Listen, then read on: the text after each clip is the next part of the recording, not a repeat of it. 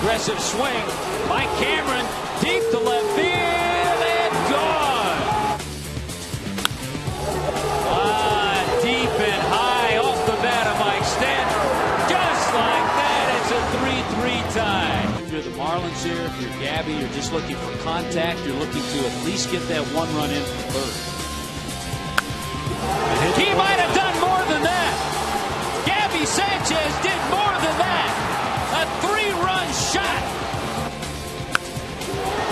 How about Mike Cameron? He takes one deep. Blue-seater, second of the night for Mike Cameron. Greg Dobbs launches one to right field. Back goes Pence. Back goes Pence. And Dobbs has done it. The Marlins have gone deep 3 times here in the 8th inning.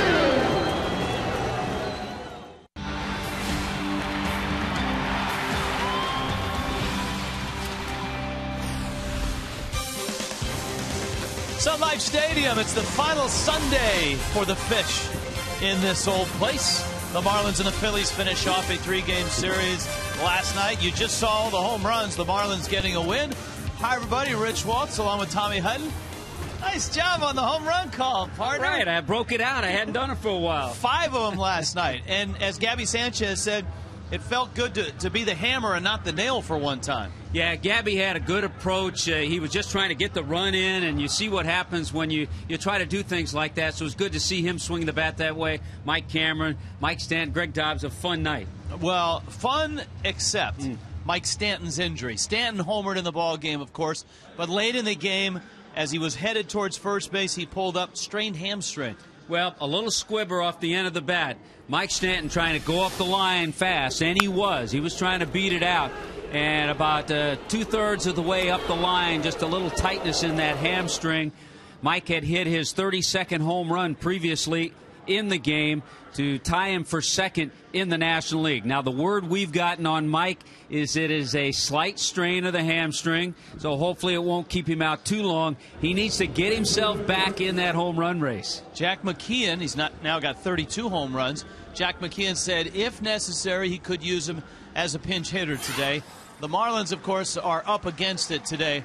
They're facing one of the premier pitchers in the game, a guy that probably is headed to Cooperstown when it's all said and done. Our Coventry Healthcare of Florida starters, Roy Halladay, Anibal Sanchez. He has been, Halladay, a model of consistency with wins, with road wins, home wins. It doesn't matter. This guy's a workhorse, and he is consistent with what he does on the mound. Anibal Sanchez, earlier in the year, faced Roy Halladay and matched up pretty well against him. He pitched well in that game. So we have that same matchup, Sanchi against Doc. You got the Phillies counting down their magic number. It's 10 to get to the postseason for the Phils. And, of course, you got the Marlins trying to get back on their feet and get some W's. Little day baseball for you. Long distance, Marlins dialed it 5 times last night in a rain-soaked win over the Phillies. Game 3, the series finale, coming up.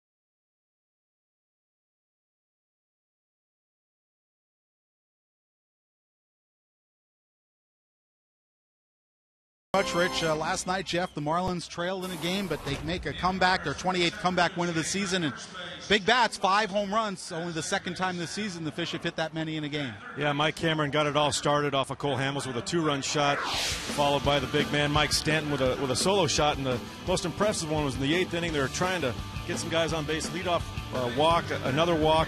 Let's play small ball, get the guys over, and Gabby Sanchez comes up with a game, ended up being the game winner, but the game go-ahead 3-run homer, and a couple more added on with that, with Mike Cameron adding another one, and Greg Dobbs with a pinch hit homer. And for Gabby, who struggled in the second half of the season, it was a big 3-run homer. No, I mean, I never lost faith. It was one of those things where, yeah, the numbers weren't there, but I was still hitting the ball good and just couldn't get lucky and living in a lot of games, and you just can't do anything about that. It's baseball. You're going to hit balls hard. They're going to go right at people. You just have to keep pushing and keep going forward and, never let it get to you. And, I haven't. Just go out there and keep working. He's been coming up in those situations a lot lately, and he either hit it hard or, get jammed or something like that, and it just ain't been falling. But tonight, we had to worry about it falling, but over the fence. It was just big, going against Cole Hamels and knowing that, the 3 guys that they throwing in this series, they're going to be tough anyway to get some runs off of, and to be able to get some homers with some people on base kind of open up the game for us a little bit. It's nice to see, Jack preaching the small ball about let's get guys over and get 1 run at a time. Heck, let's just go power ball and you get 5. Yeah, he wasn't playing for a big inning, but it turned out that way as the Marlins popped 3 out in the 8th inning. First time this year they've had 3 home runs in a single inning of play. It all added up to an 8-4 win over the Phillies. We'll finish out the 3-game series here this afternoon as Roy Halladay takes on Anibal Sanchez in Game 3 of this series. And the Marlins and Phillies play for the final time ever here at Sun Life Stadium. Phillies have won 10 of 15 so far this season. See what happens today as Anibal takes on Halladay, Cy Young candidate for the Philadelphia Phillies. Rich Waltz and Tommy Hutton will have all the action coming up next.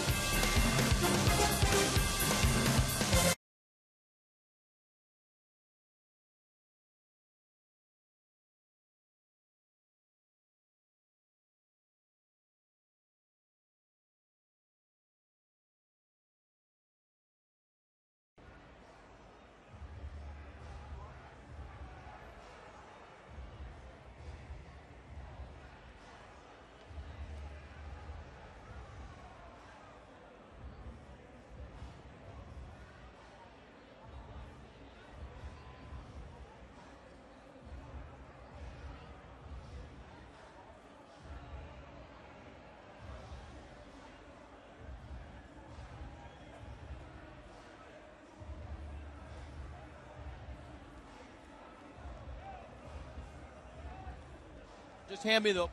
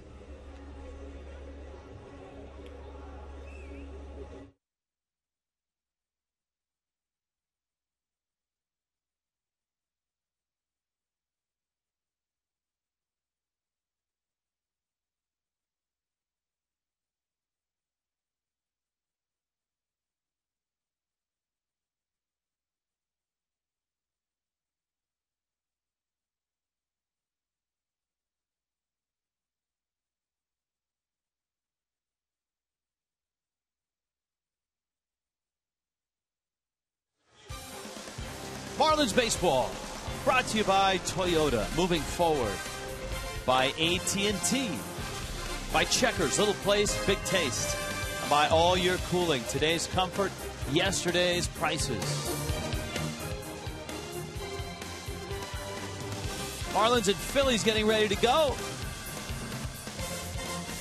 Sun Life Stadium. Anibal Sanchez loosening up, and the Phillies trying to get their 89th win.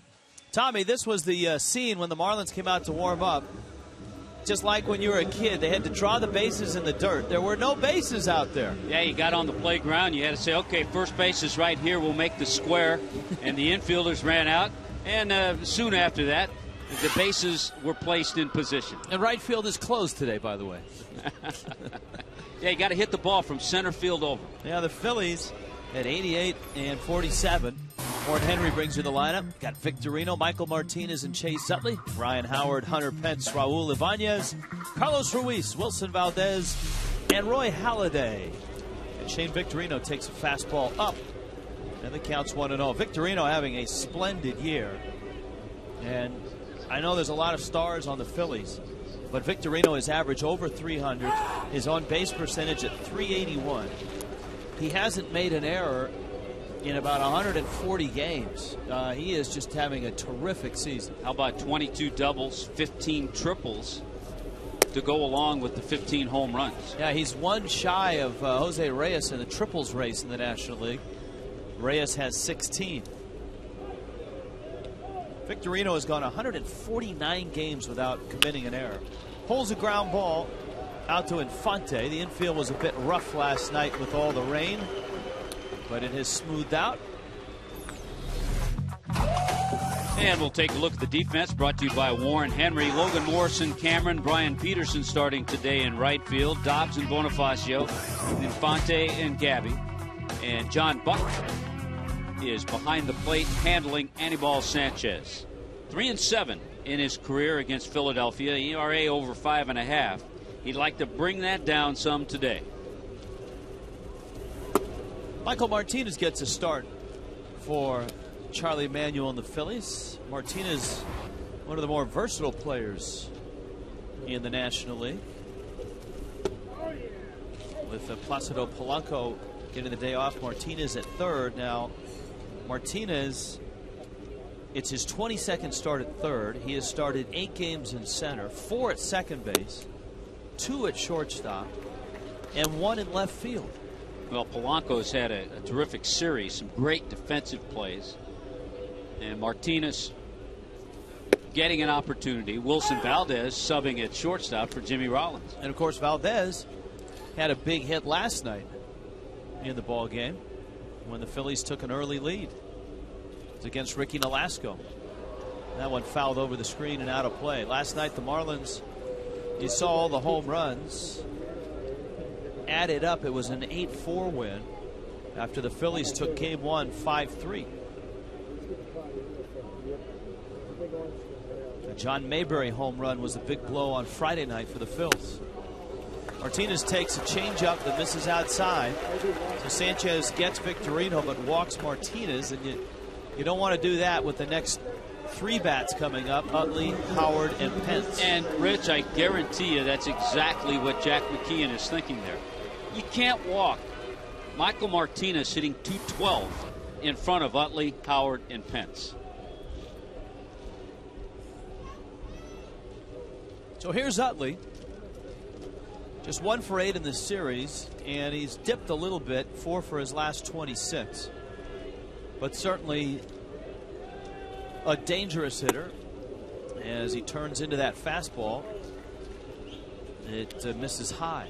Something popped off of something. Looked like off the finger or the catcher's mitt of John Buck. There it is. Little index finger pad thing. Doodad. Doohickey. I think I had an aunt who used to say doohickey. We're going to have to ask Buck exactly what he calls that thing. Well, here, you know, there are some issues for Sanchez in this Philly lineup. When you have numbers like Sanchez has in his career, there's going to be guys like this. And Utley has absolutely clobbered him.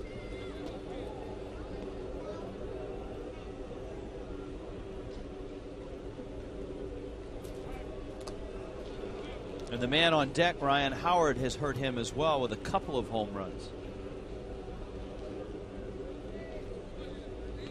Another reason it was essential to throw strikes to Michael Martinez.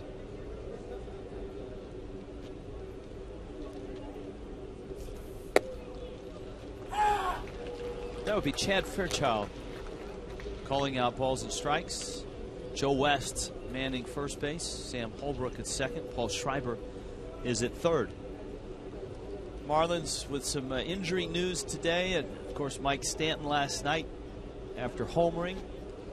Tweaked a hamstring. It is a strain. He's listed as day-to-day. Dobbs to the tarp and gives it his all. Couldn't quite get it, and it's 2-2. Stanton is available to pinch hit if absolutely necessary, and it is a strain, so Marlins are hopeful that in a couple of days he's back in the lineup. Yeah, you'd like to see him get back to Rich to get himself back in that home run race. Dan Uggla homered last night, so Stanton and Uggla each with 32, and Ryan Howard with 34.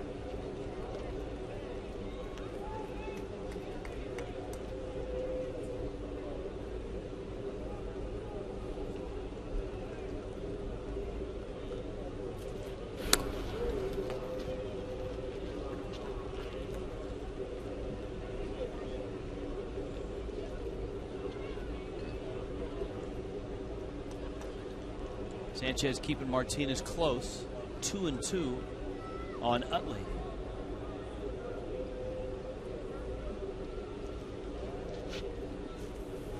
Got him. Good pitch.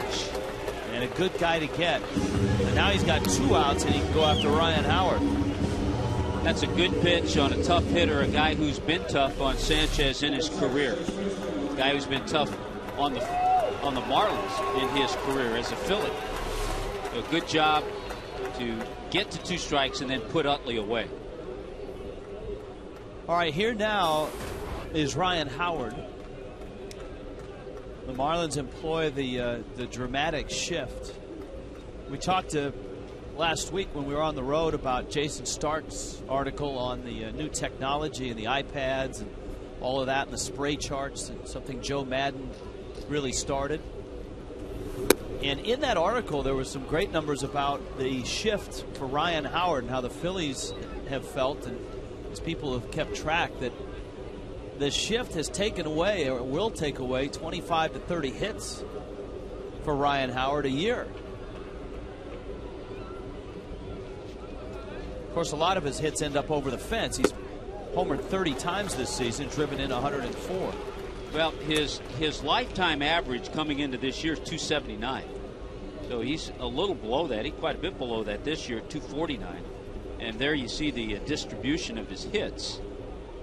He will occasionally hit a ground ball through that left side for a base hit, but there are times when you actually want him to do that, as opposed to driving a ball out of the ballpark. We haven't had a chance to see the Milwaukee Brewers a lot, but the Brewers are a team that employs the reverse shift a lot against right-handed hitters.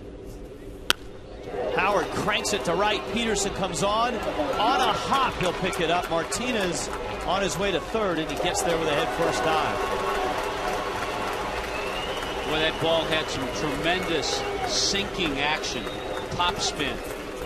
It was hit sharply by Ryan Howard, and it drops. It sinks in a hurry. A good play by Peterson to short hop it and get that strong throw and really make it a close play at third base.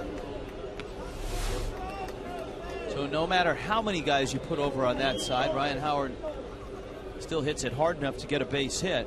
The amazing thing about his career average, 279, his career average against the Marlins is 300. Now Hunter Pence. And Pence takes a strike. Pence altogether with his numbers in Houston and here in Philadelphia, a 311 average. And the 311 average has him 6th in the National League batting race. Jose Reyes starting play today at 333. Ryan Braun behind him at 321. So Reyes has a comfortable lead right now as we get into the final weeks of the season.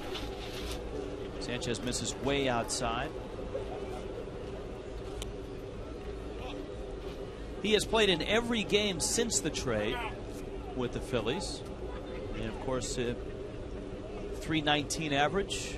He has been a great addition. He is a superb defensive player in right. He takes one of the strangest warm-up swings. I heard you guys talking about it. Niner was trying to break that down, and we had a lot of trouble. Hey, in the 30 games he's played, too, as a Philly, he's hit in 25 of those.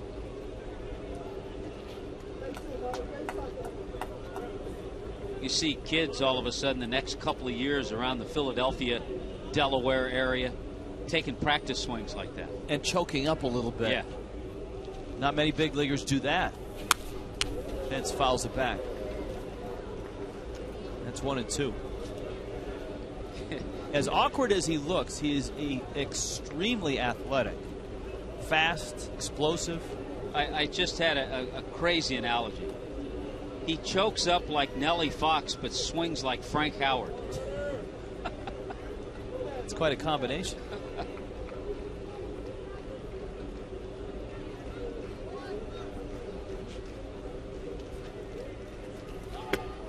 Sanchez misses down low. And it's 2-2. A walk to Michael Martinez with 1 out after striking out Utley. Howard single to right. And that's pushed the pitch count up to 22. Always a concern for Anibal Sanchez. The pitch count, see it rising early in the game. That's close, and Martinez bolted from third and had Gabby even bobbled the ball. I think Martinez continues on towards the plate. And I think because of that, John Buck is going to just remind Anibal Sanchez about that situation with runners at first and third. Why in the world are you worried about Ryan Howard at first base, he might be saying. He ain't going anywhere. It's Ryan Howard. I get a little testier over in this seat.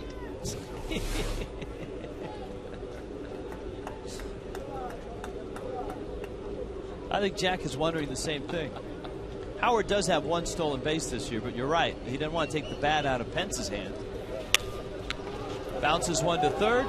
Dobbs goes the short way and gets the out, and Sanchez gets out of the inning, and Tommy's blood pressure drops accordingly. Going to the bottom of the first.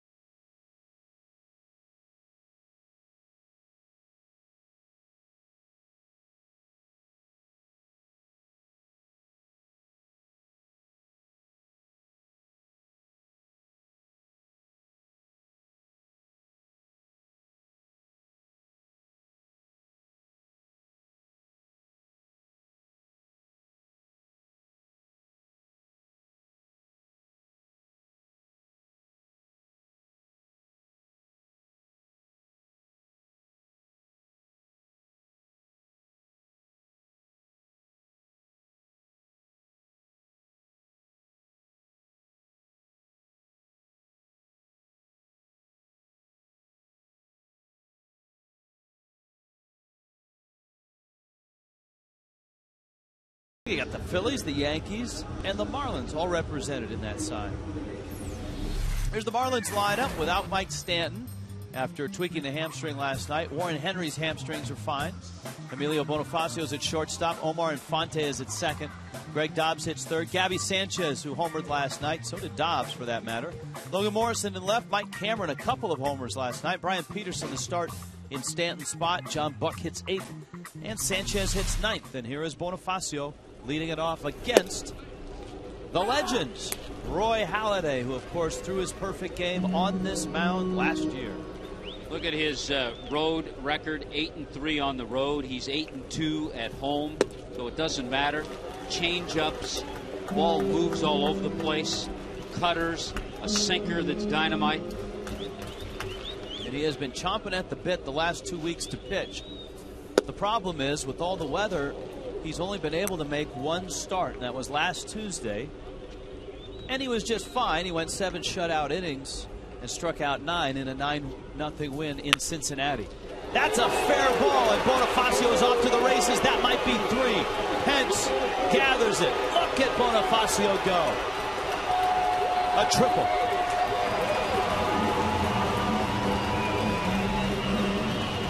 A 7-game hitting streak now for Emilio Bonifacio. And a great start to the Marlins half of the inning after Halladay had gotten 2 strikes on him. Doesn't get quite as much sink. That's still a pretty good pitch that Bonifacio gets past Ryan Howard. And once that happens, he's on his way to third. And so Halladay goes to work on Omar Infante, and the Marlins try to produce this run up the middle. Valdez and Utley are deep. Corners, Martinez and Howard are tight. And Infante going after the first pitch, breaking ball. It's 0-1. This has not been an easy matchup for a guy who's a solid hitter. Omar Infante just 1 for 15 in his career against Roy Halladay. Well, you might want to add 1 to that total. How about 2 for 16, and the Marlins are on the board first? I like that. 2 for 16 and add 1 in the RBI column. Good approach by both Bonifacio and Infante. Solid, right back up the middle. Not too often does Halladay have consecutive hitters hit the ball that hard off of him. And now Greg Dobbs, if you want to talk numbers against Halladay, Halladay's former teammate, is 3 for 6. So not a lot of at-bats, but some success. And he fouls it off. Halladay, Rich, has only allowed all year, and this is his 28th start. 12 first-inning runs.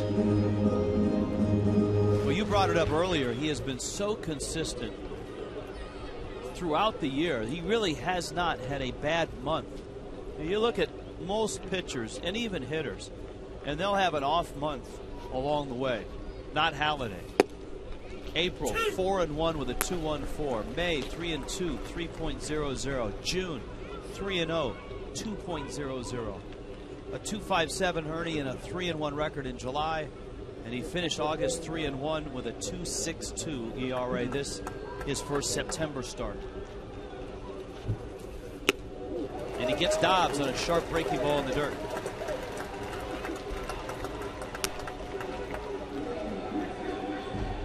He has so many different weapons. A lot of pitchers, when they get to 2 strikes, okay, this is their put-away pitch. Halladay has all kinds of weapons that he can put a hitter away with when he gets 2 strikes. It could be that curveball, could be the changeup, could be the hard 2-seam sinker.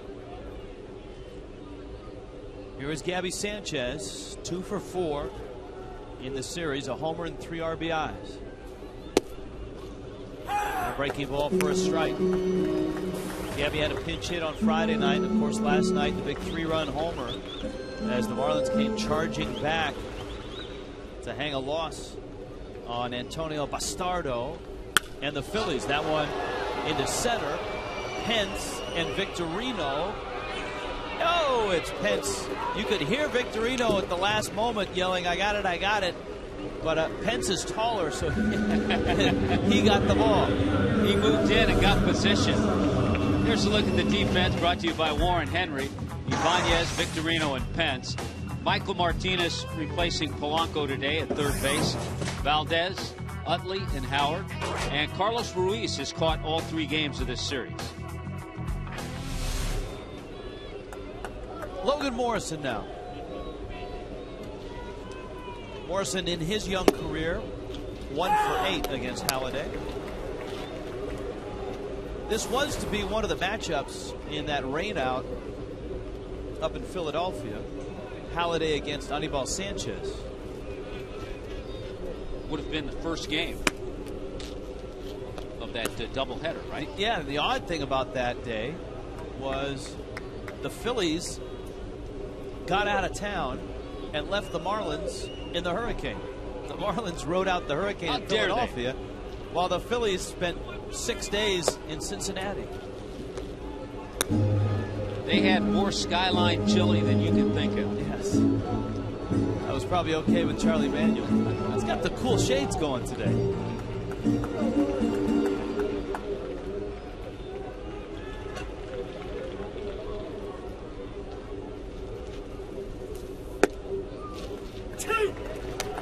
Two and two to Morrison. Halladay will do that. He'll backdoor that breaking ball to left-handed hitters. 34 now. Marlins hit 5 homers last night. Halladay has not allowed a home run in his last 7 starts. On the year, he's just allowed 9. And he's closing in on 200 innings. Saw Toyota's Fox Tracks. 3-2 coming with a runner on the move, and Morrison strikes out. So Halladay strikes out a pair, but the Marlins get him with a triple from Bonifacio and a single by Omar Infante.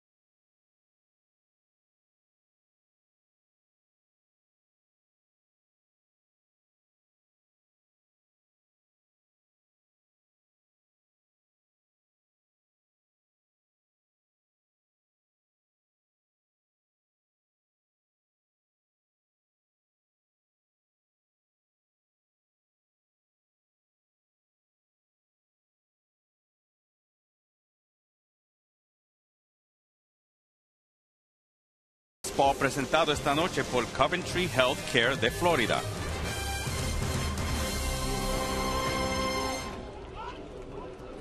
Miami native Raul Ibanez stands in. Anibal Sanchez misses up. Ibanez in the lineup. Raul will be followed by Carlos Ruiz and Wilson Valdez. And Ibanez takes down low. 1 for 4 in the series is Ibanez. He and John Mayberry kind of platooning right now in the Phillies outfield. The Phillies getting some good production out of Mayberry. A couple of guys in that Phillies lineup on the roster that have really been bright spots for Charlie Manuel. John Mayberry being one and Antonio Bastardo the other. Sanchez gets Ibanez, and here is Carlos Ruiz. Chooch, who struggled early this year, but as the season has gone along, his numbers have risen, both batting average and on-base percentage. He's walked twice, and he's 3 for 6 in this series. And it's a fly ball down the right field line, twisting and turning out of play.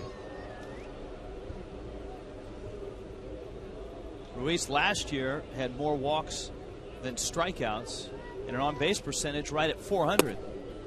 Sanchez misses up. this year. His on-base percentage a healthy .374. He has struck out 41 times, and he has walked 40 times. Anytime you can combine the skill of a catcher like Ruiz with offensive production like that, and I'm not talking about home runs and RBIs, I'm talking about just getting on base, getting key hits, keeping the line moving like he does. That's really something. And they have two guys in their lineup. One not in the lineup today. Very similar. Polanco's the same way. Walks and strikeouts about the same. Puts the ball in play, drives in key runs, and plays Gold Glove defense. Oh, no, you have to tell the Marlins about Polanco's Gold Glove defense in this series. In this series alone. Yeah, Polanco leads all third basemen in baseball in fielding percentage. He's getting the day off. Michael Martinez getting the start at third base. Big breaker, and it misses inside from Sanchez. You know, the Phillies playing their final game at Sun Life. They played their first game at Sun Life back on May 17th.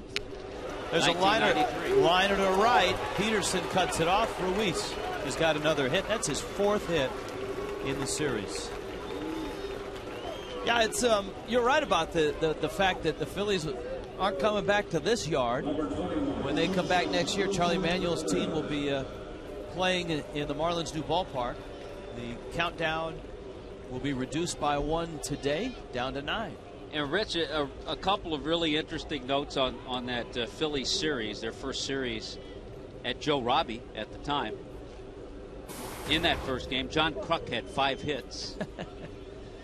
And the Phillies' first ever home run in this ballpark was hit the next day by Darren Dalton, who of course would play a role in that '97 World Championship. And in that '97 World Championship, that man was sitting on that bench as the hitting coach for the Cleveland Indians. Yeah, there are a lot of really interesting stories intertwined. Here's the 0-1. The other part, you know, Manuel was the hitting coach. Mark Wiley was the pitching coach. And, of course, Wiley has been the Marlins pitching coach on a couple of occasions and still works for the organization.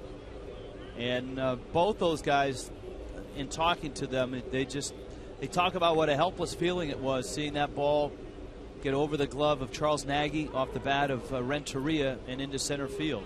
And Nagy, who is now the pitching coach in Arizona. And what a job they're doing. Another win, a big win for them last night against the Giants. Valdez turned away like he didn't like the call, but, I mean, Toyota Fox Track shows that was clearly a strike. That wasn't even a liner. It had most of the Fox Tracks box. Yeah, how about Arizona? 6-game lead over the Giants. Ian Kennedy beating Tim Lincecum last night. And Lincecum has been knocked around his last couple of starts. 1-2, Valdez, a liner to left. Morrison gets it. Wilson Valdez has had a nice series. 3 for 8. Up comes Halladay. You know, there's certain guys, they're 230, 240 hitters, but Wilson Valdez in 40 games now against the Marlins is a career 300 hitter.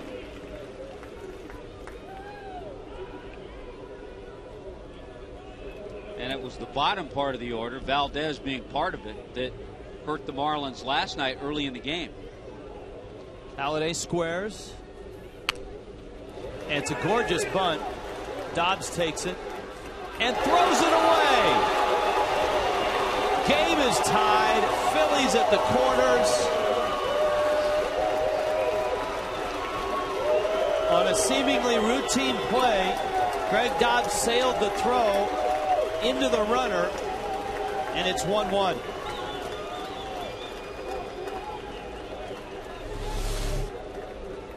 Well, he has improved so much at third base. You just hate to see this. He didn't get the right angle on the throw. Arm was down. Sails. No play could be made at first base, and that allows Ruiz to score. It also allowed Valdez to go from first to third.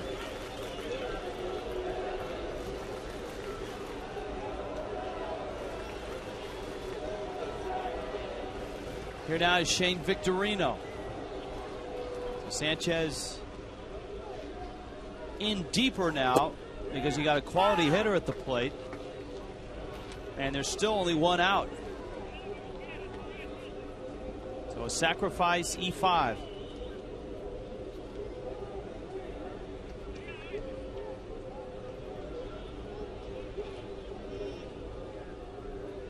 Victorino, tough man to double up.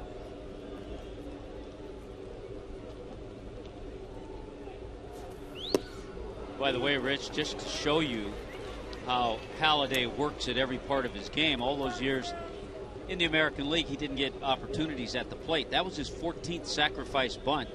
That's second in the National League.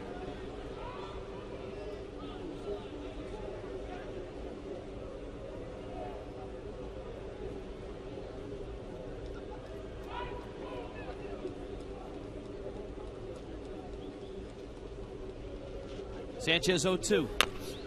Fastball fouled off. And you may ask, all right, what pitcher has more? We were talking about the 1997. I go Livan Hernandez. Livan Hernandez, who's actually losing his spot in the rotation to Steven Strasburg.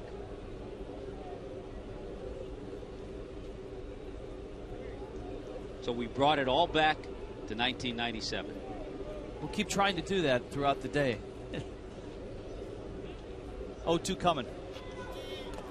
In the dirt, swing and a miss. Runners will not advance. Halladay went back to first. Buck got enough of it that Valdez could not score. And that's a big out to keep the runners where they are. Here comes Martinez. That's a big call, too, by John Buck. John Buck knows with 2 strikes, Victorino's going to chase a lot of stuff. But to call this pitch, you know you're going to have to block it, keep it in front of you. He gets Victorino to chase that breaking ball and then also got enough of it to keep the runners where they were. Now, Gabby is actually playing in front of Halladay to respect the bunting of Martinez. We've seen Martinez this year run up and slap a ball through the infield.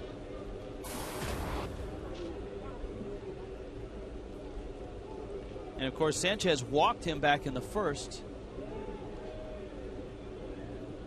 And that would not be advised here because you got Utley on deck.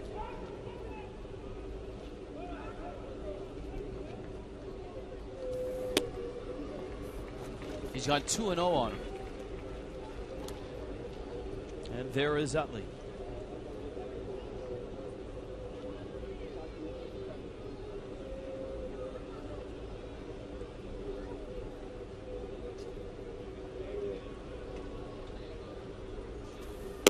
Well, we were talking about the consistency of Halladay. Pretty much the opposite for Anibal Sanchez. He had that great month of May. 4-0 with a 1.66 ERA. July 0-3, August 1-3. And really upset at himself at that last pitch to Martinez. 3-1. What is it about some hitters for some pitchers that they just can't pitch to them? You know, I don't know if it's thinking ahead, thinking of the guy on deck and saying, I've got to throw this guy strikes, and then you can't throw strikes.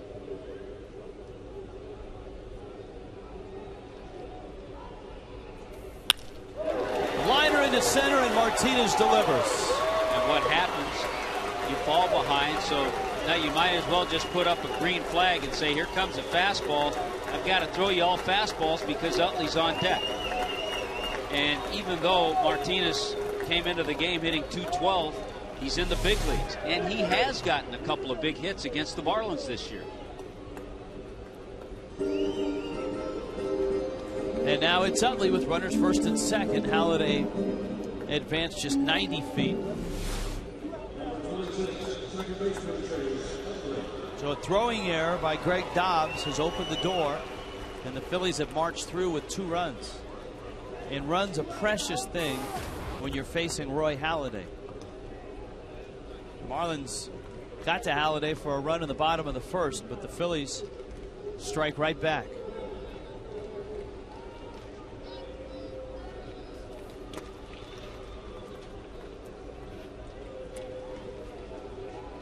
Sanchez's pitch count is an enormous 47, with 2 outs here in the second inning. So once again, it'll be into the bullpen that has thrown more innings than any other team in the National League.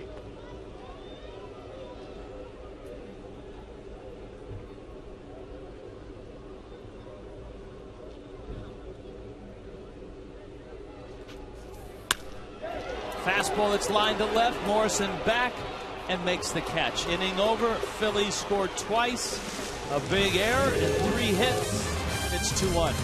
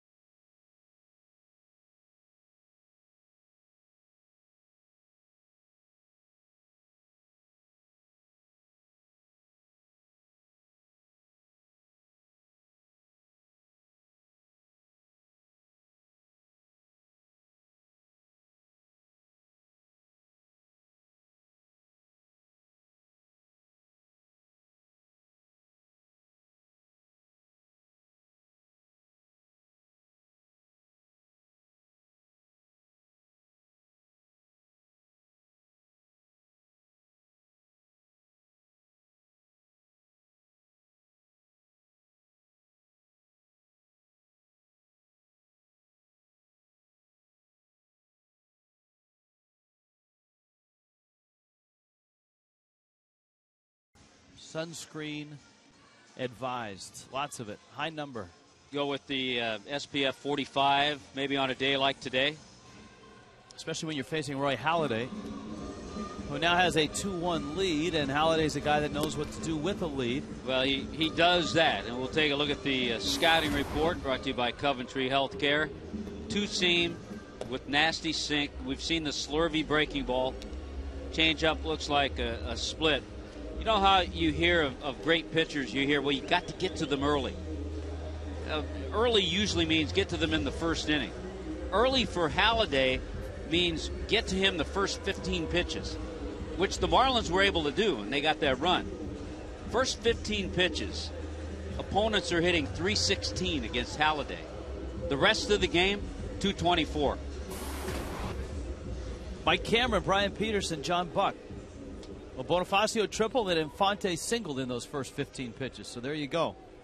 But after that, strikeout, fly ball to right, strikeout. That's what Halladay did in the first. Here's Cameron, who certainly enjoyed last night with a couple of home runs.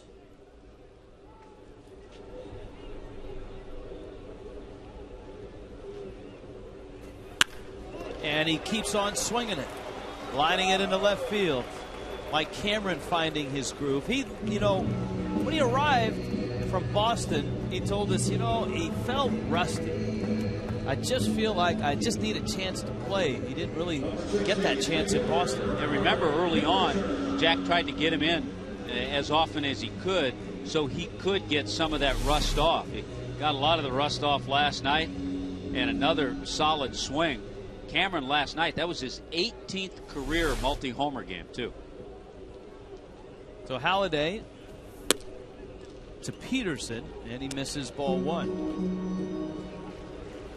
Brian Peterson is second at bat against Roy Halladay. Got John Buck waiting on deck. Halladay with a breaking ball for a strike. 1 ball, 1 strike. Peterson getting the start in right. If you've just joined us, Mike Stanton is out with a hamstring strain and is listed as day-to-day. Stanton homering last night, his 32nd homer. Well, if you've been following Albert Pujols, who leads with 34, how that average just keeps going up. Pujols had a couple of hits last night. He's at 296 now. So trying to have another 30 home run. He already has that. 100 RBI and 300 season. He's at 85 RBIs. Gonna have to go some, but he's certainly capable to do that.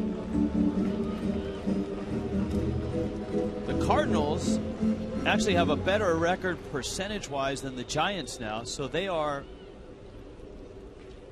second in the wild card race behind Atlanta. Look out. Peterson scorches that ball. And the count is 3-2, which means that for the Phillies, their magic number for getting into the postseason is just 10. Their magic number to clinch the East is 18. Wow.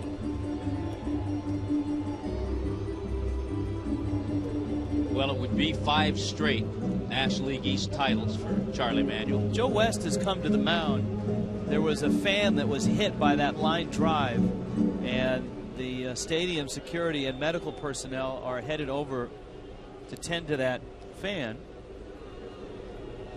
Looks like that one's all right. Thankfully, everybody's okay.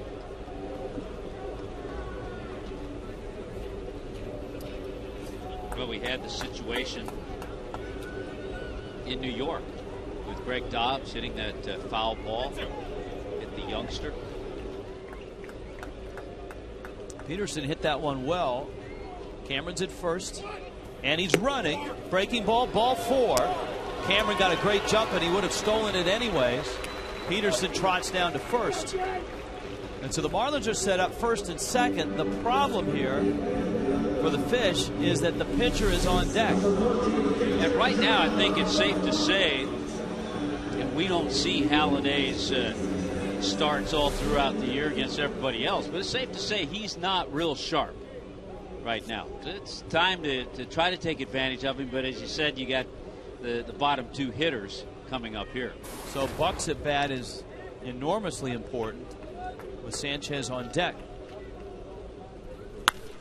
And Buck drives it to center field, hits it pretty deep. Back goes Victorino, settles under it. Cameron tags, so does Peterson.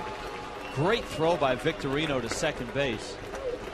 And Cameron ends up at third. If there's any question as to Shane Victorino's arm strength, he was flat-footed backing up on that ball and threw a dart to second that prevented Peterson from taking the bag. Would have gotten Peterson if he tags at first base. Yeah, this is a good demonstration of the strength of Victorino's arm. One hopper right there. But alertly, Mike Cameron went from second to third. So now you're hoping if Sanchez swings that he stays out of the double play. If he bunts, and he could be bunting just in a sacrifice to get Peterson to second base. He said that he actually butted at the ball. Let's see. That was close. You could see him start, but he also was pulling back at the same time. Halliday, such a smart guy. He knows that the toughest ball to bunt is that sharp breaking ball.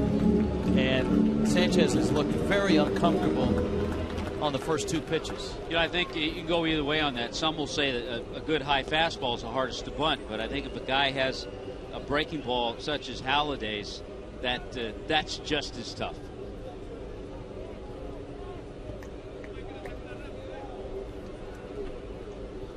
Peterson is running this throw down to second, and he's in there with a stolen base. Sanchez strikes out, and so there are 2 outs, but Peterson's in scoring position. Cameron held at third. Now, Brian Peterson just continues each day, each time he gets an opportunity to play, to show you the many things he can do. He's 4 for 4 now in stolen bases.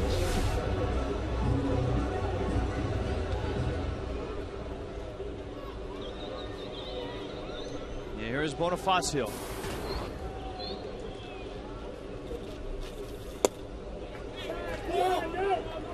That's a swing, says Paul Schreiber.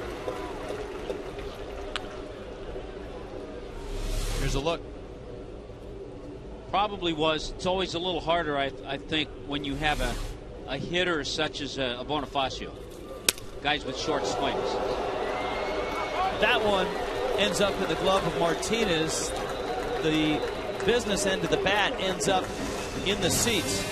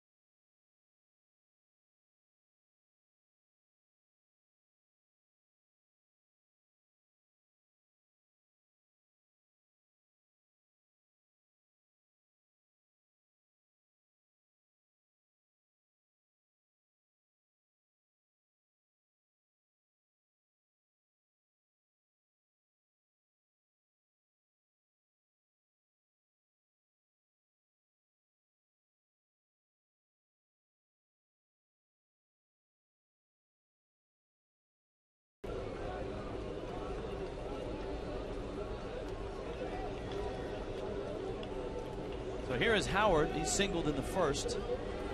When you got Pence and Ibanez. Sanchez has thrown a whopping 48 pitches already. And he's just starting the third inning. You know, even for Halladay to have thrown 31 through 2 innings is a lot. Good changeup. Howard was well out in front of it. Now the Marlins have had their opportunities against Halladay. They have 3 hits. He's walked a man. They left runners at second and third when he snapped off the bat of Bonifacio to get that final out. Ryan Howard, a former Rookie of the Year, former MVP.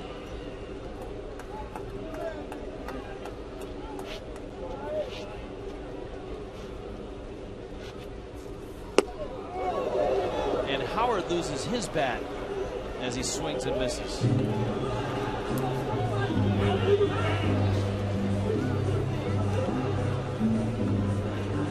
The Mets are coming. The Mets are coming. Monday through Wednesday. Save money. Take advantage of the Subway Monday and Miami Herald 2 for Tuesday ticket offer. Call 1-877-MARLINS or go to marlins.com. Please note that Wednesday's game starts at 5:10. Yeah, the Marlins will see all the pitchers they saw in New York. Of course, when you play a 5-game series, you see everybody. They'll see Capuano, Batista, and R.A. Dickey. Unfortunately, they will not see Mike Pelfrey. He's pitching today. Pelfrey probably happy about that.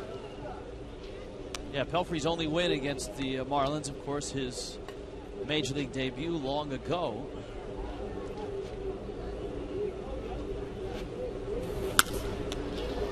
High pop. Gabby battling the sun in foul territory. Makes the catch. Marlins beat Pelfrey on Tuesday this past week. And he's now 1-8 in his career. July of 2006. His major league debut was his only win against the Marlins. 1-8 in 17 starts.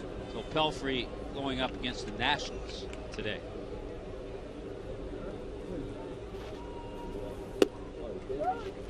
Ibanez takes a breaking ball for a strike. Much better this inning from Anibal Sanchez, getting ahead and using the breaking ball and the changeup effectively too. Ibanez sends that down the left field line. It's foul and out of play. Raul Ibanez has had a nice long career. He's put up solid numbers. He's been an all-star. He needs 5 doubles to have his 10th consecutive 30-double season. He has the second longest 30-double-a-year streak in Major League Baseball, trailing only Albert Pujols, who has 10 straight. Well, you add to that too, he needs 1 home run to get to 250. And this is a guy that spent a long time in the minor leagues, buried in the Seattle system. 36th round draft pick out of Dade Community College.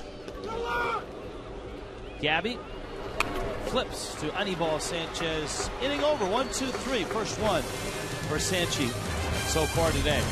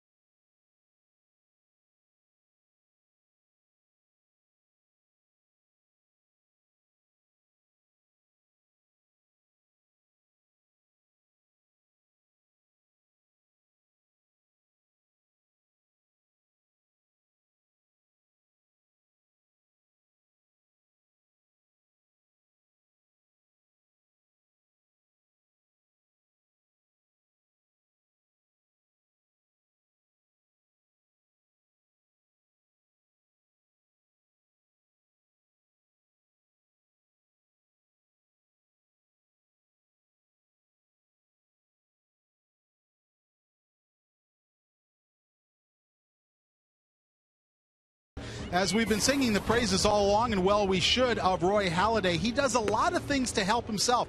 Rich and Tommy mentioned the 14 sacrifice bunts, but he's also very stingy when it comes to giving up bases on balls. By far the best strikeout to walk ratio in the National League, 7.64 strikeouts to walks. Cliff Lee a distant second, albeit a very good 4.95. When you see a third Phillies pitcher, Cole Hamels, on that top 5 list of strikeout to walk ratio. And in his career against the Marlins, Rich and Tommy, Halladay even more stingy, 65 strikeouts to just 6 walks. So he does not beat himself, guys. No, Frank, and he is he might be the hardest working pitcher in the game. He is so intense, he's so focused. It's legendary how early he gets to spring training every morning. He sometimes beats the rest of the Phillies staff to the spring training site. Here's the 1-1. With all those good numbers against the Marlins, he is just 4-3 against the Fish in 9 starts. A good ERA, 2.47. And he's 0-1 in a couple of starts this year. Infante jumps on one and lines it to left. Ibanez out there makes the catch. So Omar's hit it hard twice. He had the RBI single in the first. And as you noted, Halladay is not at his sharpest. I would suspect a lot of that has to do with the fact that his routine has been thrown off and that he's making just his second start in the last 14 days. Totally agree to that. He's a guy that likes to be out there think another reason that's attributed to his hard work is the record he has in day games. He's 9-1 in day games. The Phillies, with all the games they've had rained out, Dobbs busts one out to second, and Utley throws him out. The Phillies have played the fewest amount of games in all of baseball this year. They've only played 133 games. They're in a stretch that started earlier this week of 33 games in 31 days. And, of course, the Marlins will play a prominent role in that when the Fish drop in for less than 24 hours in Philadelphia in 2 games. The good news for the Phillies during that stretch, because of where they stand in the standings, and they're going to clinch it, Charlie Manuel can rest guys. It's not like they're 3 or 4 games out and they have to play all of those games, every player, every day. So he's going to have opportunities. I think he has to, because the Phillies are as veteran a bunch as you'll find age-wise. Rollins 32 when he comes back. Victorino's 30. Utley's 32. Howard's 31. Ibanez 39. Good breaking ball. Ruiz is 32. Polanco's 35. And so that's a great point. If they had to put the pedal to the metal and go full bore all the way to October, once they got to October, they could have some issues. But Hunter Pence on board now. Michael Martinez is soaking up some starts. John Mayberry, Wilson Valdez has done a nice job. 3-1. Gabby drives it to center field. That's deep. And Victorino took a bad route. It ends up to his left. Not that a good route would have led him to the ball, but you rarely see a Gold Glover like Victorino get turned around like that. Either way, you're right. He would not have caught this ball because this ball jumped off Gabby's bat. Our Checkers double of the game. But when you look at Victorino and think, oh, it's going to go over his head, it turns that way, and then all of a sudden the ball's the other direction, toward the batting cage. But he wouldn't have caught it either way. And Gabby gets himself double number 30 on the year. So it's great to see that the swing is back for Gabby Sanchez. Now Logan Morrison up with a chance to tie the game with 2 outs in the bottom of the 3rd against Roy Halladay. Morrison struck out his first AB. He's out on his front foot on that one. It counts 0-1.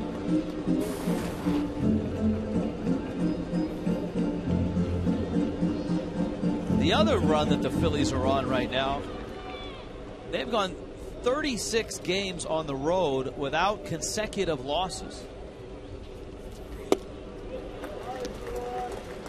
Halladay really has kept the ball in on Morrison. It's 0-2.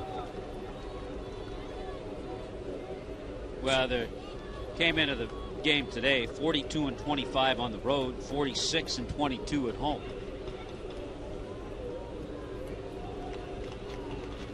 Oh-2 coming. There's a ground ball. Backing up is Howard. A flip. It's dropped.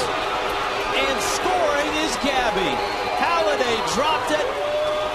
Remember, the Marlins made a mistake on the Halladay bunt. Now Halladay and Joe West discussing that play. Halladay makes a mistake, and it costs him a run. Halladay appeared to be just a little late in getting over. Not sure what he's arguing about. See, he's a little late in getting there. He doesn't have the ball. I have no idea what he could be talking to Joe West about.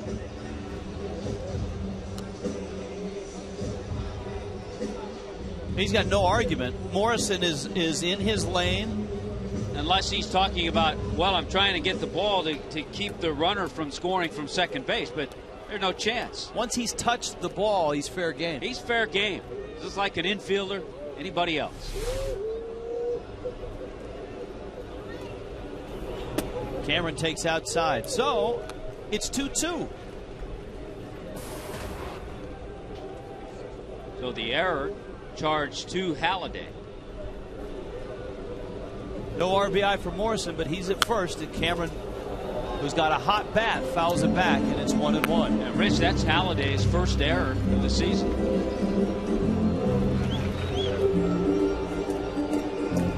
I think you're right, Tommy. I think because he was a little late in getting over there, he was rushed. He was a little more concerned about, am I going to get there, and a little less concerned about catching the ball. So a rare mistake from a guy that, in all likelihood, is going to end up in Cooperstown. There's the drop, and his argument might be that Morrison prevented him from getting to the ball. That wouldn't have made a difference. Gabby was scoring easily. It's 2-2. It's hot. He's in great shape. Remember, he reached on Dobbs' error in the second inning, was on the bases. You know, it is hot, Tommy. He's had quite a workout already. But remember, he came out of a start in Chicago on a hot and humid night right after the Marlins were in Chicago.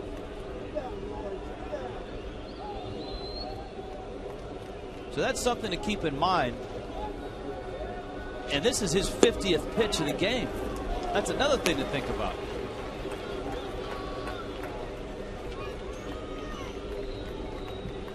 Yeah, I guarantee on the Philadelphia television network, they're talking about a Halladay that's not sharp.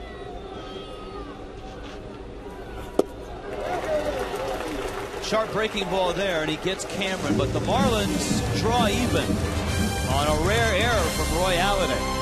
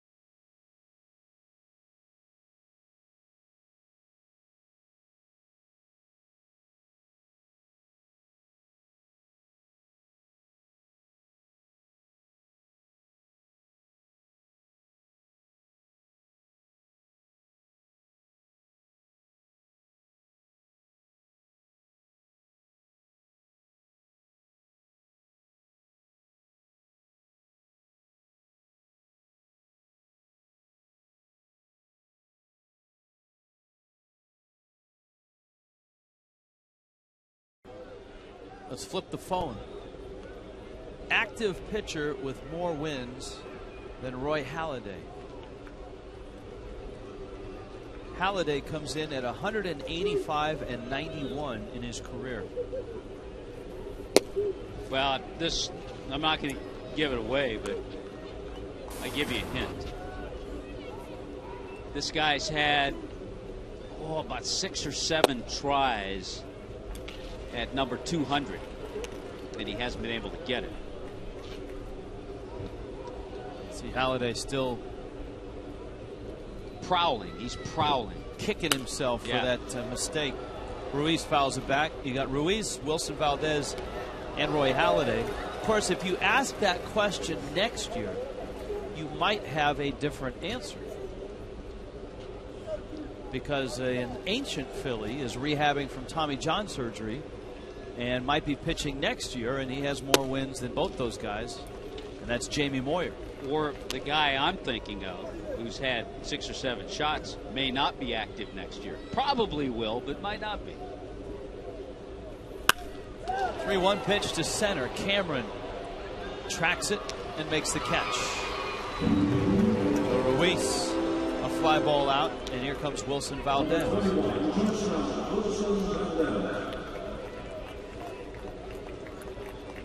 Valdez singled in the second. 3 hits in this series. And as you pointed out, he's one of those guys that, although his numbers aren't gaudy and don't jump off the page, against the Marlins, he's Utley or Victorino-like. He's not quite there on the Marlins all-time killer team, but he is showing signs of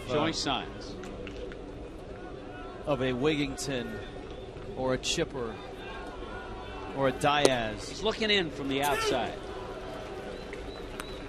0-2 to Wilson Valdez. Halliday's on deck. Sanchez, very uneven start in the first and the second inning, but he's retired 5 straight. And his 0-2. Little tapper, and Sanchez, nice play. If he doesn't get that, that's a question mark at first base. Probably a base hit because Gabby had ventured off the bag. He had gone to his right to get that ball if Anibal doesn't get it. But if it gets by and Gabby's the one who gets it, I don't think they get Valdez. But a good play by Anibal Sanchez. And I think the reason all of a sudden he's putting together some outs, all of a sudden more consistency with his secondary pitches, the breaking ball and the changeup.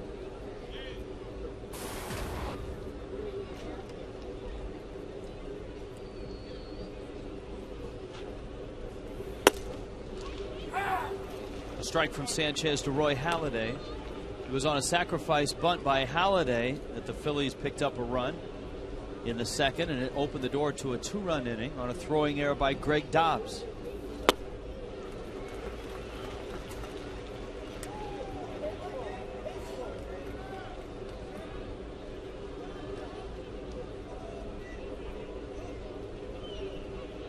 Here's the 0-2.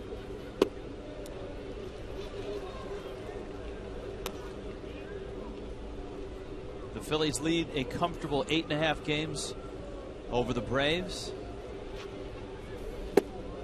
Down goes Halladay, and Sanchez now runs that stretch to 7 in a row.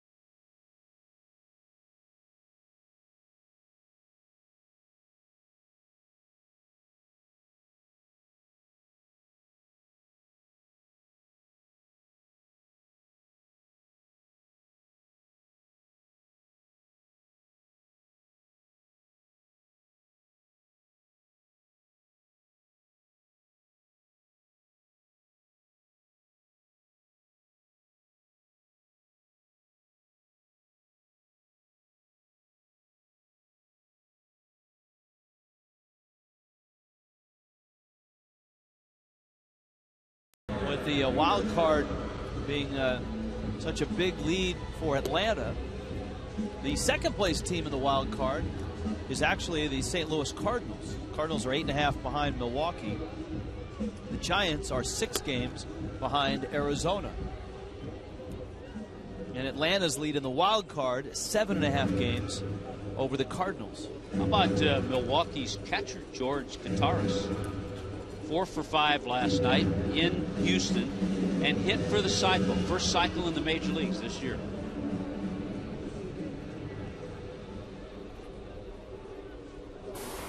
Brian Peterson, John Buck, and Anibal Sanchez. Bottom third of the order for the Fish in a 2-2 game in the bottom of the 4th.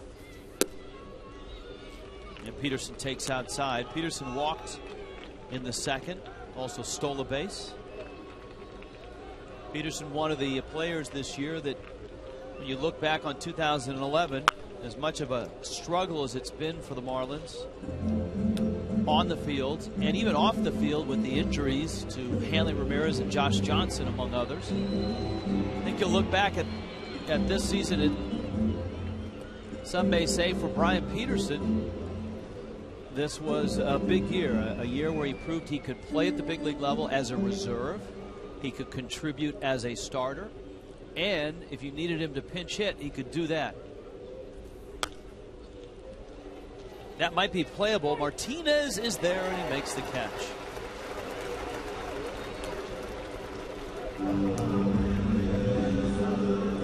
All right, let's flip the phone. Roy Halladay, 185 wins. Only active pitcher with more wins than Roy Halladay. Tommy gave you plenty of hints. Think R.A. Dickey. Wakefield at 199. Tim Hudson at 179. Yeah, Wakefield's been stuck on 199. He's had a number of chances. John Buck, breaking ball, drills it off the wall. Around first, let's see if he tries to stretch it. Ibanez throw, he is out. Great hit by Utley. On a short hop throw, Utley spun and just beat him to the bag.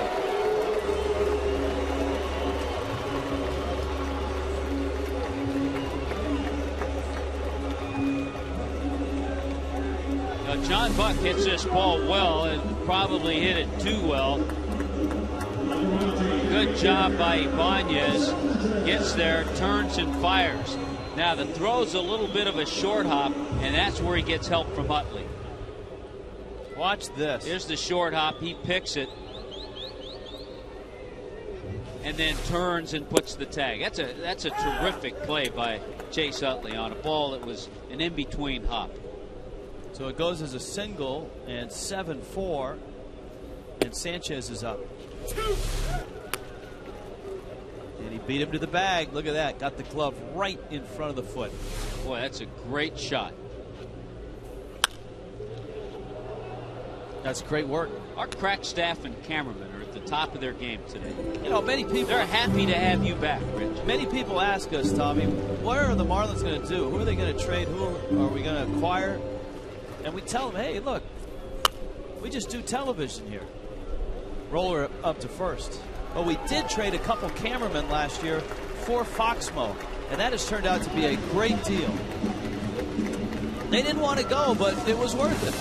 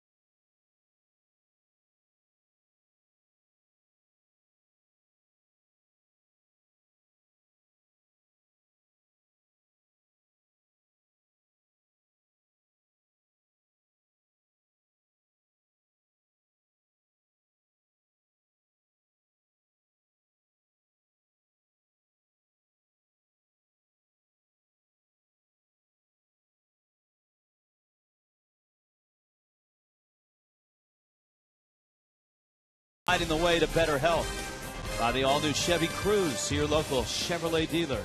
And by El Dorado. Shop online. Visit ElDoradoFurniture.com. Sunny afternoon in South Florida. Rich Waltz, Tommy Hutton, Frank Fort with you.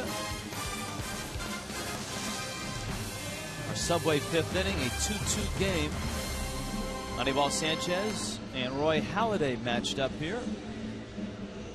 At the top of the fifth inning, we'll see if Sanchez can keep his nice run going after really battling control issues in the first 2 innings. He threw 47 pitches his first 2 innings. Sanchez now at 71 pitches, but he's retired 7 in a row. And it's a true test here because he gets the top of the order. Victorino, Michael Martinez, and Chase Utley.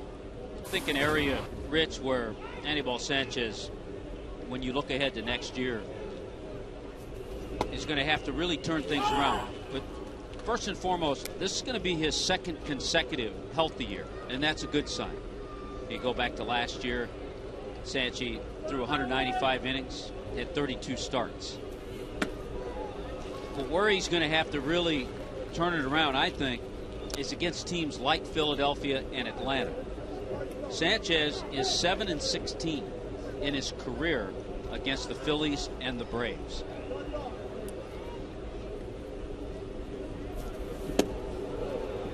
Throw a couple of nice changeups to Victorino. When you face your division rivals 18 times a year and you're not able to beat those teams, that could be a real issue. And that's one of the areas where the Marlins desperately need Josh Johnson back in the rotation, because that's one of the things JJ did best, and that was beat teams in the division.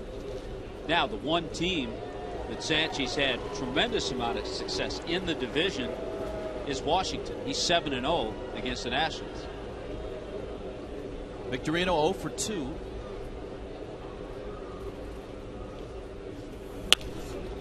Smacks it foul.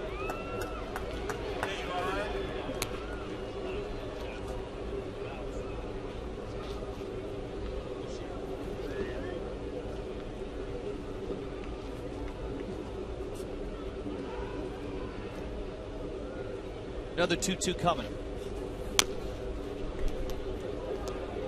So I think the whole key to the turnaround has been the changeup and the breaking ball.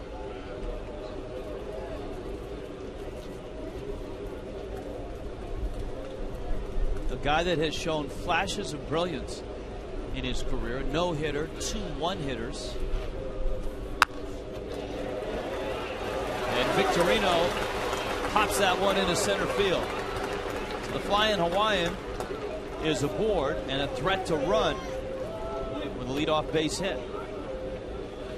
Another good pitch. Victorino just went down and got it, hit it off the end of the bat, but looped it up over the head of Infante. That had a real odd sound to it off the bat. The location is good. Victorino just stayed with it. Now let's see if Charlie Manuel puts the game in motion.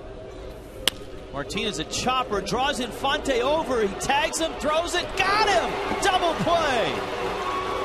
Omar Infante.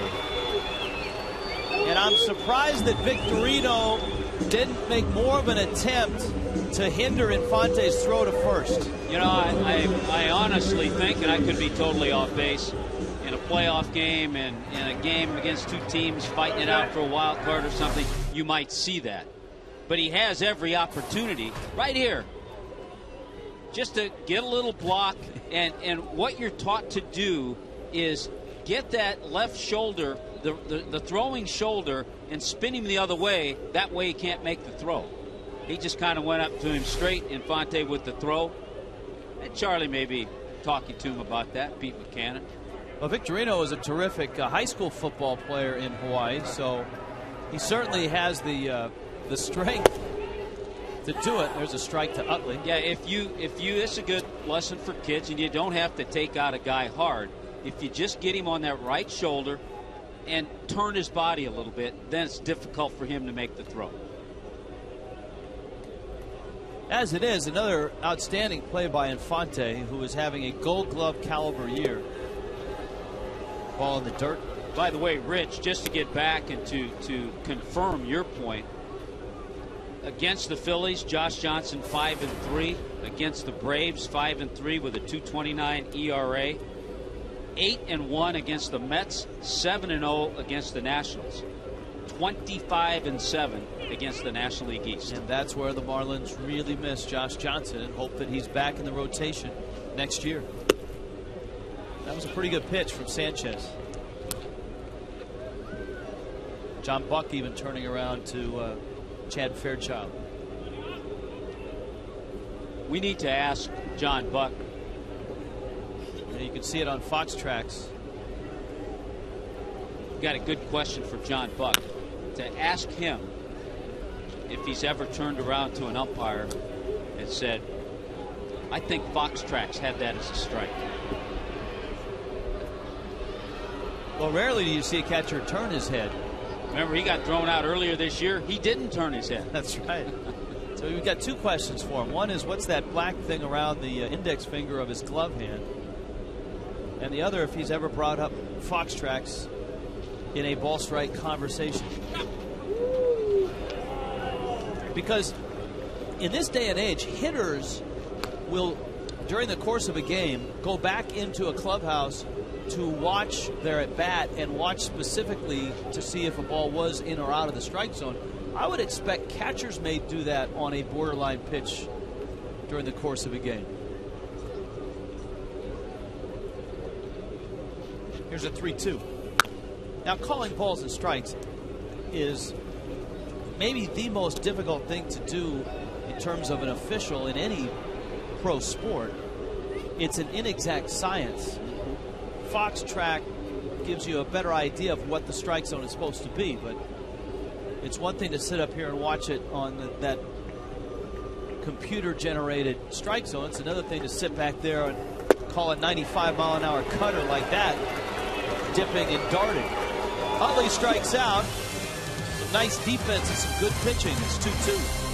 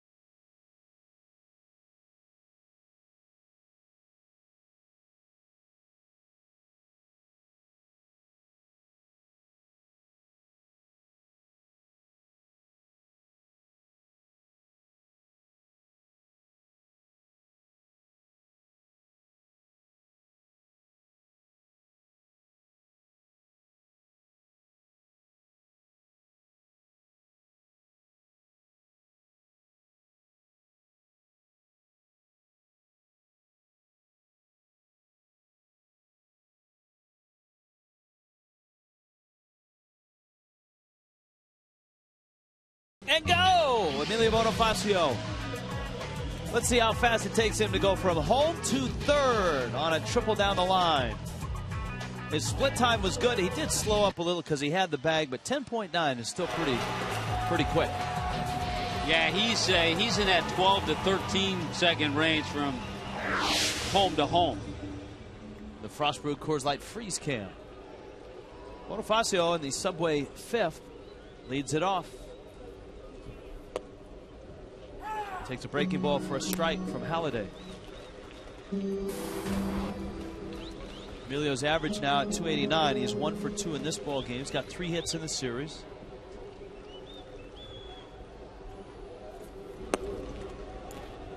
Halladay has yet to have a conventional 1-2-3 inning. He only faced 3 hitters in the 4th because of the throw from Ibanez to get Buck trying to stretch a single into a double. Pitch is out. Along with his 3 hits in the series, Bonifacio has walked twice. So that would be an unconventional 1-2-3 inning. Yes. Keeping Bonifacio keeping that on base percentage over 360. A liner that Utley spears for the first out of the bottom of the 5th.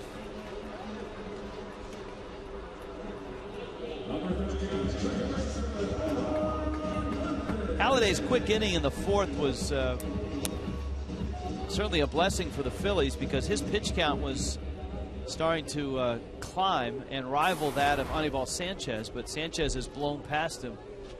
And Halladay at 63 pitches as he faces Infante, who's hit it hard twice against him. Lined to center for a base hit to drive in a run in the 1st, and then lined to deep left for an out. And Ibanez tracked it down. Roy Halladay, #1 in the major leagues over the last 10 years in complete games and shutouts.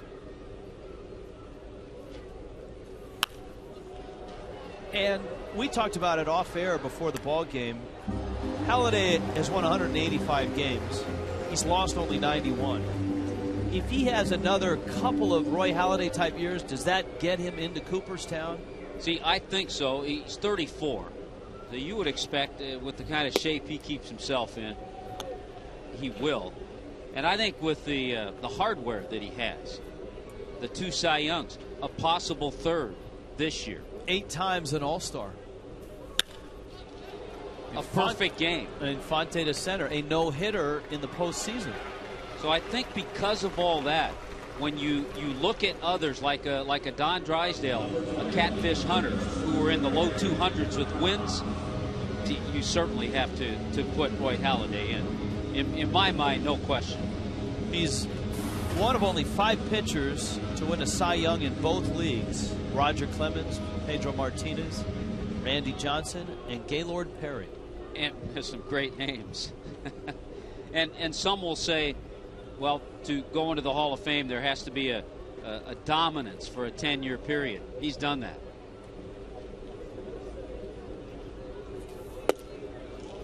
Are you one to recognize the dominance over that period more so than accumulating 300 wins over a career? No, I think you have to recognize both. I think there's something said for the Don Suttons, the guys who only won 20 games one time. But took the ball every 4 days, then threw 200 innings, and really, I believe, only went on the disabled list toward the end of his career when he was with Milwaukee. Dobbs reaches out, pokes it into center field. Greg Dobbs has a base hit.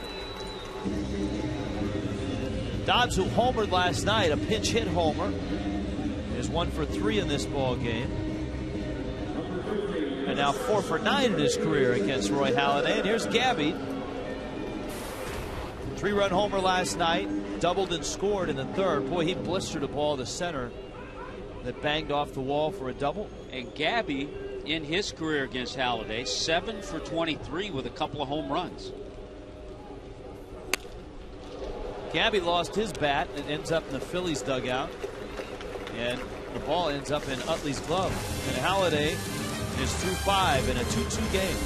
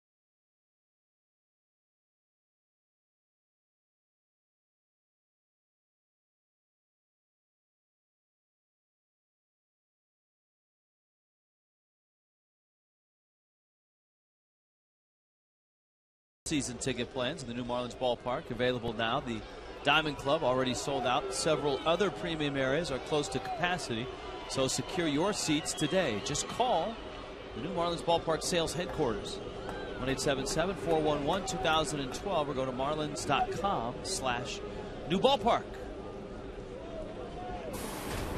Drove by the new ballpark this morning, gleaming, looking good, shiny and new. Shift is on. Howard is up. Hunter Pence and Raul Ibanez behind him. Sanchez drops in a breaking ball for a strike.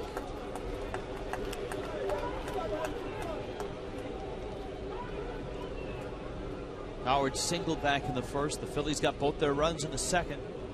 It was the bottom of the order that started it. One out hits by Carlos Ruiz and Wilson Valdez. And a botched sacrifice bunt. Greg Dobbs throwing Roy Halladay's bunt down the right field line. That allowed one run in, and it set up Michael Martinez's RBI single. At that point, the Phillies had a 2-1 lead. Both runs in that inning off Sanchez were unearned.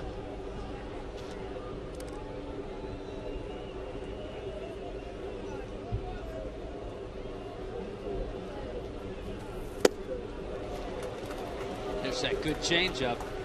That's been there for him the last few innings. It has, and he has thrown it with success to Howard. He struck him out in the third.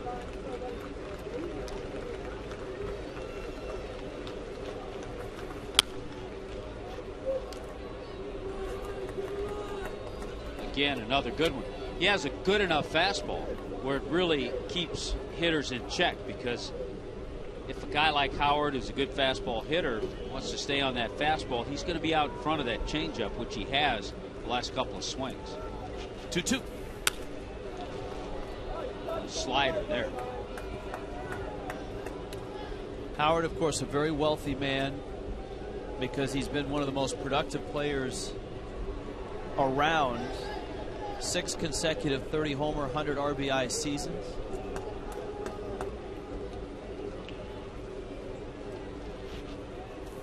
Since he became a regular player, that was back on the 5th of July in 2005 when they dealt Jim Thome. He leads all major league players in home runs and RBIs.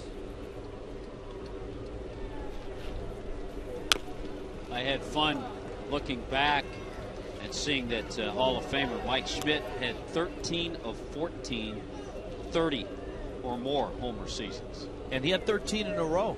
Yeah. Which is the record for the Phillies. So Howard is still 7 seasons away from Michael Jack. 3-2 coming. They lost him, and Howard is aboard a leadoff walk here in the 6th. That's an area. Sanchez shaking his head, not pleased with himself. But last year, Sanchez in the entire season had 70 walks, 157 strikeouts. Coming into this game, more strikeouts, 168, and just 50 walks. So he's done a good job with the strikeouts to walks ratio this year. Now Pence to right, well hit. Peterson back at the wall. He reaches, and it bangs off of his glove, bounces off the corner of the fence. He whistles the throw in. He thought he was interfered with. Peterson is pointing to the stands that he was interfered with. All the guys down in the bullpen are doing the same thing. And they want Jack McKeon to come out and look at it. There's obviously the bullpen had a great look at it. The umpires are going to get together, and this may be one that is reviewed. And wouldn't you know, it's Philly fans out there, too, that perhaps could have been the guys who interfered.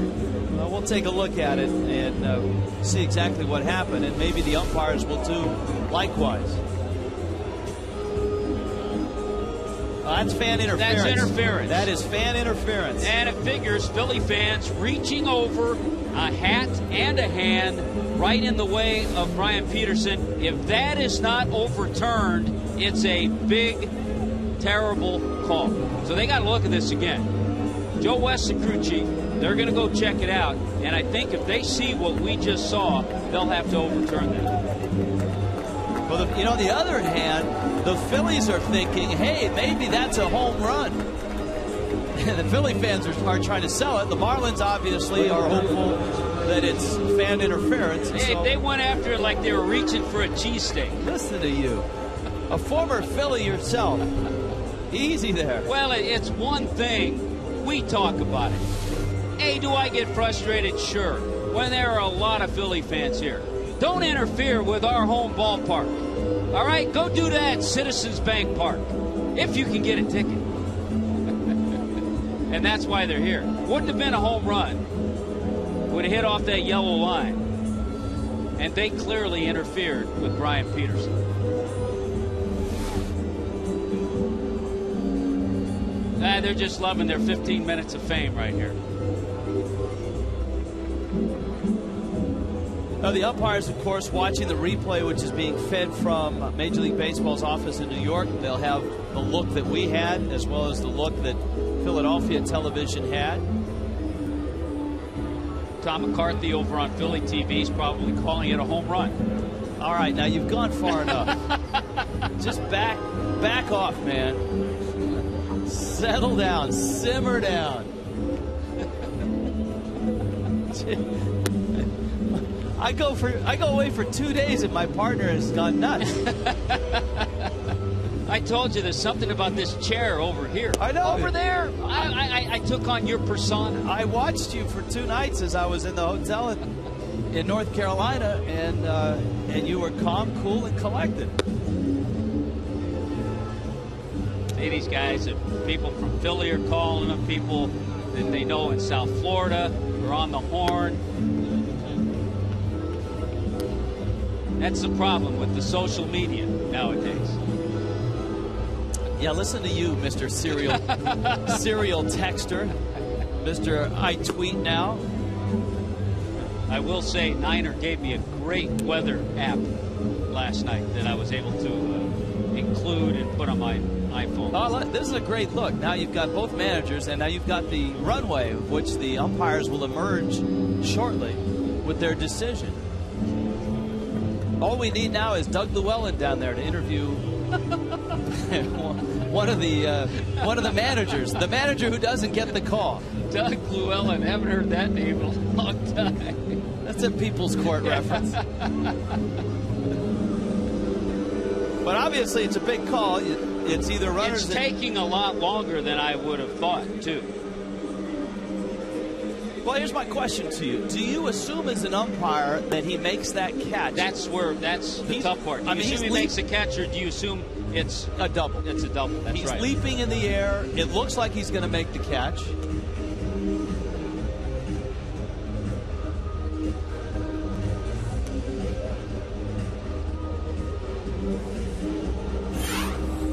Another angle. Yeah, clearly the fan reached over and interfered with Peterson. He's out. He's out. So it's fan interference. And they're going to return Howard to first. Pence is out. Well, I think the correct call was made by Joe West. Now, Charlie Manuel's coming out. You cannot have a replay overturned. Right, you can't argue a replay. You can get an explanation, and that's it. So the fans, their 15 minutes of fame, might last a little longer.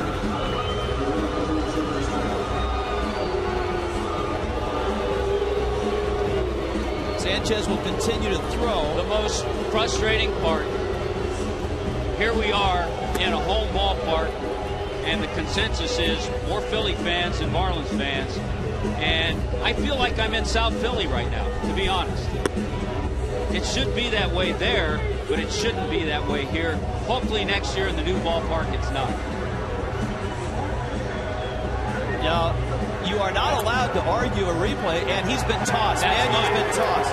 You can't argue a replay. Yeah, you're right. You can go out there and say, okay, what did you come up with? Why did you come up with that? And get an explanation, but you can't argue.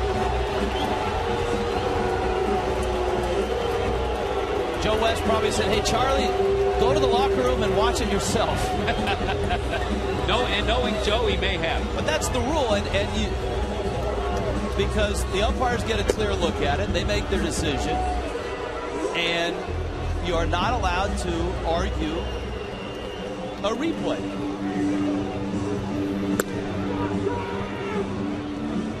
The ball changes directions.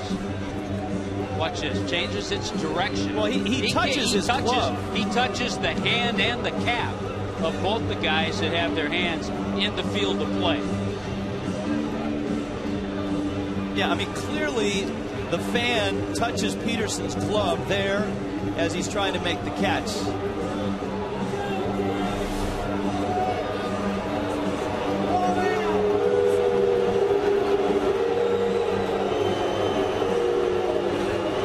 Now, why are they booing? They should be cheering that they're throwing those two guys out. I don't think they're throwing him out, Tom. He's actually being interviewed out there. Let's check in with Frank. The guy's being interviewed. Now it's getting way out of hand, Frank. See, I told you. Yeah, it is. And this is a situation where he's in the process of freezing out Anibal Sanchez. By rule, you can't argue it. Once you're ejected, you should be required to leave the field immediately. For example, in the NBA, you can fine guys for not leaving in a timely manner once they're ejected. All he's doing now is freezing out Anibal Sanchez. I don't think that's right. You can't argue the call by rule to go out there and for 3 or 4 minutes or whatever it's been. I just think that's wrong. I think that's something that baseball should look at. If you get ejected in that situation, you should have to leave immediately. And now you have Pete McCann, the bench coach, out talking to the home plate umpire. This is ridiculous. Get the game going. Joe West is the crew chief. Get the game going. It's been almost 10 minutes.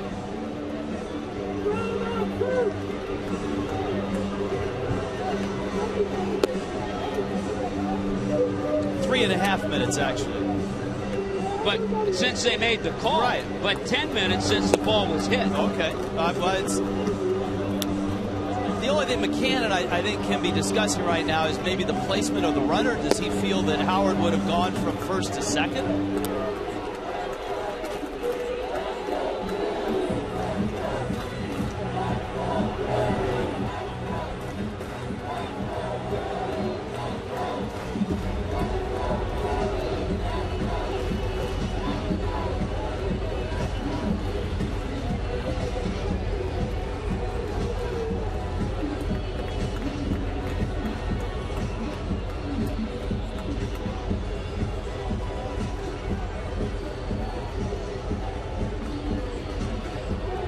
This is getting beyond ridiculous now with Anibal Sanchez just standing out there.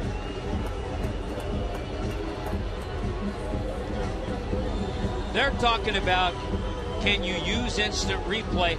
That was a borderline home run call. So that's why I think you can use it in that case. So what the Phillies are probably arguing is, hey, you can rule whether it's a home run or not a home run. But what the umpires have ruled clearly is that it was fan interference.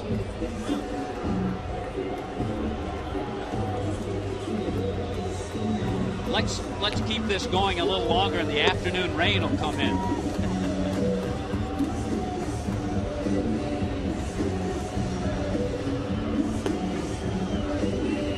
Well, you may get your wish, and as the clouds above and below. But Charlie is still here. He's still here.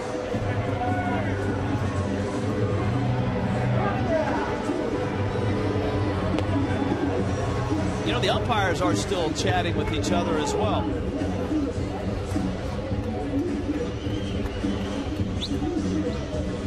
Sanchez has continued to loosen up. And with Ryan Howard standing at first, Raul Ibanez is the next hitter. Hunter Pence is out. Peterson, I'm assuming. And now Joe West looks like he's looking for a phone. Who's going to call? The commissioner or New York? Not sure. Keep an eye on your cell phone. It's a quick call. Guys, isn't though that a way way to circumvent the rule. All you have to do is get yourself tossed out of the game, and now you can go and argue when by rule you're not supposed to argue that. Because that's essentially what the Phillies have done. Well, the discussion right now is not about Charlie Manuel. The discussion right now is about instant replay, the ruling that they've made, and possibly were they by rule allowed to take the hit away from Pence. Well, the bottom line, if a third baseman, without the assistance of replay, if a third baseman goes over to catch a pop fly and fans reach over and interfere, it's an out. Now, they just happened to see that because maybe they were checking for a home run, which you can use replay for, whether that ball was going to be over the yellow line or not. And in doing so, they saw how the fan reached over and played, just as a fan down the third baseline can do with the third baseman, or down the first baseline with a first baseman.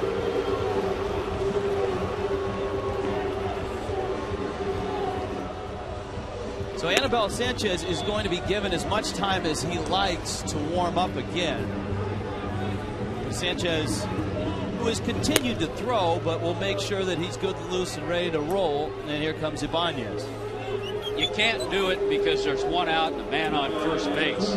But if that first pitch from Anibal Sanchez just happened to get away and move the feet around a little bit of Raul Ibanez, I don't think a lot of people would be surprised.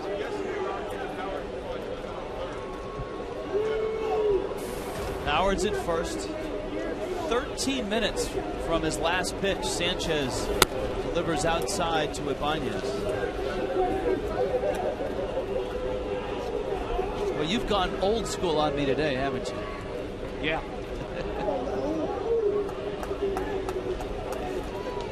Ibanez twice has bounced to the right side, and he drills that one down the right field line. It's a fair ball into the corner. Howard trucking towards third. Peterson picks it up. Howard will stop there. And the Phillies now have runners at second and at third. And Raul Ibanez, with that double, gets even closer. We talked about the mark. Now he needs 4 doubles to have 10 consecutive years of 30 or more doubles. Well, the shame of it all is that Anibal Sanchez had to stand out there for 13 minutes while the decision was being made. And you hope he regains that sharpness he had and the way he'd been pitching. But Ibanez makes it a little tougher for him right here. Well, the Marlins are going to walk Carlos Ruiz and pitch to Wilson Valdez. As you pointed out earlier in the telecast, Valdez is a guy that has hurt the Marlins even from the number 8 spot in the order. Last night, it was Valdez who had a big hit against Ricky Nolasco. The Labor Day fireworks have started early.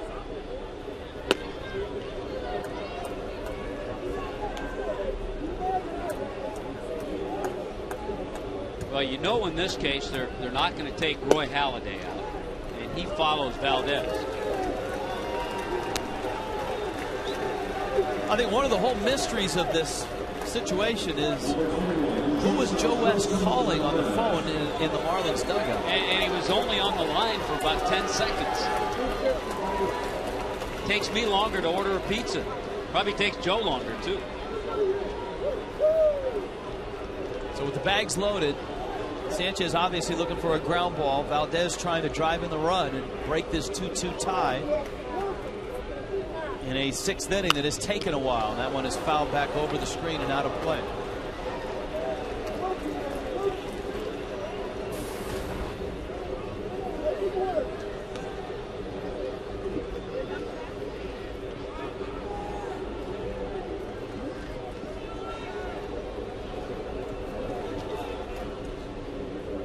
Oh, 1 pitch.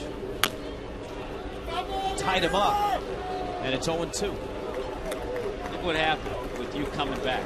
We had a couple of basic games, 9 or 9, a win, a loss, 5 home runs last night. Yep. 13 minutes of controversy. Ruiz, Ibanez, Howard, bags filled with Phillies. 0-2 coming. There's the ground ball. Infante got one, got two. Double play. Sanchez rolls a double play, and the Phillies are kept off the board in a controversial 6th inning. Nice comeback by Sanchez and a good turn by Infante and Bonifacio.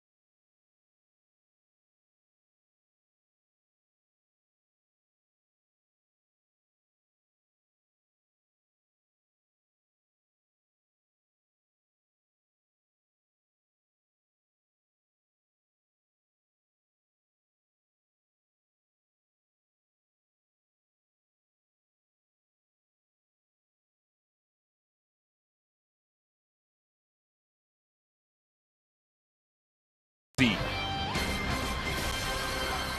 2-2 game coming out of that 6th inning. Interested to hear the thoughts over on the.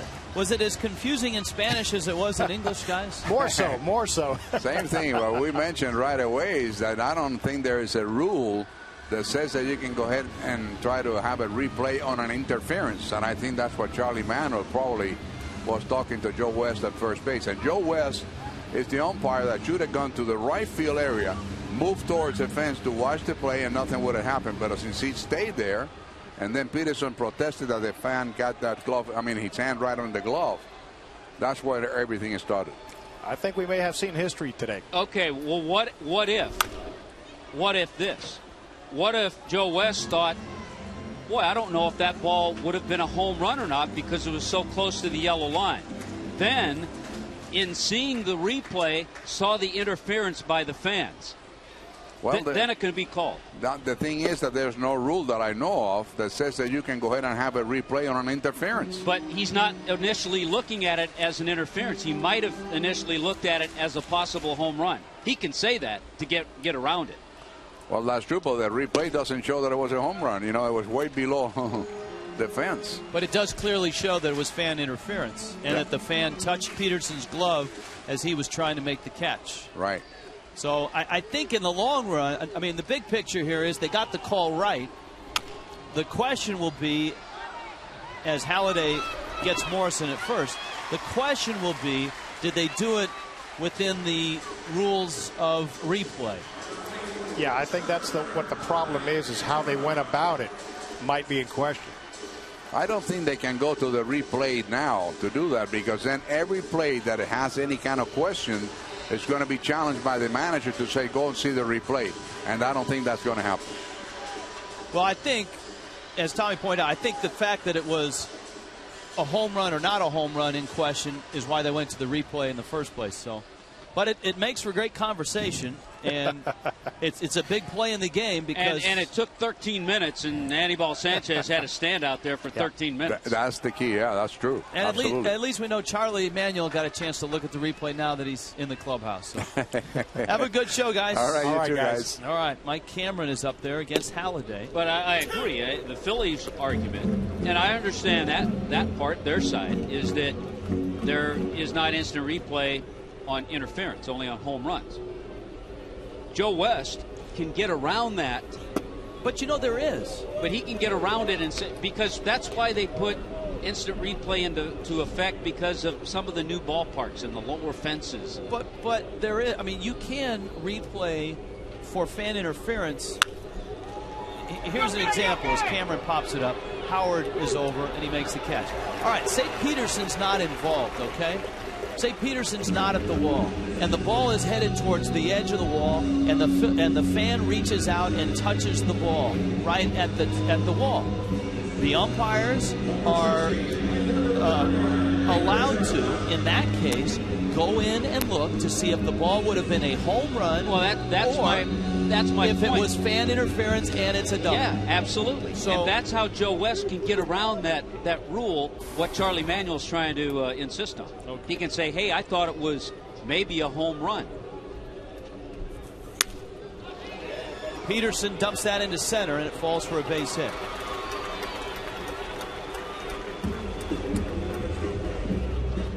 So a 2-out hit for Peterson. It's still a 2-2 game. And here is John Buck.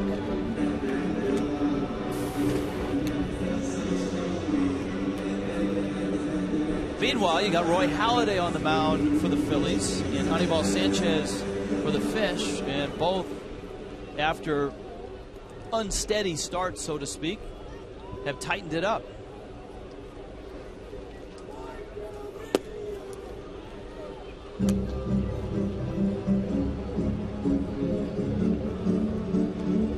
Buck is flied out, and he singled. Of course, his single was hit about 360 feet off the wall and left, and he was thrown out by Ibanez at second base, trying to stretch it into a double, thanks to a great play by Chase Utley, who picked a throw in the dirt and whipped around with a tag and just beat Buck to the bag. Jose Lopez is on deck. Burke Badenhop is in the bullpen. Buck hammers it into center field. And so the Marlins are going to take their shot here with Lopez. And that's it for Anibal Sanchez, who threw 106 pitches. And I think the manner in which he arrived at 106 pitches certainly factors into the decision, too. And the chance to get a run here for 2 out.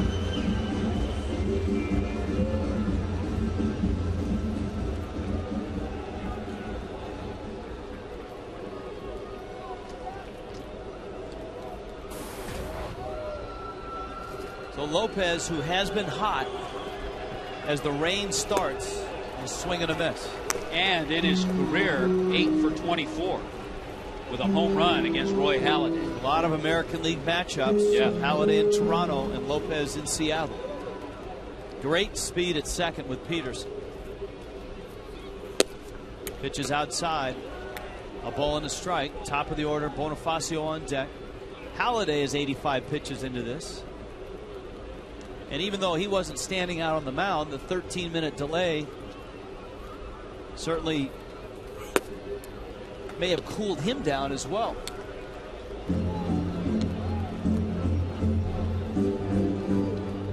He's used to having 13-minute delays and seeing his club score about 5 runs. Breaking ball misses away. It's 3-1. He's been cautious with Lopez.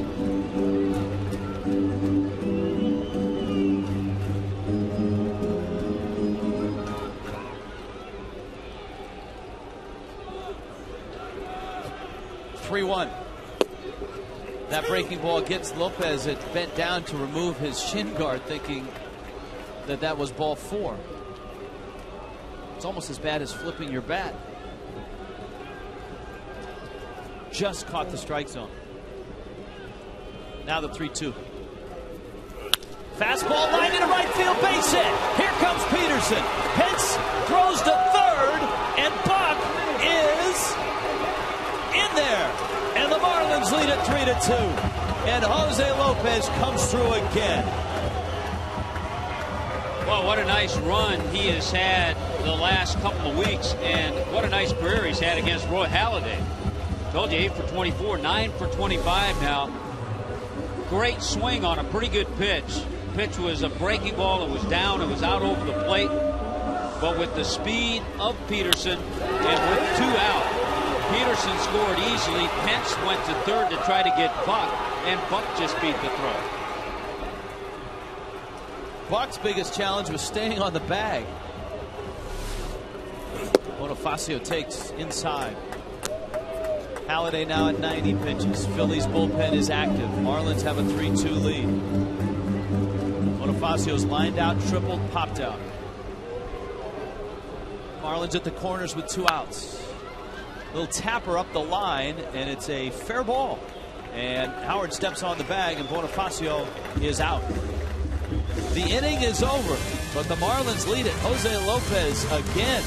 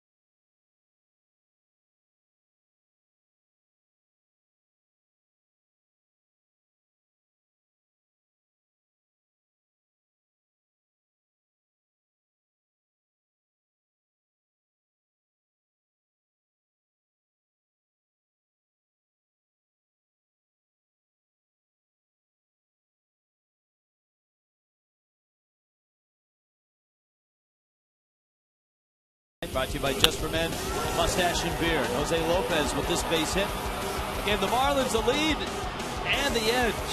You too can keep your edge with Just for Men, Mustache and Beard.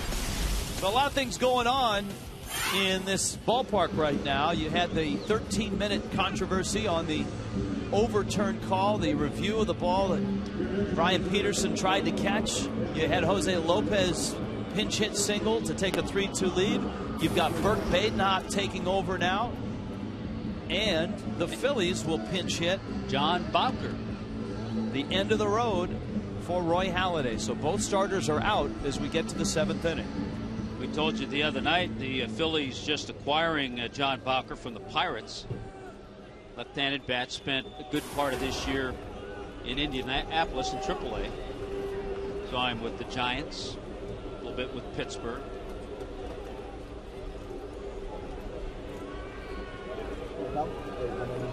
And this game, Rich, has been put under protest. The Phillies are protesting this game. That was the call that Joe West made when he went into the Marlins dugout. Call upstairs to the official score. And so Joe West is. Now, I think he's getting a call on that phone.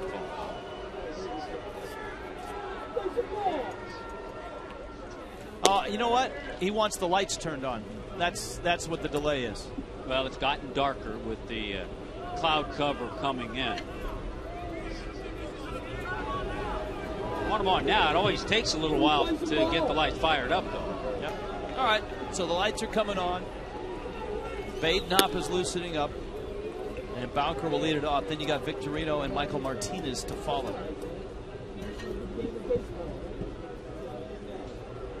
As the skies do grow darker, you can hear thunderclaps around the area. Of course, last night you guys enjoyed a, what was it, hour 38 minute? Hour 38 minute delay. That's when Niner introduced me to that nice weather app. Here's Bowker. And Batenhop throws a strike. It's 0-1. Jam Lexus presents leaders of the game. Pinch hitting. The Phillies, of course, have Ross Glode on that bench. 256 average. Bowker,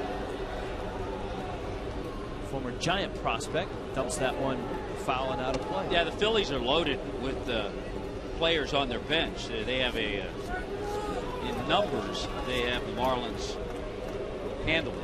Bowker, Glode, Snyder, Pedor. Those are just the lefties. Polanco, Mayberry, Francisco, righties. Michael Schwimmer.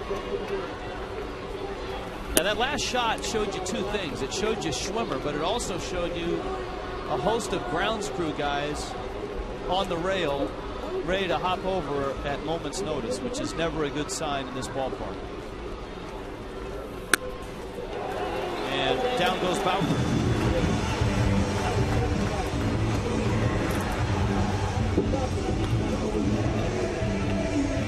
Good job by the Hopper.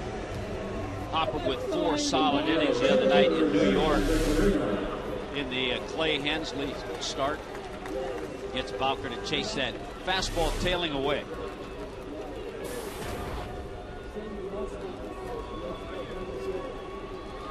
Now Victorino in the top of the order. Rain falls harder. Batenhop throws a strike.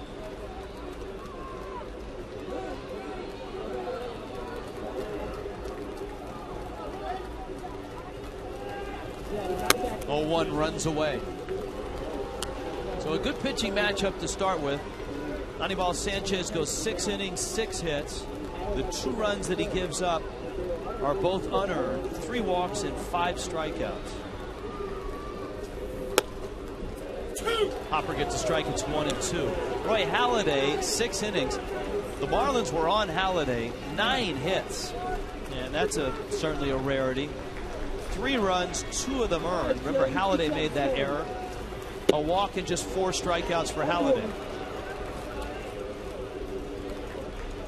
Clearly not as sharp as Roy Halladay has been this year. Halladay threw 91 pitches. Sanchez 106. 2-2. Flipped foul.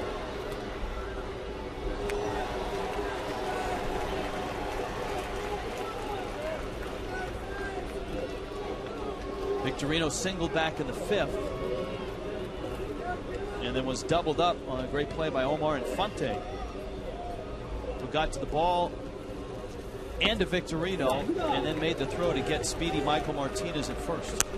We're Rich, in between innings getting a lot of information, and we're actually hearing conflicting reports that there is no replay on an interference call and that there is. Who are you getting those reports from? Conflicting people. Victorino walks.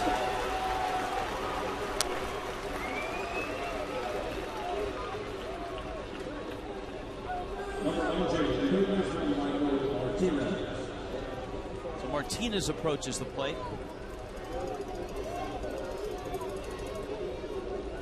And he takes a long look down at Juan Samuel, the third base coach. Well, a lot of things can happen here. You have Victorino at first with his speed, Martinez with some back control at the plate.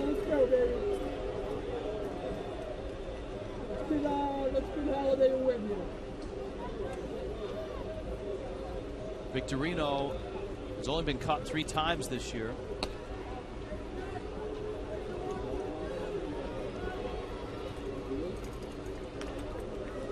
Last year he stole 34 bases. This year his running number is down a bit. 17 stolen bases this year.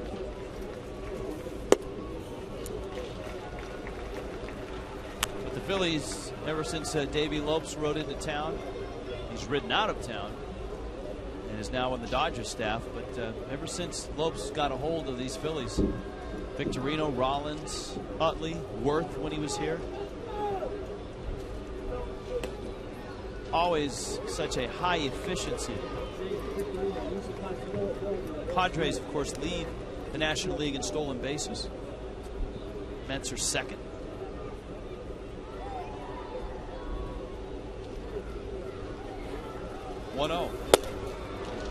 One thing about Badenhop, he is quick to the plate. Yeah, Victorino trying to size him up over there right now.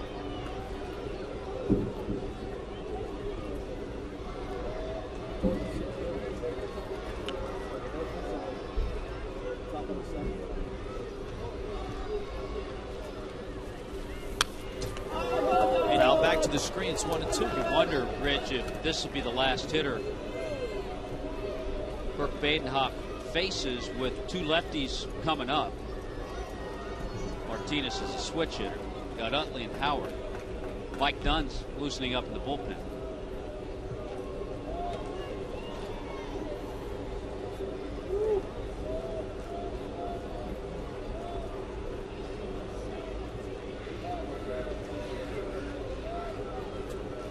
Hopper over to first, and Victorino is back.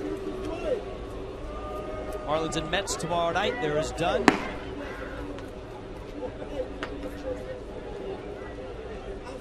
The Phillies head home to face Atlanta. They get Derek Lowe against Cliff Lee tomorrow night.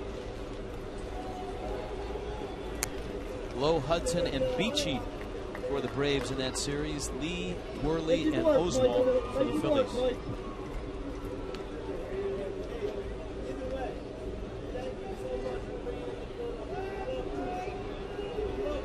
Victorino still at first.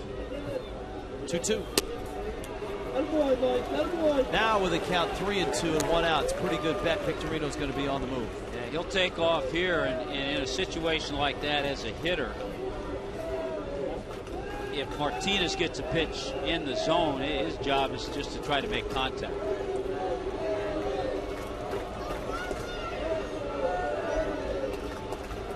He's running, and Badenhop walked him. Here comes Jack McKeon, and Jack doesn't look too pleased as he calls for the lefty. Michael Martinez has proved to be a difficult hitter for any Marlin. When you need a car, truck or van, who you gonna call? Oh, Rudy!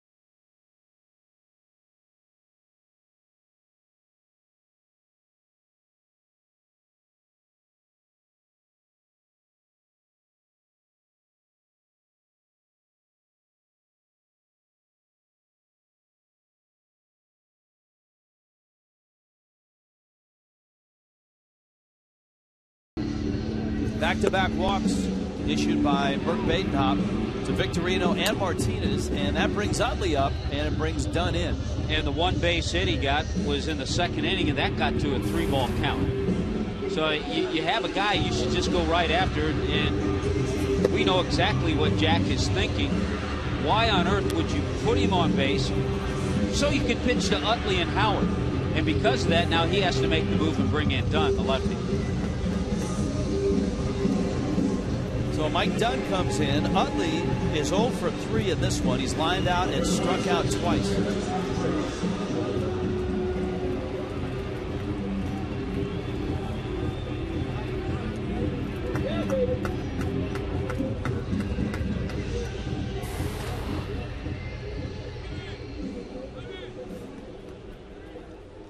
One for 11 in the series, but remember, it's Chase Utley.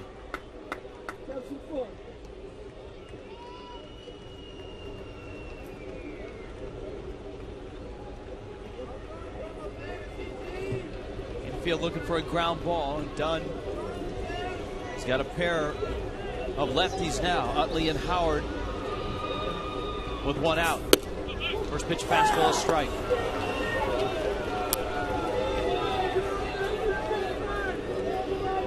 Make him work, Chase. Utley splits this year, and that's a big drop after his rookie season, in which he did struggle against lefties. Utley, from that point on, has been good against lefties, good against righties. Yeah, that split for this year, a big change from where he's been. Now it's 0-2. Got him right where you want him, Chase. Of course, the Marlins lefty specialist, Randy Choate, still on the disabled list. Yeah, this is certainly one of those situations where you'd see Choate instead of Dunn. Here we go, here we go, here we go. Counts 0-2. We'll see what pitch Utley gets.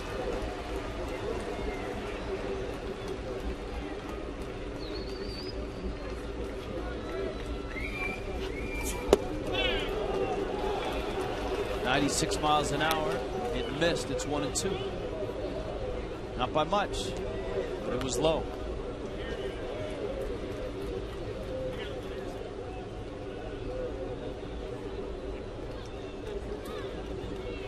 Got great speed out there for the Phillies. Victorino at second, Martinez at first. Breaking ball, ground ball. Gabby to his right, has it, flips to Dunn, who gets to the bag in time. And that speed helped right there. Had there not been speed going first to second in Martinez, I think Gabby was thinking about the out at second base. Martinez got a pretty good jump. He has a big lead. That helps him right here. Gabby's thinking about it and decides to get the out at first. So in doing that, the Phillies get a couple of runners now in scoring position. And now they've got their big run producer up in Ryan Howard. So it's Dunn against Howard. Pence is on deck. Cishek is up in the bullpen. And the rain starts again here in Miami. Howard has walked, singled, and struck out.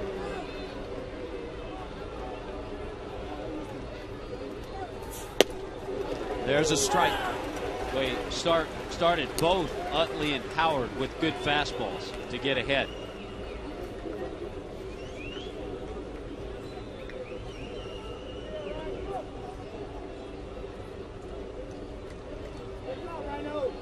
If Dunn can help it, Cishek will stay right where he is.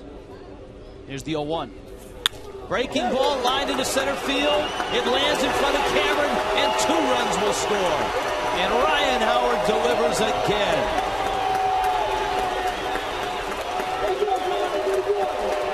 The Phillies reclaim the lead. It's 4-3. Well, his average may be hovering around 250, but Ryan Howard, 2 big RBIs here, 106 RBIs after that smoking fastball, a flat slider that had a whole lot of the plate, and Ryan Howard got himself enough of it to pick up 2 big runs. Hunter Pence now.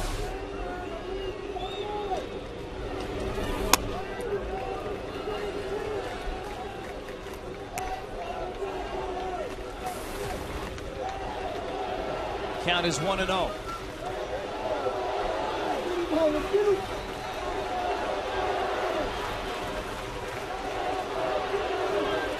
Rain continues to fall. Philly fans are stirred up. Pence hits a fly ball to right. Peterson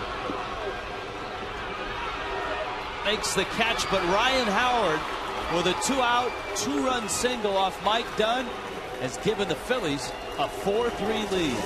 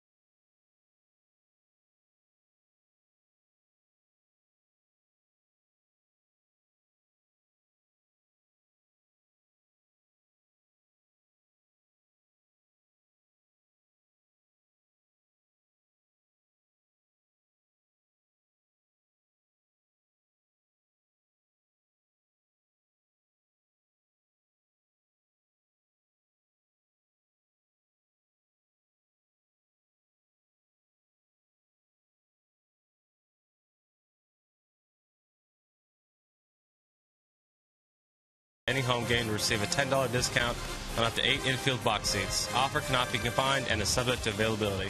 Mikasuki Resort and Gaming. Get in game.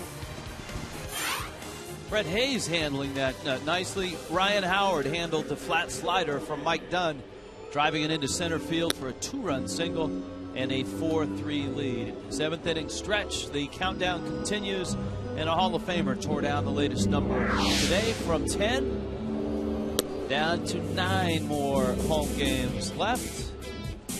Andre Dawson doing the honors. That leads us into our memories of Sun Life Stadium. Let's go back to Anibal Sanchez. This was against the Arizona Diamondbacks back in 2006. He got a great catch from Josh Willingham, and then Eric Burns ground ball, and he got his no-hitter. One of 4 no-hitters in Marlins history. We will count down each home game with a memory from this enormous stadium as the Marlins go from 70,000 plus seats to 37,000 seats in downtown Miami. Roy Halladay may not have had his best stuff, but his stuff may be good enough to get a win in this one because the Phillies take the lead after he finished the inning. And Michael Schwimmer is in. Yeah, they turn it over to Schwimmer, just his 4th appearance this year. Fastballs and sliders. And the Marlins have a good part of their order coming up with Infante, Dobbs, and Gabby Sanchez.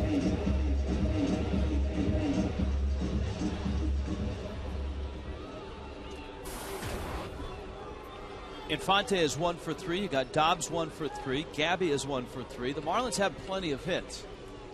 9 of them all coming against Halladay. Schwimmer with a changeup for a strike. And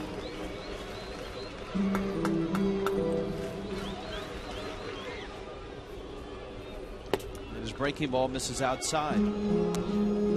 Out of the University of Virginia, Michael Schwimmer.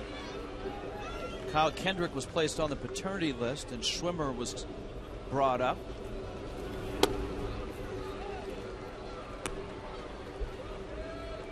Made his major league debut on the 21st of August at Washington.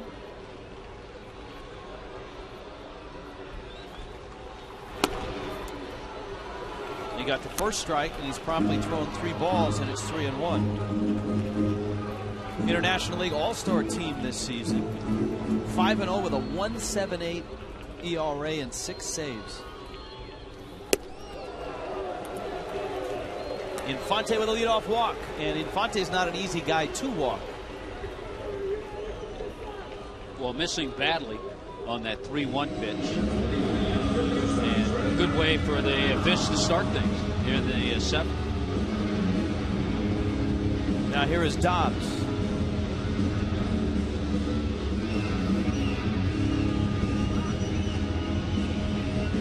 And just the 33rd walk for Infante all season long.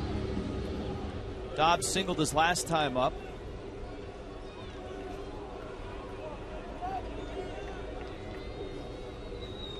Martinez creeping in at third base, thinking Dobbs might be bunting.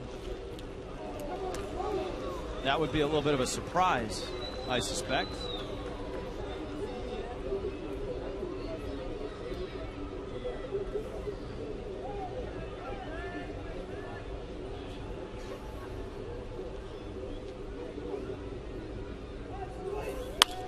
Dobbs lines it down the left field line. That's going to drop. Base hit. Towards the corner it goes. Infante around third. He'll be stopped there. And Dobbs has a double. The Marlins are set up second and third, and nobody out. Well, I told you, Dobbs loves hitting against his former team. That double number 20 on the year. Just some nice swings. He's kept that same approach and swing all season. A little slice job down the left field line. Just stays fair and chases Infante to third. Gabby Sanchez was in a very similar spot last night with the runner at second and third, just trying to drive a ball to score a run, and he knocked it out of the park.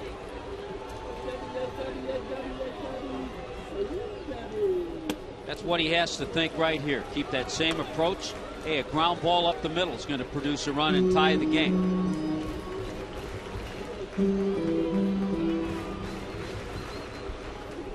Infante walked. Dobbs has doubled.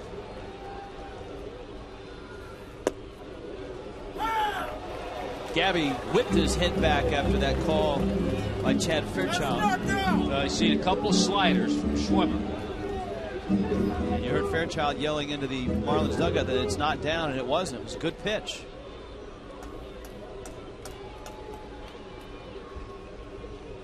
I think both dugouts a little testy today.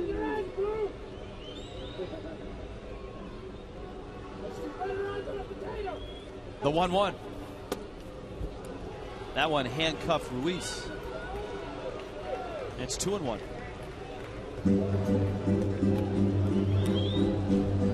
That was a better pitch than the other. And I think he crossed him up. And that's a case where sometimes an umpire will react to a catcher, and if the catcher doesn't catch the ball or really gets crossed up, it can fool an umpire. Yeah, that ball, that was a fastball, two-seamer, nice sinker, and moved back, but it looked like it really crossed up Ruiz. So a break and a 2-1. That's out. It's 3-1. Morrison's on deck.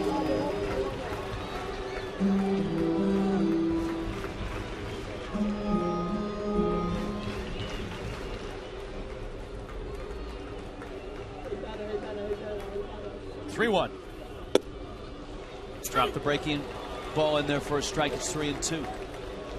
So he's seen just about everything Schwimmer has. Ball kind of backed up, a little back up slider.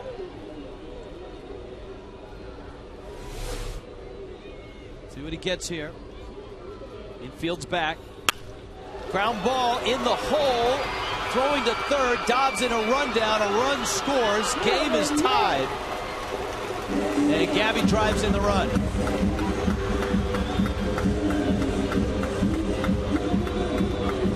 So the Marlins lose a runner in scoring position. They do pick up the run and tie the game. You have to really be on your toes if you're Greg Dobbs to not go on this.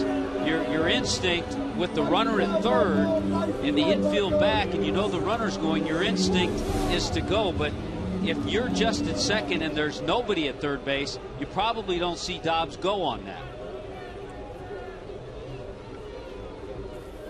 It's almost as if your instinct is to follow the runner in front of you. Yeah. Without a runner at third base, Dobbs knows, okay, a ball in front of me, hit that way, I'm going to stay at second. Gabby's at first. Morrison takes a strike. It's 1-1.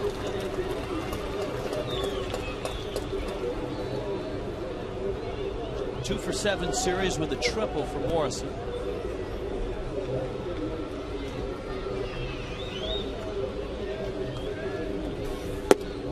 There's the changeup. It's a good one.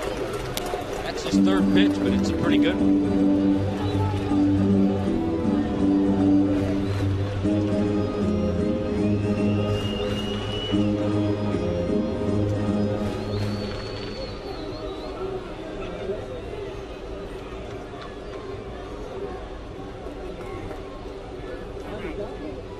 Morrison steps out.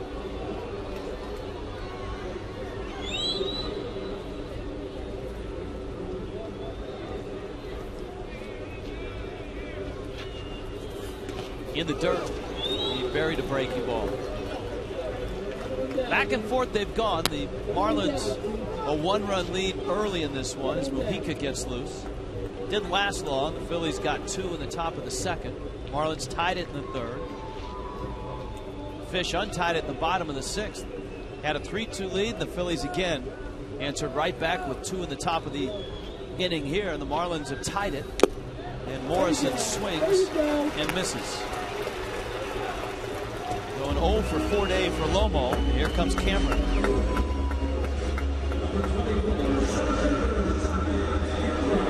Cameron a single and 2 strikeouts. A pair of home runs last night.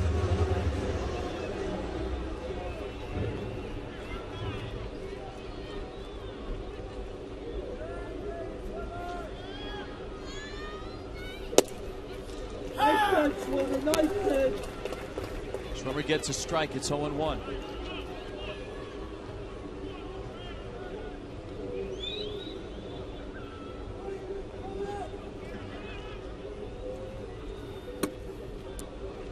Floats a changeup in. Mets and Nationals are in the 6th. 6-3. New York on top. That one's inside to Cameron.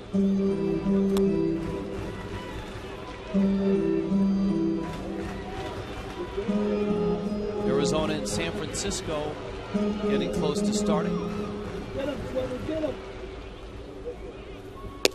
Braves are getting shut out in Atlanta 3-0 by the Dodgers. It's bottom of the 7th. Here it's 4-4. Also in the bottom of the 7th. Peterson waits. Cameron will get a 3-1 pitch. Remember, it was a backup slider that Gabby got 3-1. Fastball for Cameron, and it's 3-2. By the way, pitching for the Dodgers in that game in Atlanta, the guy who is really in that Cy Young picture is Clayton Kershaw. He's gone 6 1/3 shutout innings with 10 strikeouts. And Kershaw came into that game with a 17-5 record. That's up. And so Peterson is coming to the plate. First and second, 2 outs. Rich Doobie is on his way out to the mound. This is where, if you're Brian Peterson, you're hoping that he was watching when Schwimmer was pitching and working to Logan Morrison, another left-handed batter. Threw a lot of off-speed pitching. Yeah. Featured the changeup in the Morrison at bat. Seeing a pitcher probably for the first time, you always kind of want to see how he pitches to a hitter similar to you.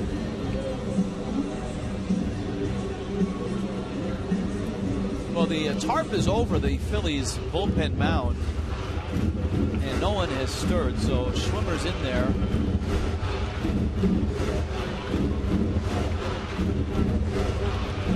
Well, they've used Bastardo the last 2 games.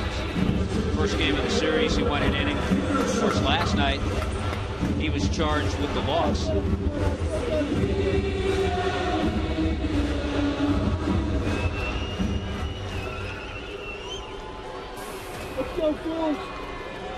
Peterson singled his last at bat. You got Gabby Sanchez at second, Cameron at first. Fastball misses. Schwimmer, who had the great numbers in AAA,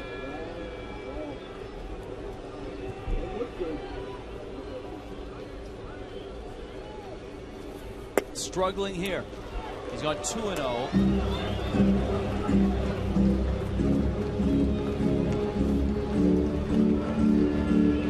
Gabby's ground ball tied the game. Infante walked to open the inning. Dobbs doubled. Dobbs was out at third trying to move up on the Gabby ground ball. And the 2-0 is outside. It's 3-0.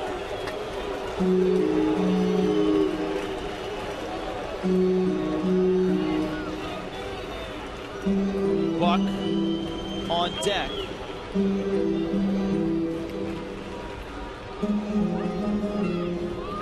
Michael Schwimmer, the rookie right-hander for the Phillies, and he misses away.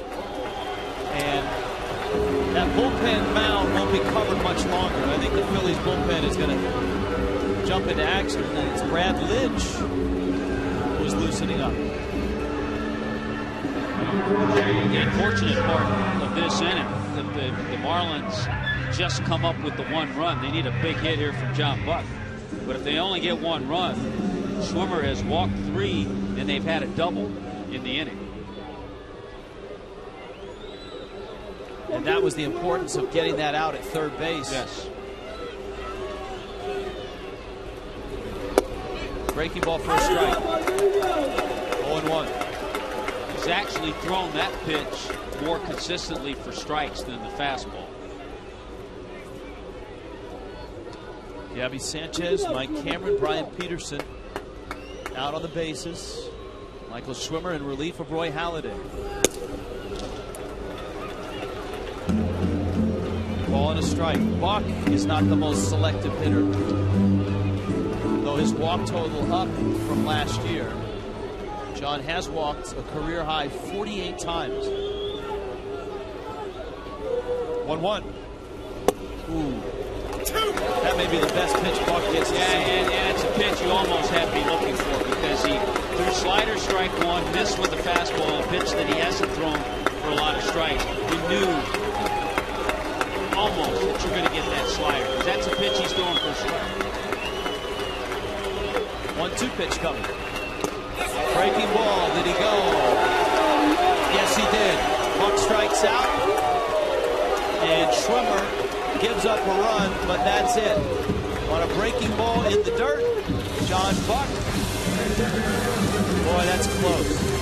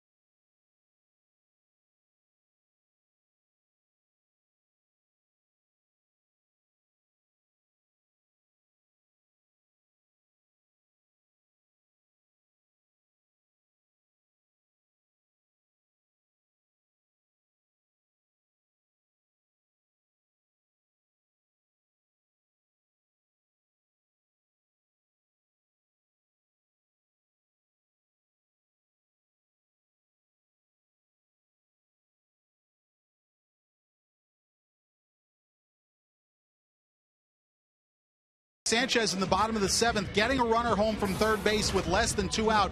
We've talked a lot about Gabby's fall off in the second half. After a 293 average in the first half, he was hitting coming into today 212 in the second half, and a drop off in homers and RBI. Now, a lot of people think Gabby is repeating a second half of last year. While it's true that last year his average was 302 in the first half, down to 238 in the second, last year he actually had more homers and more runs batted in the second half than he did in the first half. So this year I think the Marlins, Rich and Tommy, a little more concerned with the lack of run production in the second half as opposed to just the raw average, because Gabby does hit in a run producing position. But that's why it was so nice to see that big 3-run homer in Saturday night's game here against the Phillies. Back up to you. And a game-tying RBI in this one as well, as Raul Ibanez swings and misses against Edward Mujica. And Mujica, Jack McKeon has called him the lucky charm. Well, 9 wins. He's tied with Ricky Nolasco for the club lead in wins. He's got Ibanez, Ruiz, and Valdez. Wow. Talk about going up and getting you one. Ibanez was on that fastball and went up and out and smoked it into right field. Well, Mujica had thrown a fastball by him the pitch before, and instead of going with that split maybe out of the strike zone, he thought he'd do it again, and the veteran Ibanez was ready for it. Watch this. Goes up a little higher, and Ibanez just hammers it well out of the zone.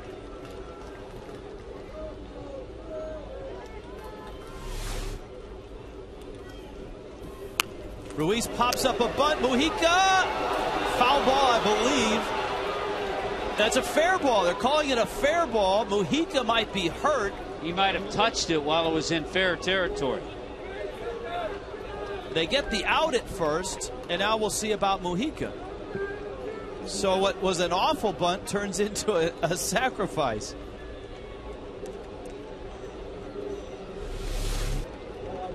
See if he touches it. Yeah, he did. Just before it went. It's a good call by just got him. Joe West and Chad Fairchild. So a very alert play for the Marlins to keep the ball rolling and get the out.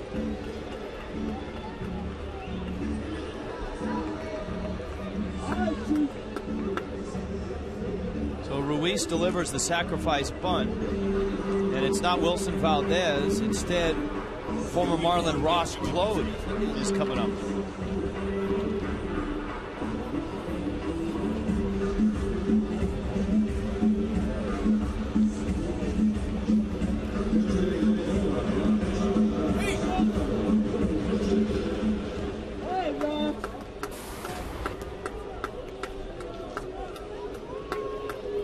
Claude's numbers.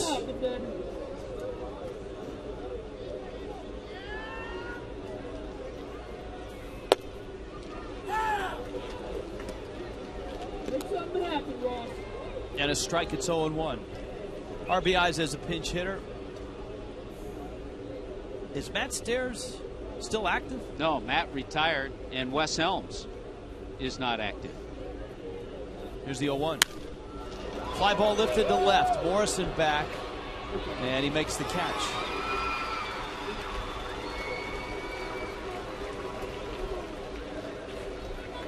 So Claude is out number 2. And Pete McCannon, who was running the game, remember Charlie Manuel was ejected in that 6th inning replay sequence. Pete McCannon is going to bring up Placido Polanco. And McCannon has managerial experience, a lot in the minor leagues, a little bit with Pittsburgh and Cincinnati.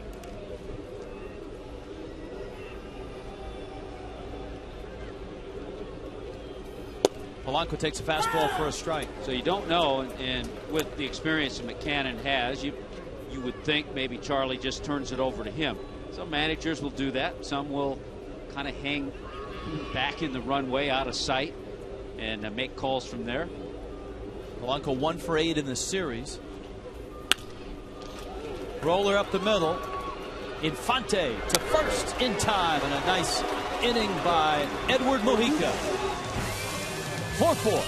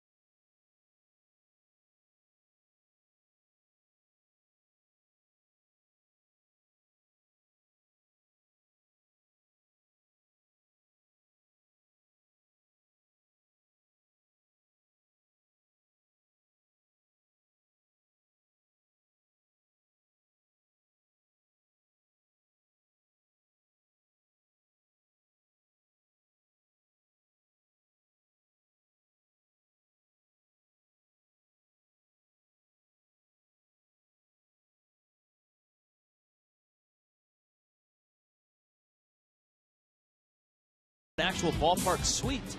See all the new amenities and experience a 3D view from any seat in the ballpark. 1-877-411-2012 or make an appointment or go to marlins.com/new ballpark.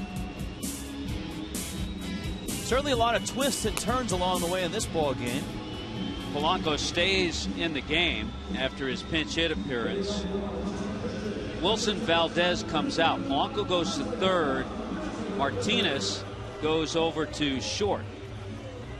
And the new pitcher is Brad Lidge. He moves into the number 8 spot in the batting order. A lot of time on the disabled list with the rotator strain for Brad Lidge, making just his 15th appearance this year.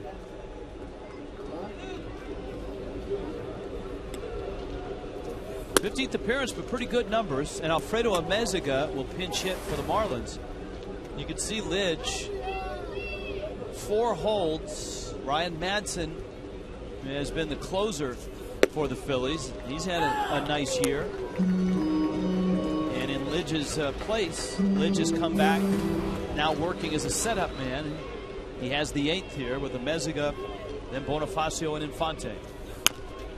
Alfredo a chopper out towards second. Utley hits the hop and gets Amezaga. Talking to Charlie Manuel the other day about Lidge. He said, you know, he's no longer the 96, 97, the hard fastball slider, but the fastball's still in the 90s. Still has pretty good slider. And he said he'd been throwing the ball well.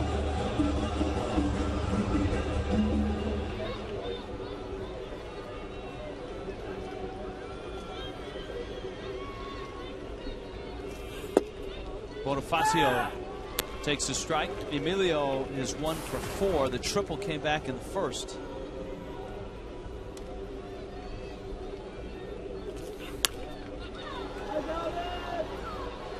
And it's 0-2. The Braves have tied that game against the Dodgers. Looks like they got to Clayton Kershaw with 3 runs in the bottom of the 7th.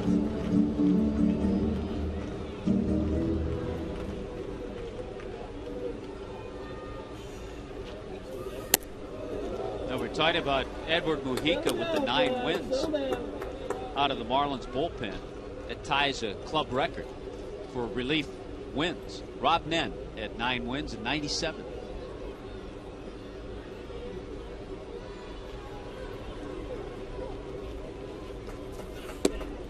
There's that nasty slider that has made Lidge so effective in his big league career. He threw, and still does at times, that slider that it looked like a splitter, just a hard downward motion.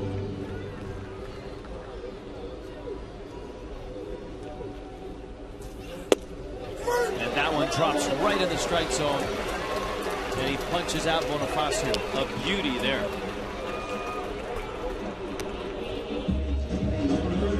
An enduring moment for Philly fans as Lidge on his knees in front of the mound after finishing the World Championship.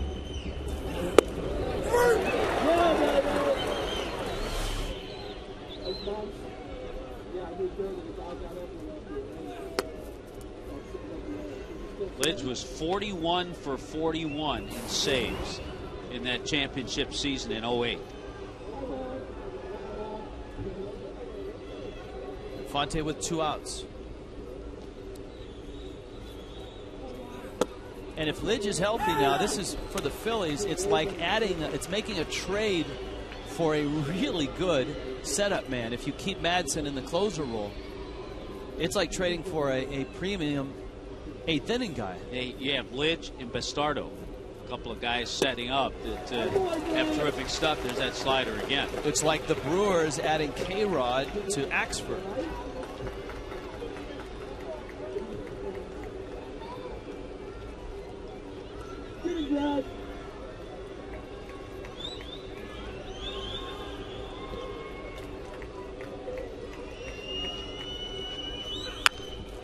Ground ball up the middle, off the bag. Martinez safe.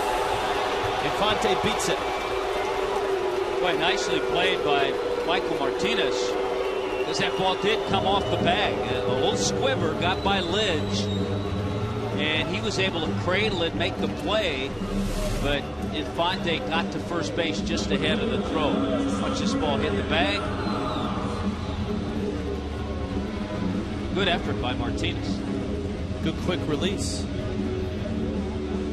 That was bang bang.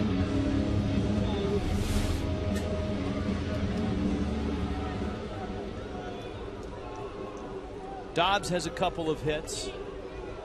Doubled his last at bat. Also singled in the 5th. Third different pitcher that Dobbs has seen. 1 for 3 off of Halladay. The double was off of Michael Schwimmer. Now he gets a former teammate in Lidge.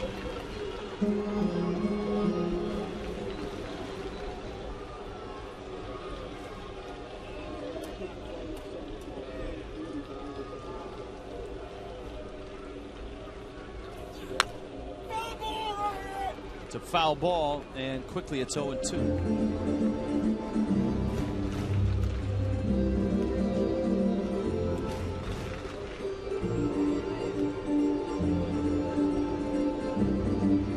Marlins today playing without Mike Stanton, although Stanton, if needed, could swing the bat. You never know the way this game is going. Jack McKeon has chewed through a few players. And he only has Hayes and Stanton left.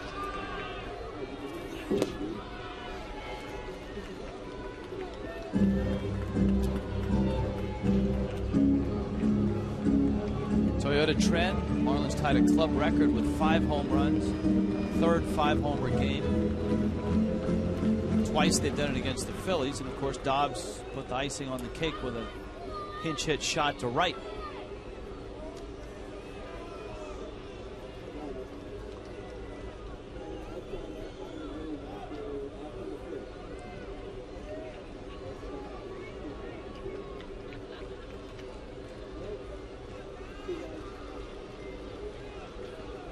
Runner goes in the dirt, and it kicks away all the way to the screen.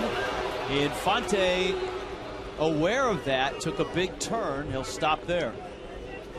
2-2. It'll be a stolen base. Not a lot of steals for Omar, but number 4 on the year and got a tremendous jump off Lid. No chance at all had Ruiz caught that ball. And of course, he picked a great pitch to run on that slider.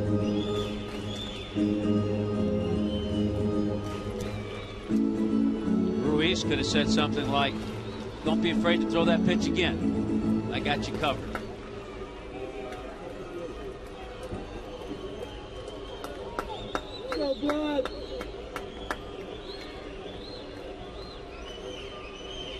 So Dobbs waits for a 2-2. And he got the slider again. 3-2. Or he could have said, "When we get back in the clubhouse, I'll give you my Roy Halladay imitation." See, that's a side of Chooch we don't get to see. No, he's all business between the lines. But apparently he's quite the cut-up behind closed doors.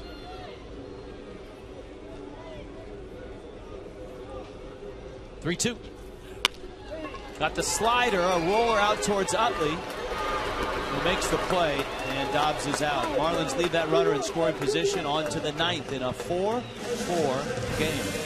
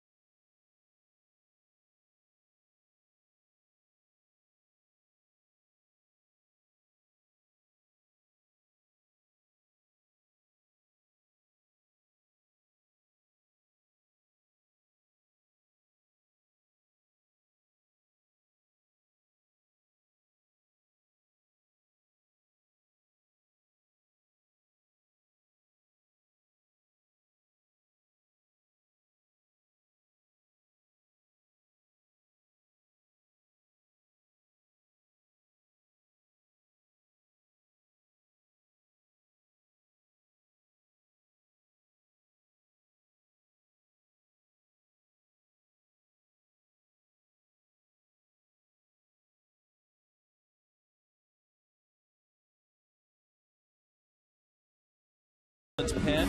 He becomes the 4th reliever, 5th pitcher to work. And Nunez gets the 9th in a tie game, and he gets the top of the order for the Phillies: Victorino, Martinez, and Utley.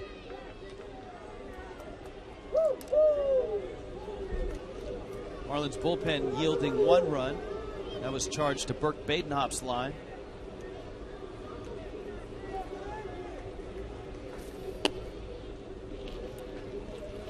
Actually, a pair of runs to Burke Badenhop's line. They both came in on a Ryan Howard 2-run single given up by Mike Dunn. But both those base runners, Victorino and the guy right behind him, Martinez, reached on a walk. And remember how angry Jack McKeon was at the walk to Victorino and the walk to Martinez. And as it turned out, he had every right to be, because Howard, with 2 outs, drove them both home. One thing we saw last night a little bit, we saw the slider return a little bit from Leo Nunez. Might not use it here to Victorino.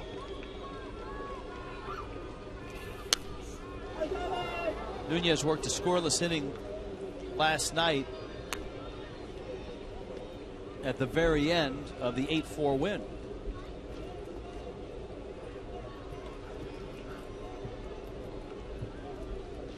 Wait for it, Shane. Wait for it.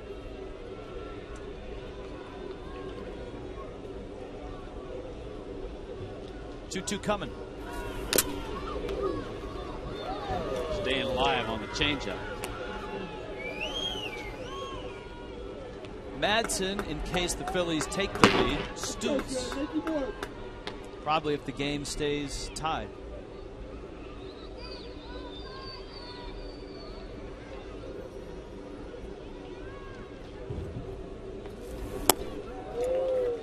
And Nunez let that changeup get away from him. Go back at that situation, taking the count full to a guy leading off the inning and a guy with speed. Look at Jack's reaction. Almost in disbelief. Here's the 3-2. Inside corner, rings him up. Victorino was tossing the bat.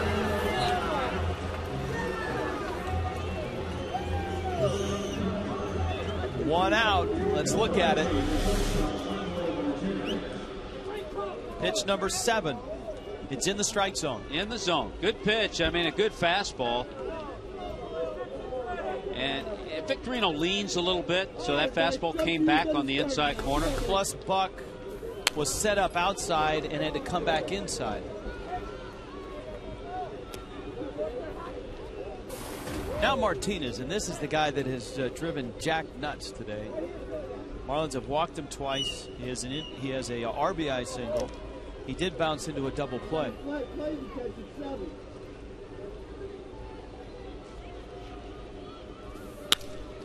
Martinez to right field and deep. Peterson back. Jack may have run out on the field and tackled Leo Nunez had Martinez hit it out of the park.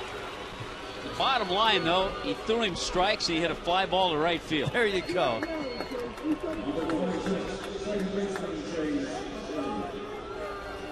Peterson makes the play, and here comes Utley. Martinez is a good little player. I mean, he's but he's hitting 212. I mean, it looks like a great player against the Marlins. But he's hitting 212. He ain't that good. I know, but I'm just saying, he's versatile. He's been valuable. He's been getting an opportunity. Yes. With Rollins on the DL, that's what's helped him get a little bit better. Martinez and Wilson Valdez.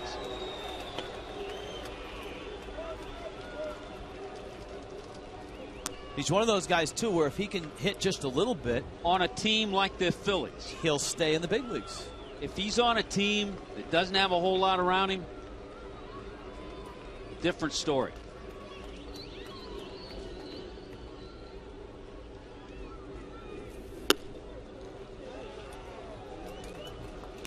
Nunez misses up with a fastball. That's true with any player. You put any young hitter and you put him on a real packed offensive ball club, they're going to be a better hitter, a better young hitter.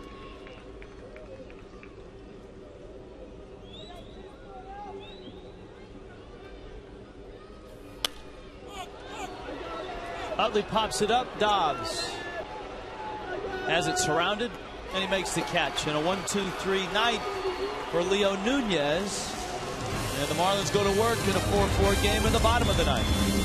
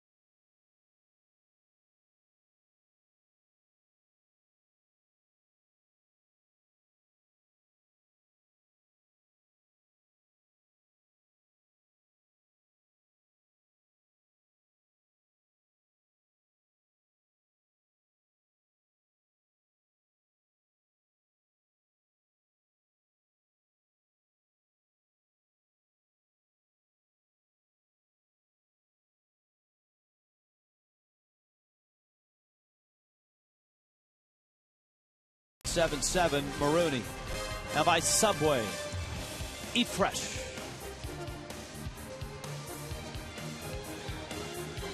Four ball game, bottom of the ninth. Phillies going to dip deeper into their bullpen. In a game that has gone back and forth, it's had its share of controversy, and it's had its share of good arms coming out of the pen. And another one out of the Phillies pen, Michael Stutz.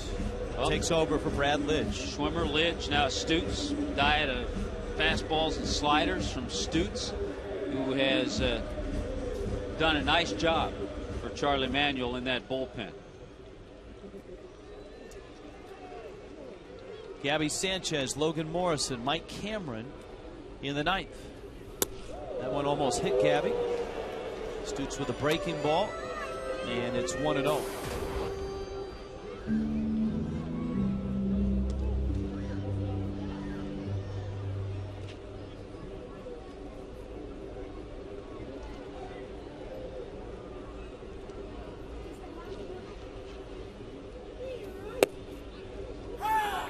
A strike.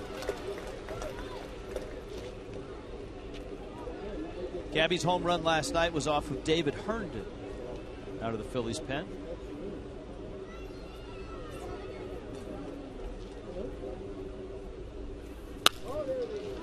Marlins saw Stutz for an inning in the first game of this series.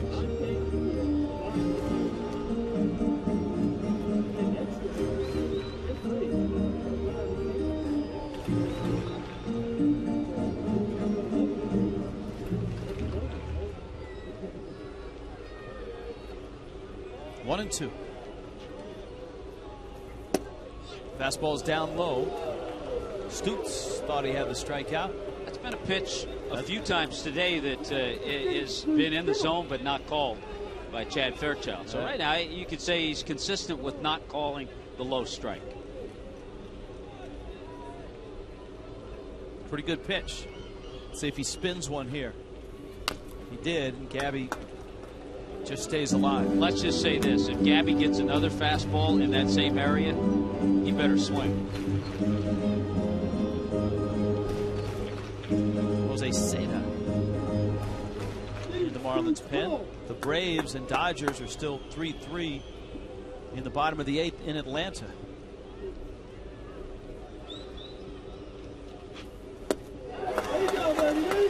Got him. Stutz strikes out Gabby Sanchez. And here comes Logan Morrison. Morrison has not had comfortable swings in this ball game, and this Quality breaking ball from Stutz.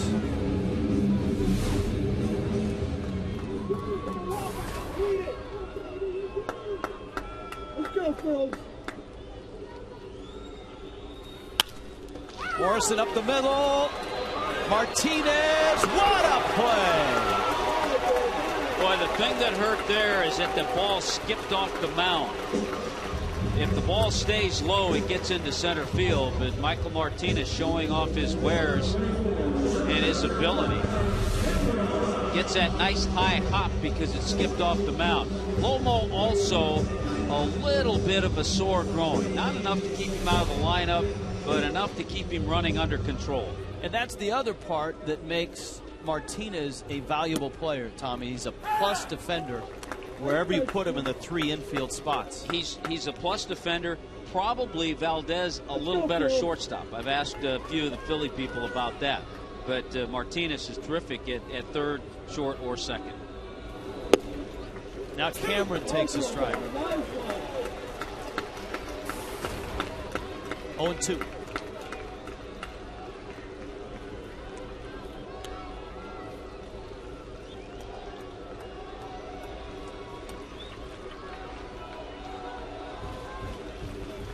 And plays like Ozzie Smith against the Marlins. Well, here. I'm going to write you a check. You can go and watch the Braves and the Phillies series and see how he does it and file a report. Here's the 1-2. It's outside. That's who the Phillies have next. The Marlins have the Mets coming in for 3. When we see the Braves on this road trip, we'll ask. Gotcha. Get Joe Simpson to file a report. 2-2 is down low. We'll text Joe. There you go. It's 3-2. Cameron, a couple homers last night. A single, a walk, and 2 strikeouts today. Stutz has run the count full.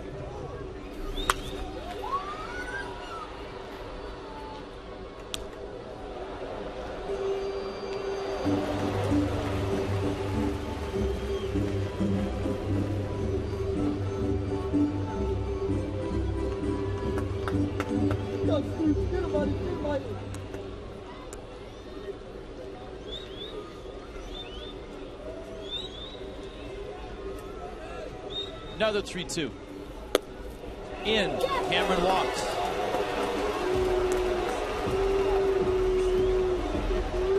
Brings Peterson to the plate.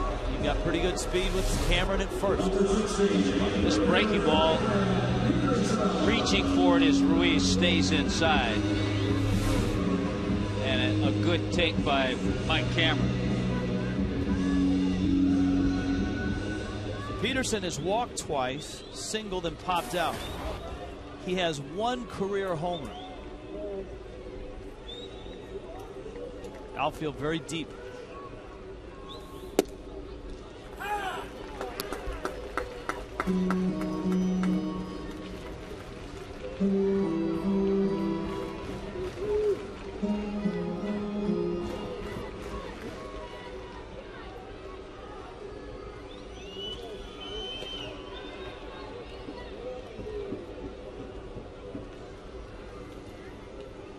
Let's go, Phil. Stutz, who in the absence of Lidge has played a prominent role in the bullpen this year. There you go, Mike. There you go. Peterson's taken a couple of nice fastballs. Hasn't been able to pull the trigger.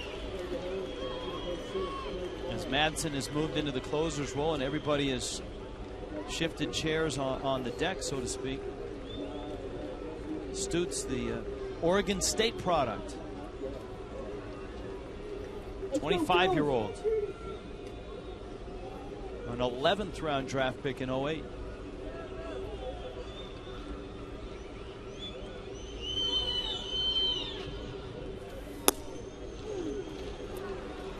There was a time earlier in his career, Mike Cameron would not have hesitated to take off and pick up a steal. He has 297 stolen bases in his career.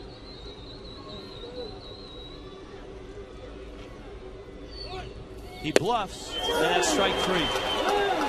Peterson gets rung up. Stutz strikes him out, and it's on to the 10th.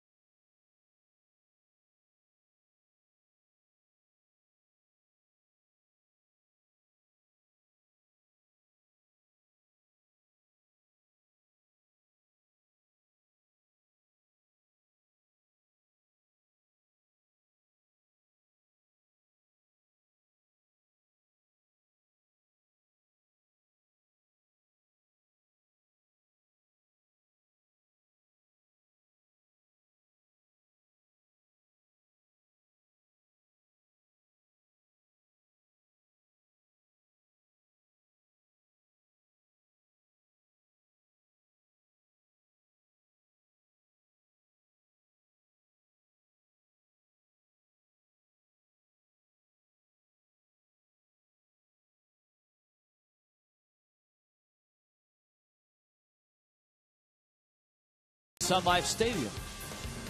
4-4 Phillies Fish. And Jose Seda, you are the next contestant. Come on down and bring your 4.20 ERA with you. I think the key to the numbers on Seda, 182 opponent's batting average, tells you when he is in the strike zone, he is tough to hit. When being the operative word. And he's got a tough few customers to deal with here. Howard, Hunter Pence, and then Raul Ibanez.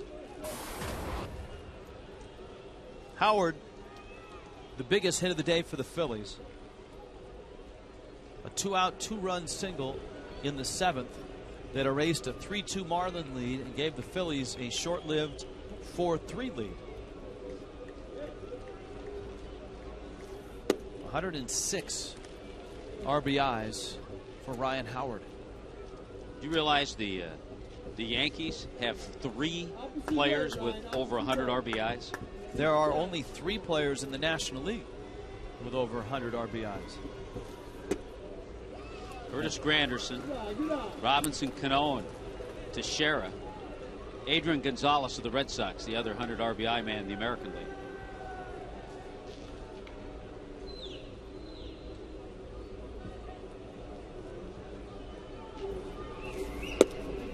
Howard looks at a ball, and Seda has promptly gone 3-0 on the slugger.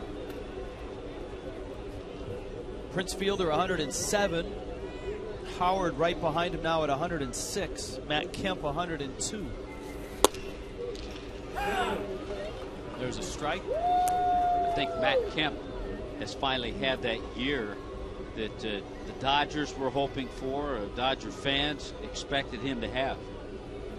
I shorted him 3. He's hit a 3-run homer against the Braves. He's got 105 now. Well, leadoff walk to Ryan Howard.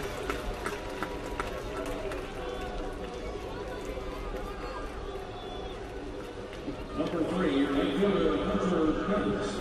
And here comes Hunter Pence. Let's go Hunt. Pence is 0 for 4. Let's go Hunt.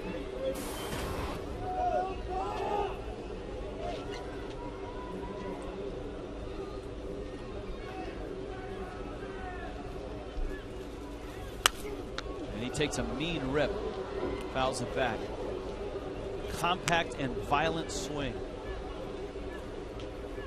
Yeah, it's amazing with him choking up on the bat the way he does. You would think, well, he's a little more of a contact guy, but that big swing, he struck out 108 times this year. Leo Nunez threw 12 pitches in the 9th inning. He did pitch last night.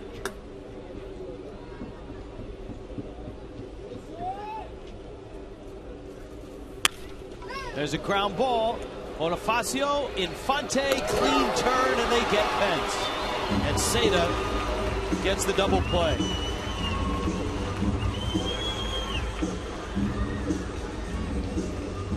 That's very nice right there after the leadoff walk issued to Howard. There's that ground ball. A short hop pick, good feed, and the always smooth turn of Omar Infante. Now Ibanez, who has hammered the ball the last 2 times up, a double and a single on a 2-for-4 day in his hometown.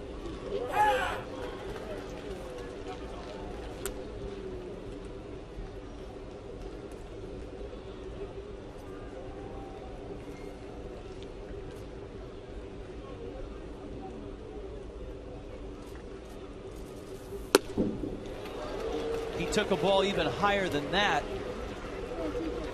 and hit a searing line drive into right field for a hit his last time up. Ball that was way out of the strike zone, and he tomahawked it. Yeah, after Mujica had thrown a fastball by him the pitch before, he tried to go up a little bit higher.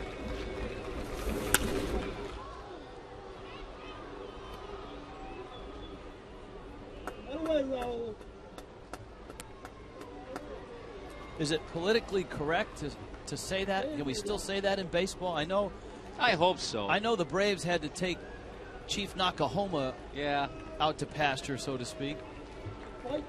But that is a baseball term, the tomahawk. Yeah. The 0-2. It's fouled off. Of course, he did do it against as long as Edward Mujica. As long as they can still do the tomahawk chop in Atlanta, it's politically correct for you to say that. And in Tallahassee. There you go. Where it started.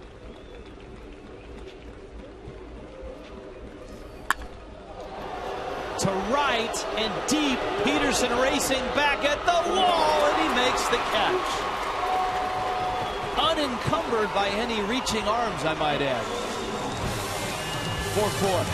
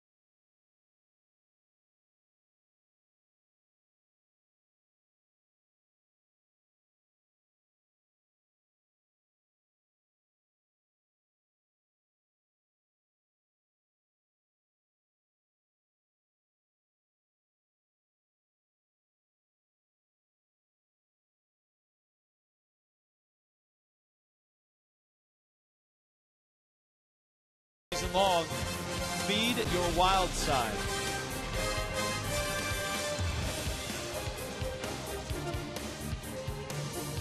Bottom 10 Michael Stutz will stay out there for the Phillies. The Marlins have John Buck, the pitcher's spot, and Emilio Bonifacio. Stutz worked the ninth. And so we've come upon the first reliever who has been asked to work multiple innings in this game. In this day and age of baseball,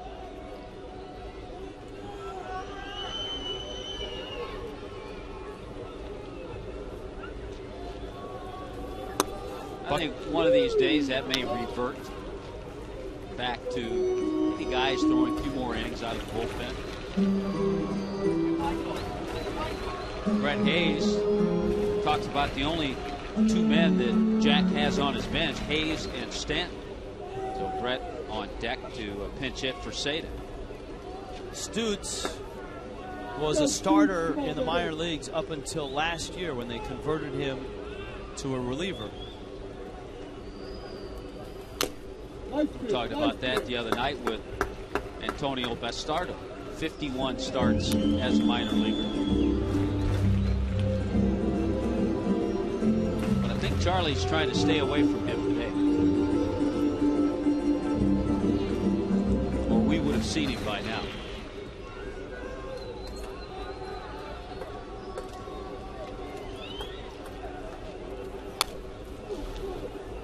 Buck fouls it back. Jack will have a decision to make here too once he pinch hits Hayes, and that is, do you leave Hayes in the game to catch in case this game goes a lot longer, or you stay with Buck? Jack's thinking about that right now. Of course, that could change in a day or two because the Marlins are hopeful that John Baker might be available and ready to go as a valuable left-handed bat and a guy that can catch for you. Yeah, to me, that makes sense to make that move. Gives you that left-handed bat and a third catcher. Buck swings and misses. Ruiz makes the catch and the throw, and a heck of a play.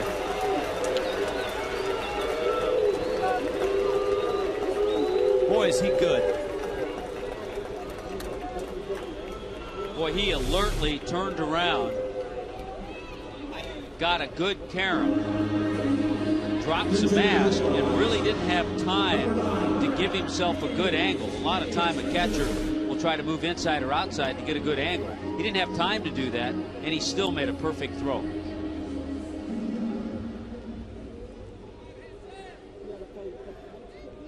So Hayes now, that means the Marlins are down to Mike Stanton. There's that low strike that at times has not been a strike. It's 0-1 to Brett Hayes. Bonifacio's on deck.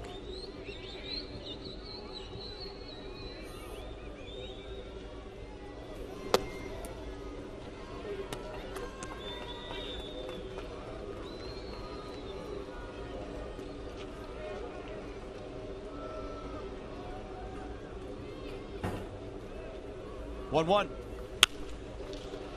Foul ball. And Polanco right on the line, trying to take away an extra base hit. Had that ball stayed fair, he was there. Anything he comes close to is magically sucked into his glove. He's that good. He is the all-time leader in baseball history of fielding percentage at second base. He's won a Gold Glove at 2 positions in the infield, at second base and at third base.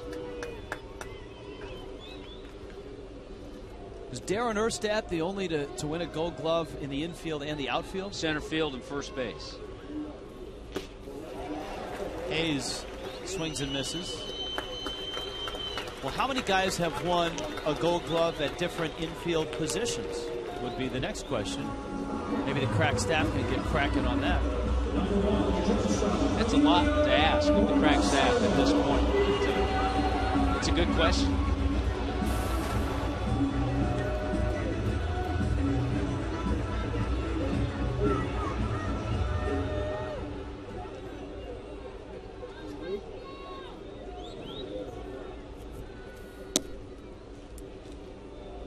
Stutz misses down low. Stutz has come in, recorded 4 strikeouts in his inning and 2/3.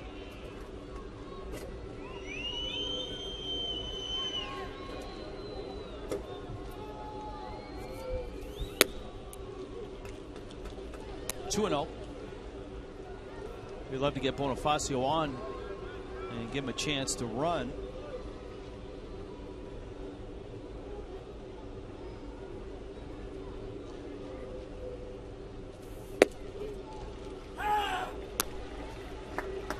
Stutz is not a big guy. 6'1", 185. Lake Oswego, Oregon.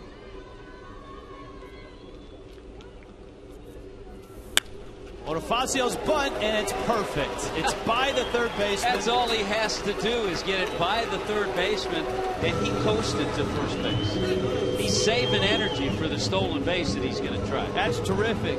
That's something that Tommy Heath did not have the ability to do last year, and now we've seen him do it numerous times this year.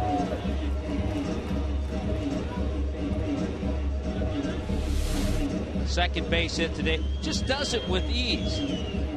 It's his 37th infield hit.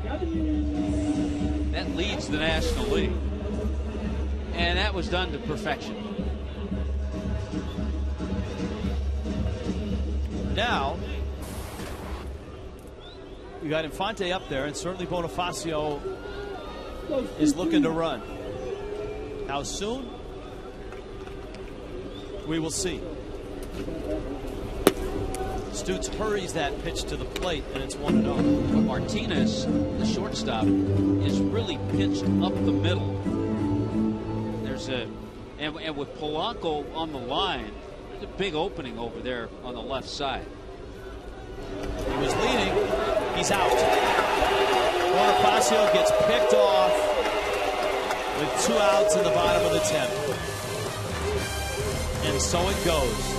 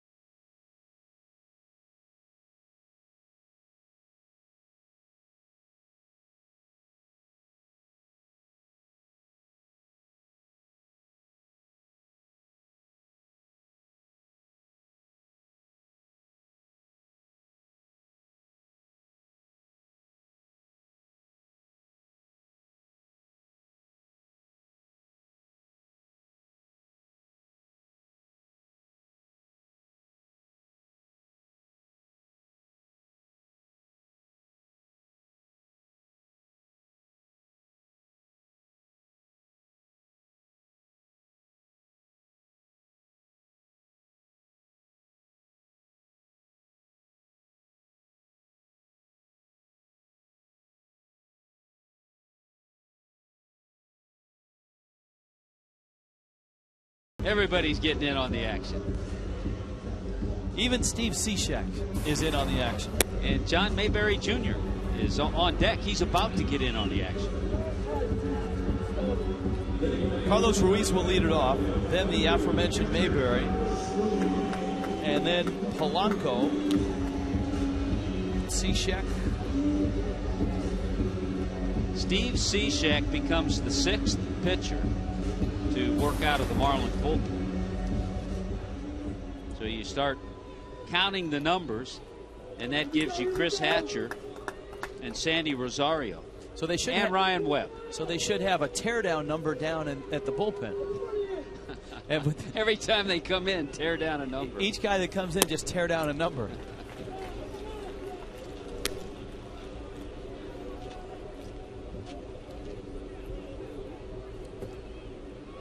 Ruiz, 1 for 2. Dobbs makes the play. 1 out, and here comes Mayberry. A couple of little extra skips by Greg Dobbs. He knew he had time. He just wanted to get that arm in the right position to make a good throw. Remember, it was his throwing error that opened the door for a 2-run inning for the Phillies in the second. Mayberry, as you noted, a real pleasant surprise, because the Phillies, come May and June, were desperate for a right-handed bat. That's why they made the Hunter Pence deal. But with the loss of Jason Worth, as they were doing that, Mayberry started to heat up and get hits, and he's turned himself into, at the very least, a platoon guy in left field. Little tapper, this is an issue. And Cishek almost airmailed it again. If there's one thing that Steve Cishek works on in the offseason, it's that. First of all, I think he doesn't feel comfortable making an easy throw. He didn't have to air that one out the way he did. And I think he feels uncomfortable with a lob throw. A play like that, he may want to get it and run 3 or 4 steps to first. He had time and underhand. But this is becoming a problem for Cishek. He doesn't get his arm in the right angle at all. Well, watch where it is. It's the same angle in which he pitches. Yeah. He doesn't know how to get on top. But fortunately, Gabby hangs on over at first. I think at this point, too, it gets to become a little mental thing for a young pitcher as well. There's no question he's helped his cause and has shown the organization he belongs here. That one into right field, a base hit by Polanco. 2-out single. Polanco's aboard. And here comes Victorino. Number 8, Victorino. Let's go, Phil. Braves and Dodgers 3-3, bottom 9. Braves have a runner at second with 1 out. Marlins and Phillies here in the 11th. The Mets are about to finish off the Nationals in D.C. 6-3. Mets would crawl within 2 of 500. The Brewers are about to shut out Houston.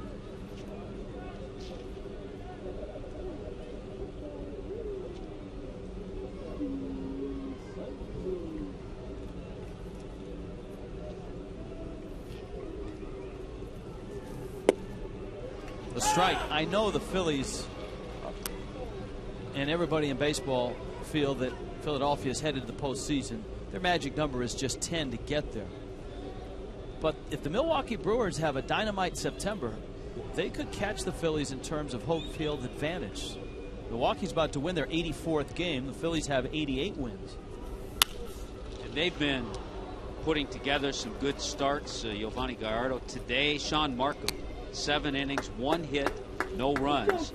Now they turn it over to K-Rod and then Axford. You mentioned those 2 guys earlier. Zach Greinke has been throwing much better.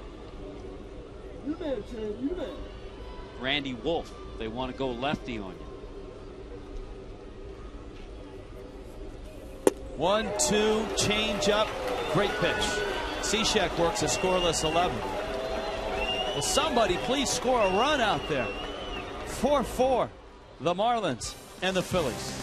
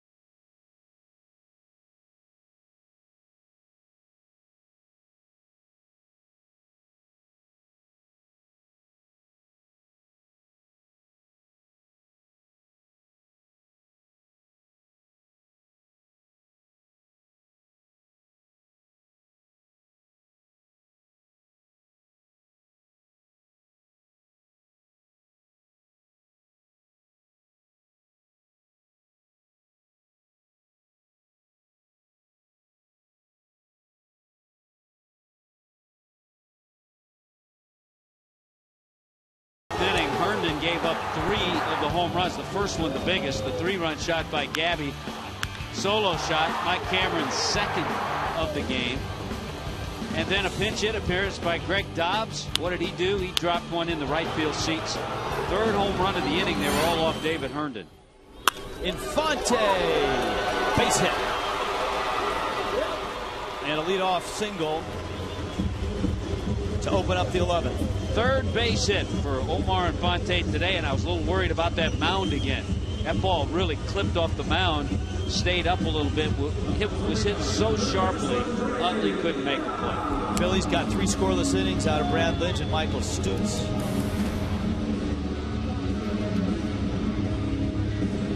You see, Herndon had given up only 6 home runs going into last night. And here's Dobbs facing him again.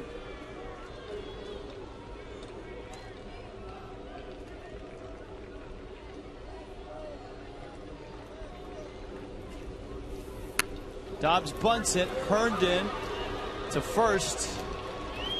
And he gets the out. So Dobbs gives himself up. Infante's in scoring position. Nice shot by Greg Dobbs and a good jump by Omar Infante to take away any thought that Herndon might have played second base.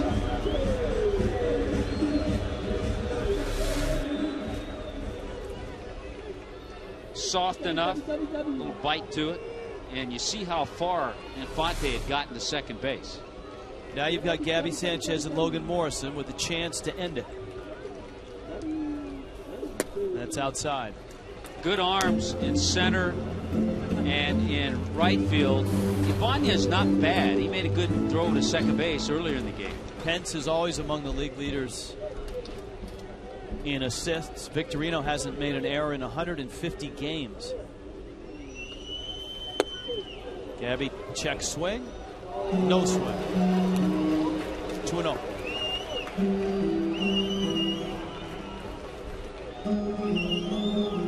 So 2 of the guys that homered against him, Herndon has to face right away, less than 24 hours after that big 8th inning. Drops a 2-0 slider. Pretty good pitch in on Gabby.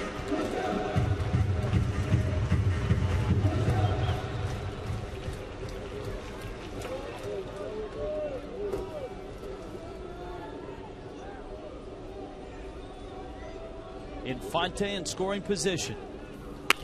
Gabby a grounder. Infante started at third and then put on the brakes and headed back. The smart baseball mind that he has took over immediately. It overrode his instincts. Whoops. And Martinez with the play. The Marlins, through 10, have left 12 men on base.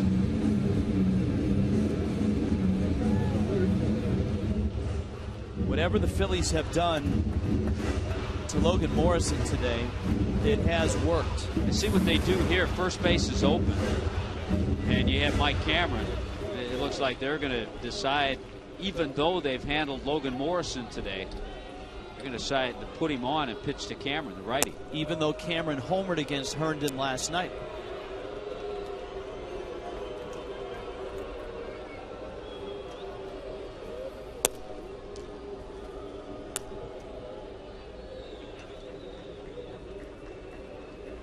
Pete McCann running the club. Charlie Manuel ejected. And Jack's still here. And I think everybody on both sides interested to hear from the umpire's room the explanation, not only the sequence of the call for the fan interference, but also what went on after the lengthy discussion, argument, the ejection of Manuel, the continued discussion of the umpires. Was it placement of runner after the call? Normally in a call like this, the umpires will issue a statement after the game, whenever that might be.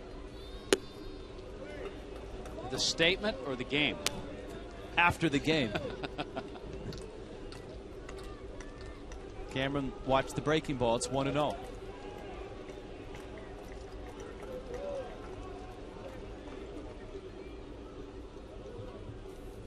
Breaking ball. Mike hits it to center and deep. Victorino should have room. Does have room. Let's keep playing baseball. To the 12th we go for 4. Phillies Fish.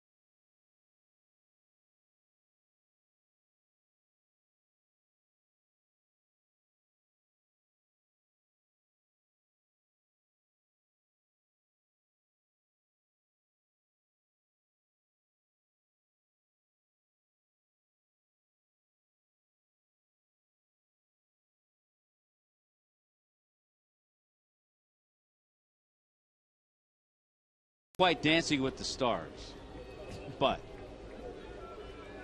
all that is nice is that everybody's having a good time. It's true. Michael Martinez, Chase Utley, Ryan Howard also scheduled to make appearances. In the 12th, we have Martinez. Has walked twice, has an RBI single, has drawn compliments from Tommy Hutton. There's a strike. It's 1-1. I'm sorry. I'm punchy. I think we both are. You had a late night last night. So did I. And here we are in the 12th. Martinez pulls it foul. But the both sides now getting to the back of their pen. Cishek is the first Marlin to work a multiple inning out of the pen.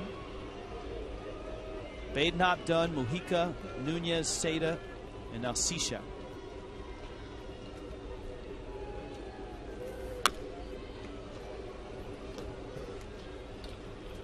I'm surprised. Of course, they haven't seen a lot of him. 2 strikes now, it's too late. That Martinez wasn't thinking bunt and just bunt it back to Cishek. We've seen him airmail 2 throws for errors this year, and he almost did it again, and Martinez does it again. Drives it to right. That ball's going up at the wall. Martinez send him to the Hall of Fame. Great speed. He'll stop at second. It's amazing.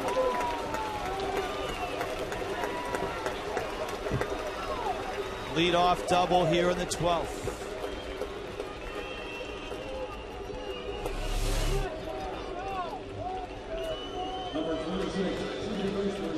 He's a great player, Rich, against the Marlins, okay? You satisfied? He's outstanding. Put him in there every day. I'm not saying a thing. But he came into the game hitting .212. Yes, he did. Chase Utley. Been a tough series for Utley. But knowing Chase Utley, he's looking for a pitch he can pull to the right side. And generally, when he gets in this situation, he does a pretty good job of it. In fact, he's going to square and take. That surprises me with a guy who's so good at doing that. He stands on top of the plate. He can pull a ball anytime he wants. That surprised me. Do you think he was actually doing that or just showing? He might have done that on his own too. Let's go, Phil.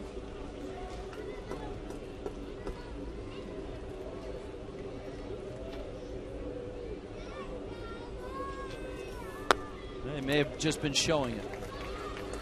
It's 1-1. Sometimes a guy will do that to just move the infield around a bit, to see a pitch from a guy he hasn't faced. Believe it or not, a lot of times when you square to bunt or show bunt a little bit and you're looking at the pitch, you see it a lot better.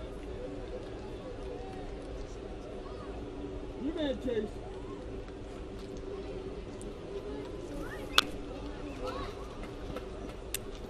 Cishek with the count 1-2.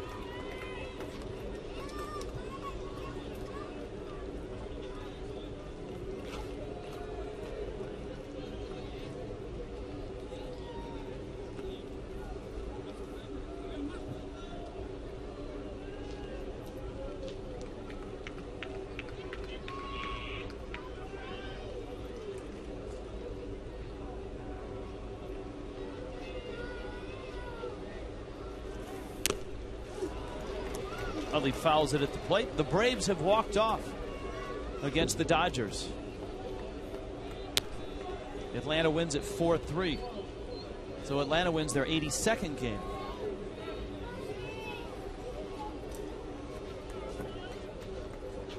Craig Kimbrell gets the win.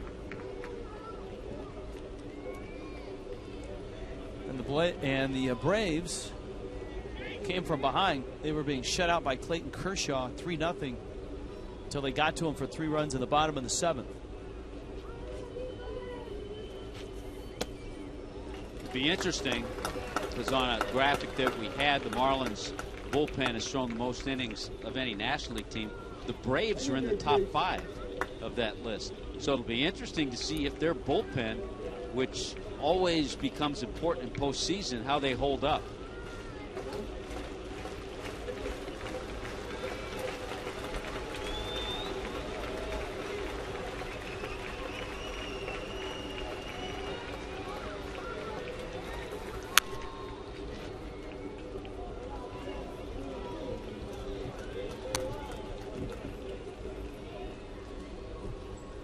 Count still 2-2. Reds and Cardinals 2-2 in the 9th. Cubs beating the Pirates 5-1. What a moment it must have been for Derek Lee yesterday. With a grand slam at Wrigley off of Carlos Marmol.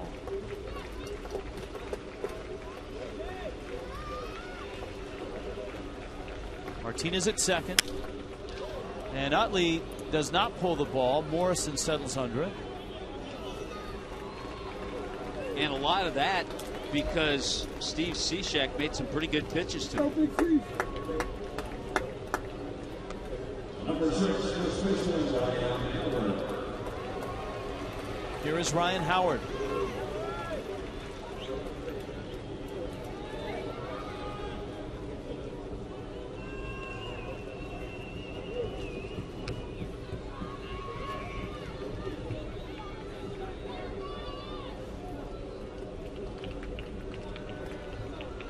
Howard 2 for 3 with a couple of walks. The Marlins will put him on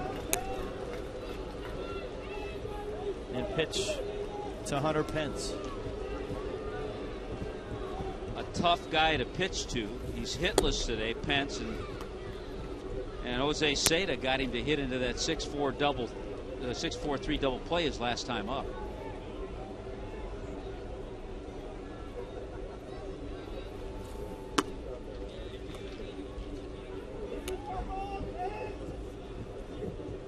Swing at this one, Howard.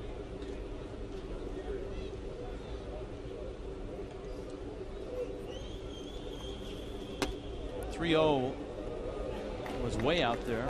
So Howard's aboard. Chris Hatcher in the Marlins pen. Here comes Pence.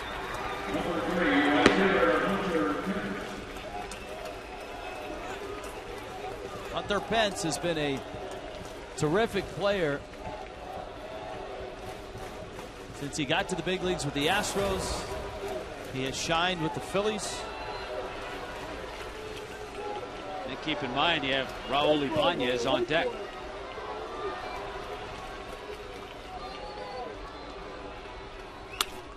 Soft fly ball right field. Peterson has it. Martinez tags.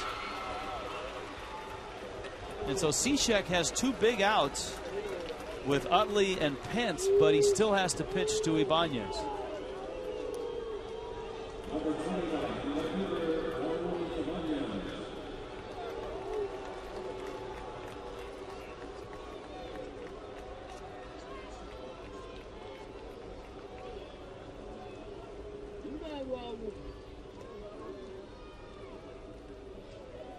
Last few times up, Ibanez has hit the ball well. Deep fly ball to right in the 10th, single in the 8th, double in the 6th.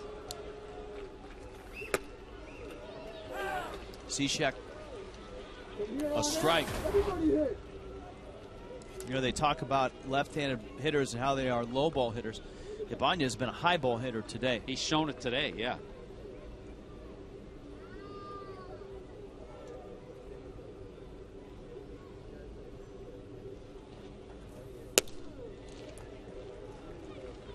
Change up, 1-1.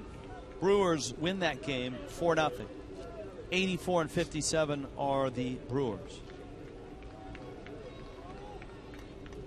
That would be Michael Martinez. Ryan Howard is at first.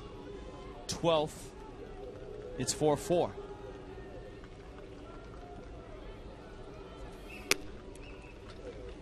Ryan Braun, 26th home run in that game, 3 for 3. And K-Rod turned it over to Saito to finish things off. They forget about Saito in the bullpen.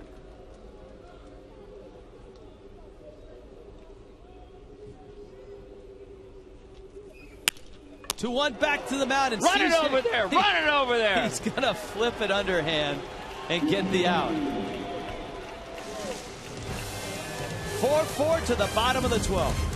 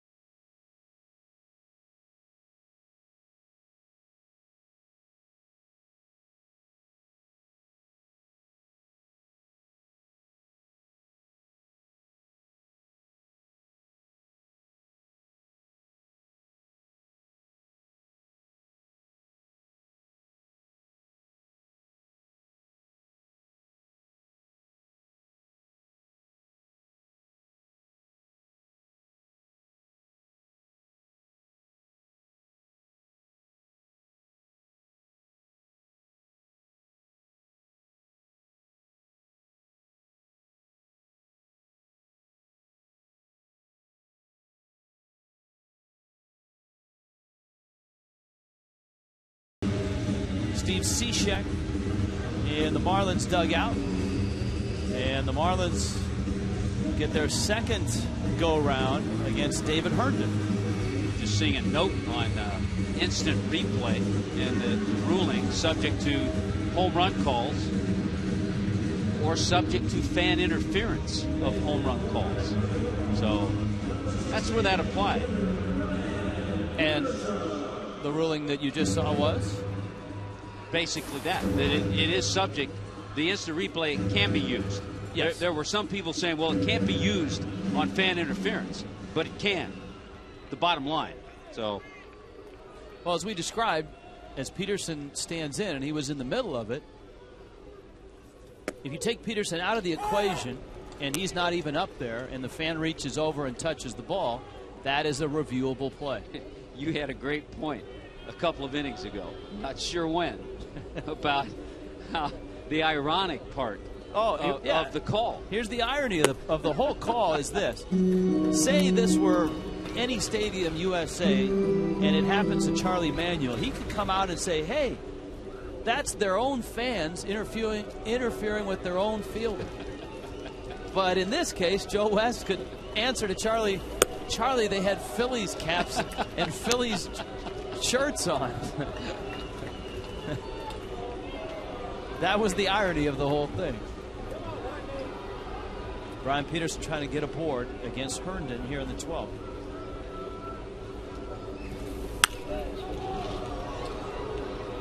Peterson had tough at bat last time up against Stoots.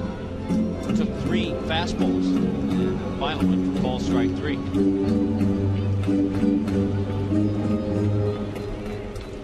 Peterson 1 career homer.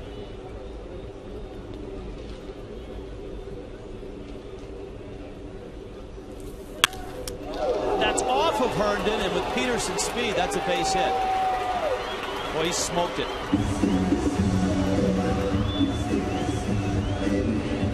Herndon saying it hit his glove. Now, remember the Marlins had speed at first in the 10th. Bonifacio got picked off. Boy, another 2-hit game for Peterson. Ball hit hard. All right, here's an interesting spot, Tommy. You got John Buck up here. He's not a guy that in his career has had to bunt much. You got great speed at first. Plus, on deck is the pitcher spot. And it's Javi Vasquez who emerges, which tells you that Mike Stanton is not available. Thank you. Thank you. So we were told Stanton, if necessary, it's Vasquez who's on deck. So Peterson may be running. Buck. Now, if Vasquez is on deck, why is Buck squaring? Yeah, that makes no sense. Couldn't get that out fast enough.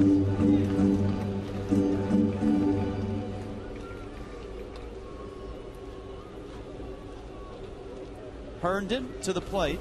Buck figure this one out. It's a good one, and the throw is in time. This is baffling. I can't figure this one out. Why would you bunt Peterson up? Because you've got Vasquez coming to the plate. Yeah, you know, you're saying, well, maybe to stay out of a double play to keep John Buck. What are the odds of him hitting a double play ball? I'm very surprised at this one.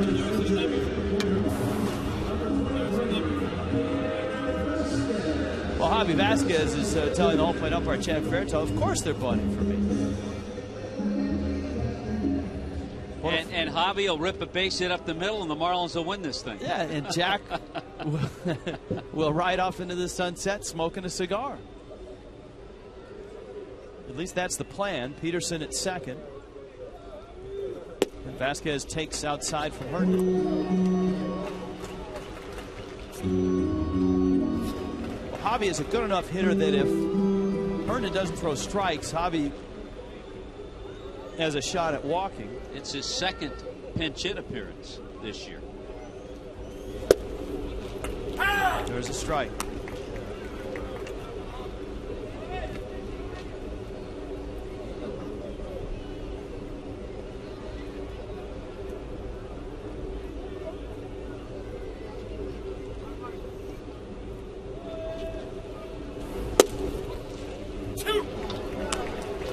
Now it's 1-2.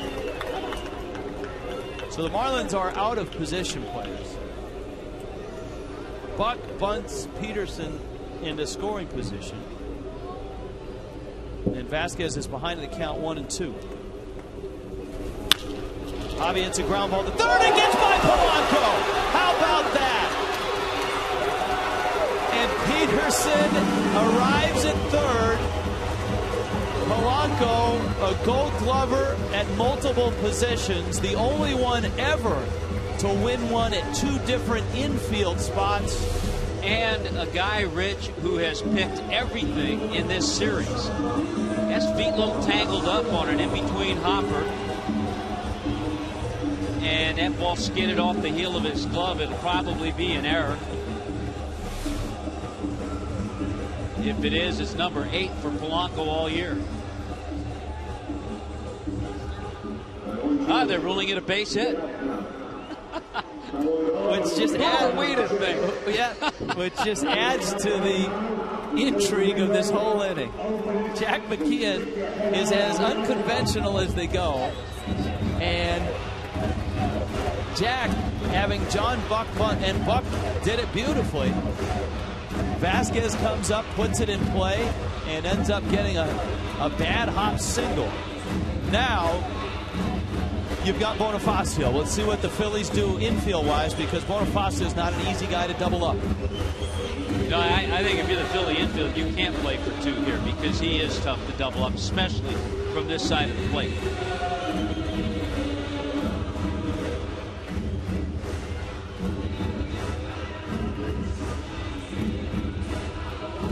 So there's Peterson. You got great speed there. Getting a lot of instructions from Joe Espada.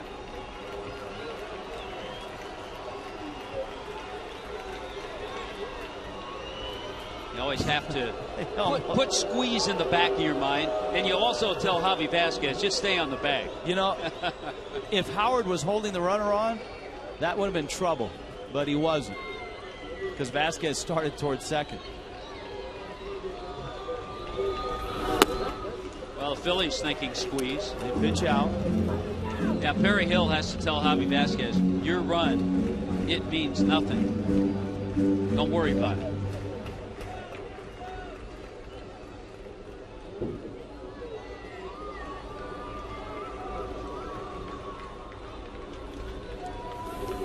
They're still thinking squeeze. Thinking again. They may just... Would they load him up? That's possible. I think they will. Yeah. They get to the right-handed hitting Omar Infante. So they weren't going to been one of the hotter hitters for the last few months. They weren't going to pitch to Bonifacio at all. No. They figured let's show the fact that we are pitching to him and pitch out twice, and if they don't squeeze and we don't get him, they'll just walk him.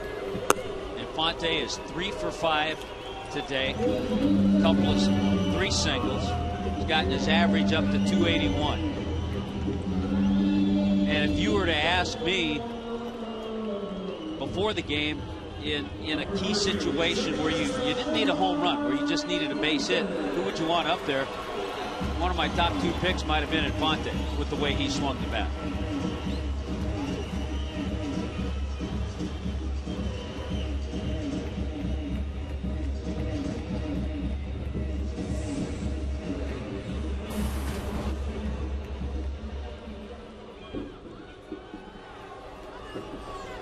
Infield is in.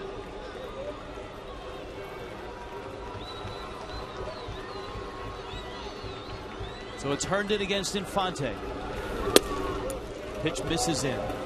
Infante's not an easy guy to walk, though he did walk in the 7th. 4 walk-off hits. I'm willing to bet a couple of those have been against the Marlins as a Brave. Pulls it foul. By the way, the crack staff did come up with that note on Polanco. He's the only infielder to win a Gold Glove at different infield positions. In the outfield, they just award Gold Gloves as outfielders. They don't specify right, center, and left. Yeah. A lot of times, 3 center fielders win the award. 1-1 pitch. In. Peterson opened the inning with a single off of Herndon's glove. Buck actually sacrificed with Vasquez on deck, and he got an infield single. Bonifacio was walked, which sets this matchup up. Herndon and Infante. He popped him up, and Ruiz tosses the mask and it's up to Dobbs now. Boy, that is the last thing I would have expected from Omar Infante. The way he hits shots, line drives, hard ground balls. Herndon kept working him in, kept pounding fastballs in on him. Stayed there and got him to pop that fastball that was up a little bit, but inside. Good pitch by David Herndon. So it's Herndon against Dobbs, and this is the second time that Dobbs has faced him in this ball game. He dropped down a sacrifice bunt. Remember last night he faced him as a pinch hitter and he homered.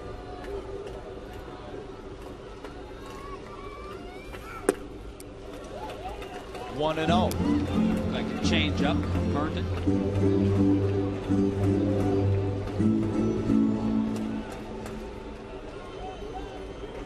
Dobbs has had big hits for the Fish all year,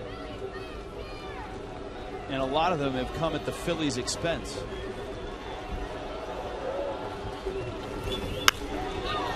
Fly ball down the line. Ibanez is there, and he makes the catch. And we go to the 13th.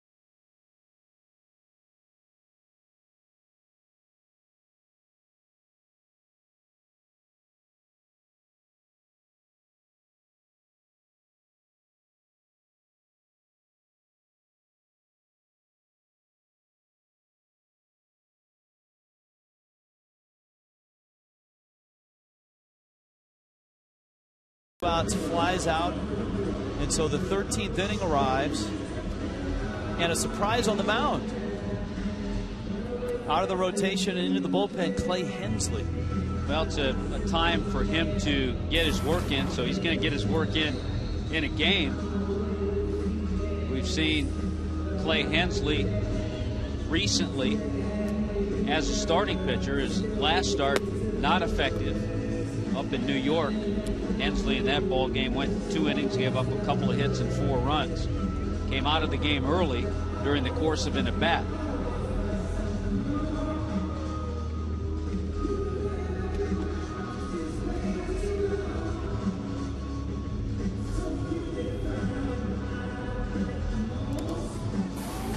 So Hensley, Carlos Ruiz, who has been ever sturdy in this series, starting all 3 games and playing here into the 13th.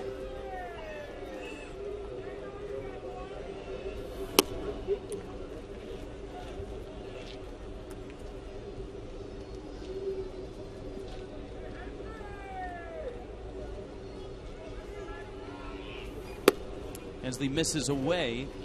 Control's been an issue for Hensley as a starter. And he cannot afford, obviously, that here in extra innings. Dobbs tested. And he makes a nice play. The Marlins today, Rich, have left 17 men on base.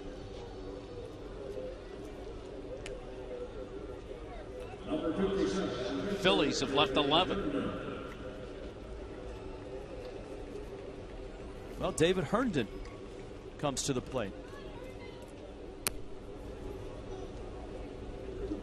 Now nobody's warming up in their bullpen, so he's going to go back out there.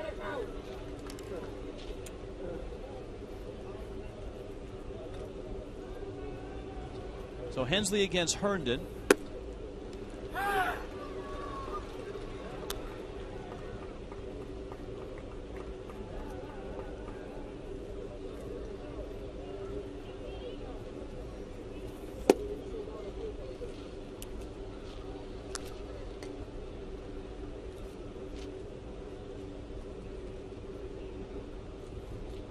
Ball and a strike.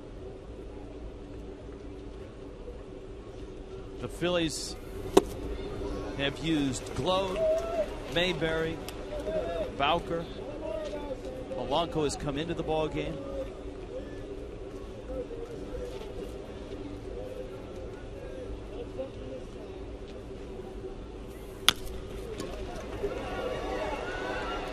Dobbs gets him. A couple of nice plays here in the 13th by Greg Dobbs. And you know what? That just shows the transition of a player from offense to defense, what you have to do in this game. Dobbs made the final out, upset that he couldn't win the game with a base hit. Goes back out there and gets two tough plays, and he's made both of them. Now Polanco.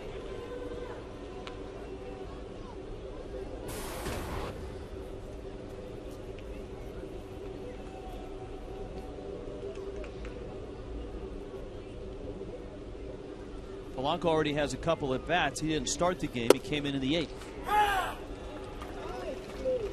Hensley throws a strike.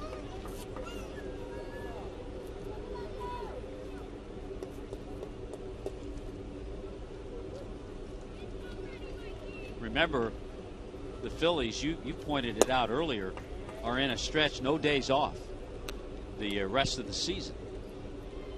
So they'll be looking forward to some extra troops when they make some call-ups.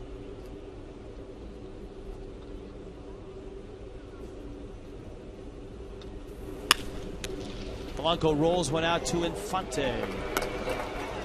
And he throws him out at first. Hensley, a scoreless 13. Still 4-4.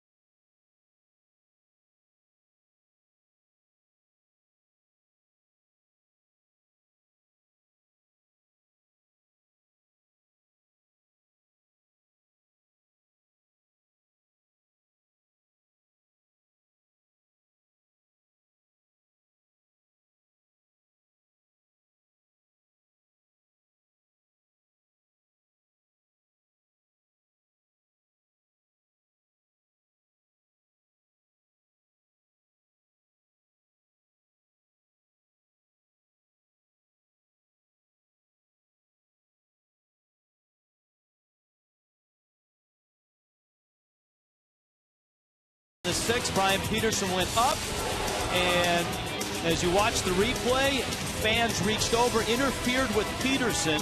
The umpires went in to look at the review. They are able to do that by rule to see if it was a home run or not, or fan interference.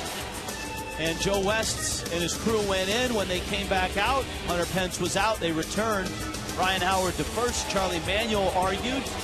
You can't argue a replay. Joe West tossed him. A 13-minute delay while the umpires conferred, while the Phillies argued. As it was a big call at that point because Anibal Sanchez got out of that inning. He would give up a double and then a walk later in the inning, but got a double play ball to finish the inning.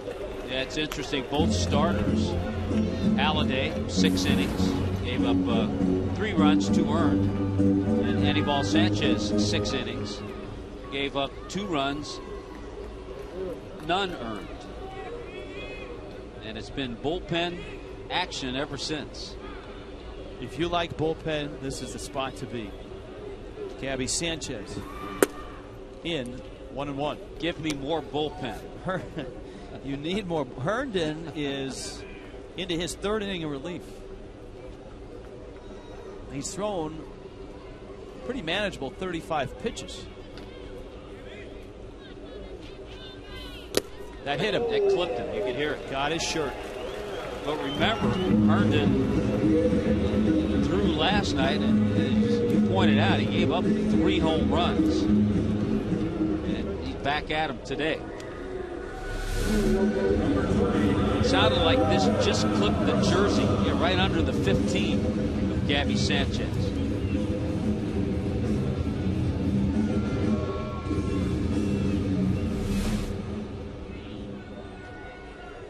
Herndon threw 20 pitches last night. Morrison now. An 0 for 5 day for Lomo. At this point, I would forget about any sacrifice. Just let 3 guys hack away and try to get a gapper or something like that.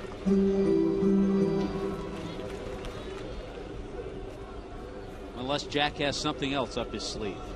Well, what he had up his sleeve last inning almost worked.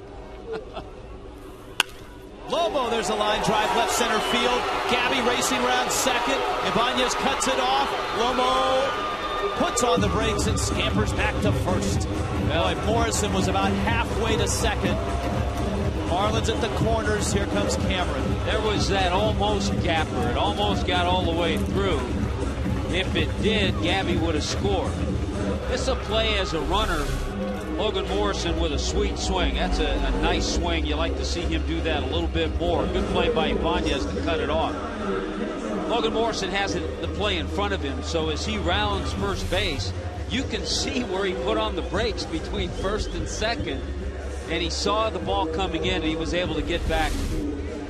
Watch the skid marks. Yeah, he's got skid marks. There they are.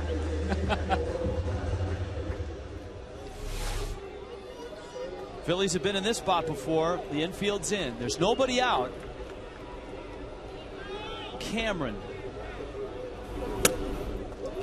That just missed in. Today, with runners in scoring position, I don't have to tell you it's going to be a bad number. The Marlins 3 for 15.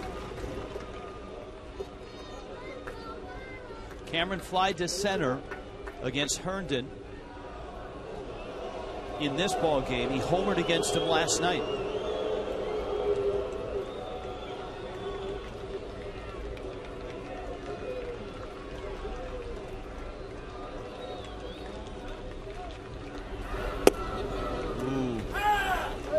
That was a floating breaking ball that probably looked like it was in slow motion once Cameron decided to take it. Hey, to tell you why we're in the 13th inning, the Phillies are 2 for 12 with runners in scoring position. Gabby and Morrison at the corners. Nobody out. 1-1 coming. Cameron, line to the left. In comes Ibanez. Makes the catch. Everybody holds.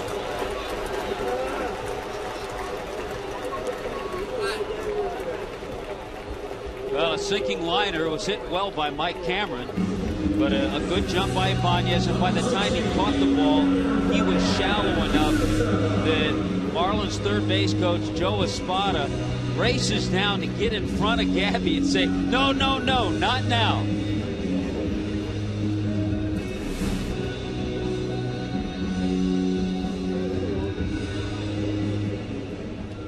You got John Buck on deck, and the Phillies know that behind Buck, the Marlins don't have another position player.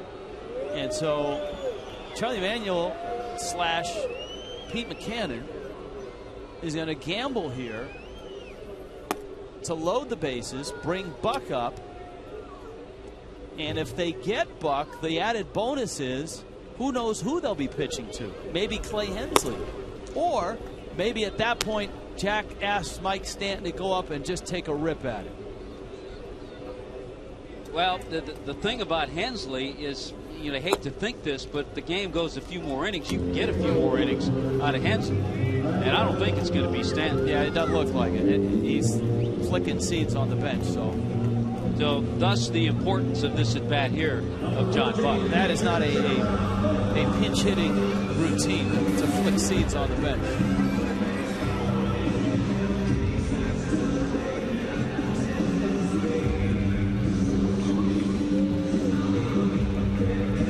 You know, the Phillies have issued intentional walks in each of the last 3 innings.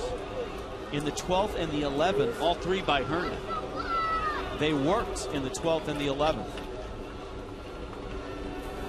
Buck, liner to right. Pence has a great arm, and he makes the catch. And now the Marlins are really in a spot. They don't have another hitter. All they've got is Clay Hensley. And he's going to hit. And the Phillies, wow, have maneuvered it perfectly. Well, with all the pitchers used, with the short bench that Jack has, this is why he's in this predicament. 2 balls hit pretty well. One by Mike Cameron, both sinking line drives, but to shallow left and that one to shallow right. And no chance at all for Gabby to score. Clay Hensley is a career .094 hitter. Remember, Herndon hit Gabby Sanchez, the first batter of the inning. Hensley, a soft ground ball. Martinez gets the out, and it's on to the 14th. Unbelievable. At the corners with nobody out, and the Fish don't score.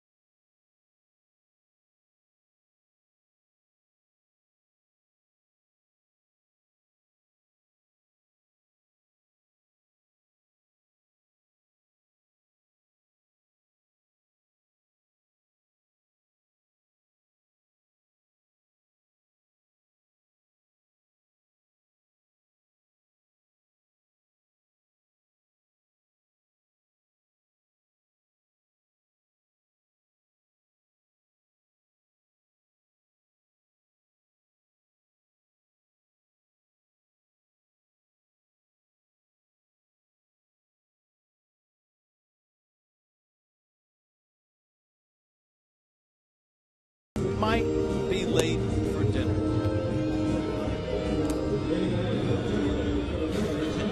Or receiving a call from a fan saying, "Do you realize Marlins have left 20 men on base?" Wow. Club record is 21. That was in that 20-inning game against St. Louis. Well, Clay Hensley continues on. How bizarre, Rich, I mean, we may as well start talking about all kinds of things now. How bizarre would that have been had Clay Hensley put the ball in play somewhere or even gotten a base hit? Well, and the Marlins would have won, considering with Vasquez pinch hitting and getting a base hit. Yeah, well, and what made Vasquez's pinch hit so bizarre was the fact that Jack McKeon had John Buck sacrifice with Vasquez on deck with speed at first in Peterson. And the Marlins have put themselves in a spot to win the game. And as you pointed out, they hit 2 balls hard. But shallow liners to left and to right, and you don't have terrific speed at third with Gabby Sanchez, so the Fish and the Phils fight on into the 14th. Hensley misses up. Victorino, Michael Martinez, Chase Utley.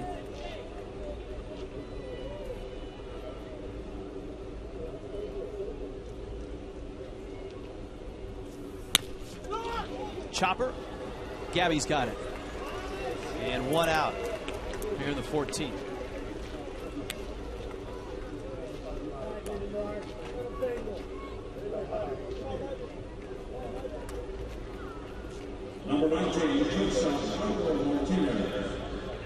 And here comes Michael Martinez, who's had quite a day.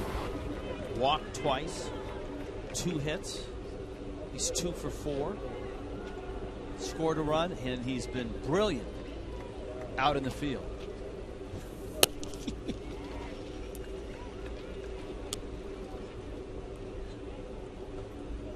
Drawing the admiration of many here at Sun Life Stadium. Hensley wants a new baseball.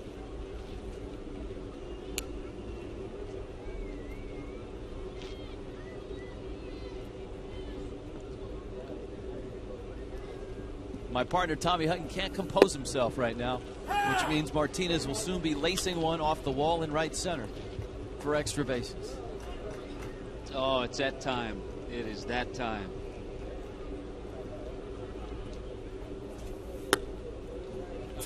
Good pitch by Hensley. Dropped in for a strike.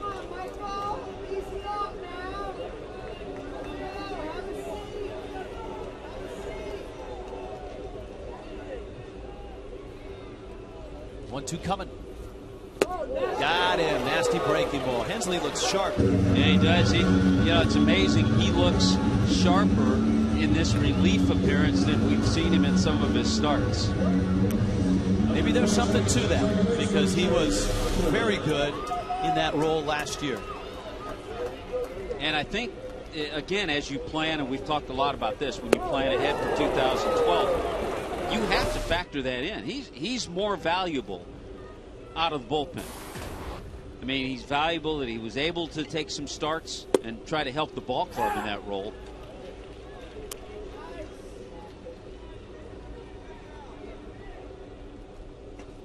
Oh, and 1. Now the Marlins have used a number of pitchers. Hensley into his second inning. Sanchez went 6. Then you have Badenhop, Dunn, Mojica, Nunez, Seda, Cishek, and now Hensley. The Marlins set up in this type of ball game maybe a little bit better than the Phillies. The Phillies bullpen, because their starting rotation is so good and gets so deep in games, they haven't had to stretch guys out for a long time. I mean, a lot of times it's 7 innings or 8 innings of Halladay, maybe some Bastardo, and that guy, Ryan Madsen. And then the next night, a complete game from Cliff Lee. Rested bullpen the next night for Hamels, who goes 7 or 8.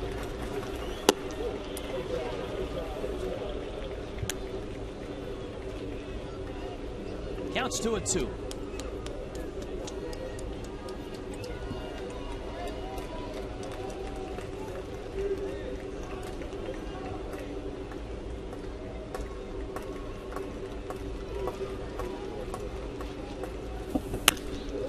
Utley, a sharp 2-hopper at Infante. 0 for 7 is Chase Utley.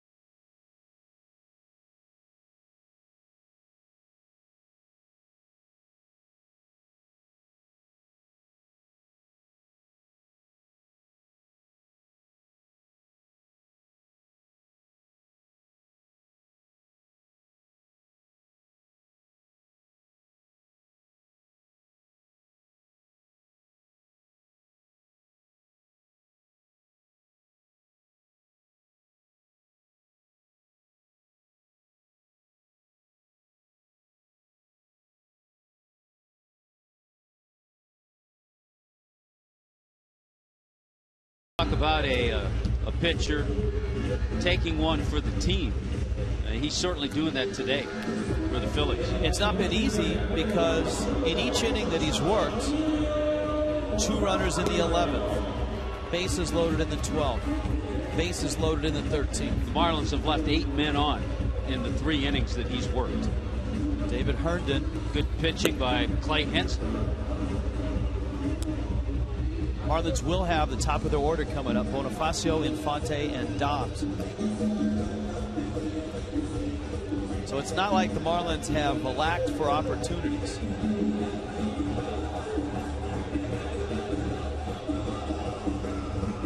Remember Bonifacio back in the 10th inning against Stutes.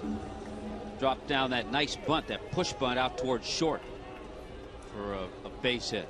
Marlins have had a runner at third and less than 2 outs in each of the last 2 innings. In fact, last inning they had a runner at third and nobody out. Herndon misses away. However, after that bunt single, Bonifacio was promptly picked off by Stutes.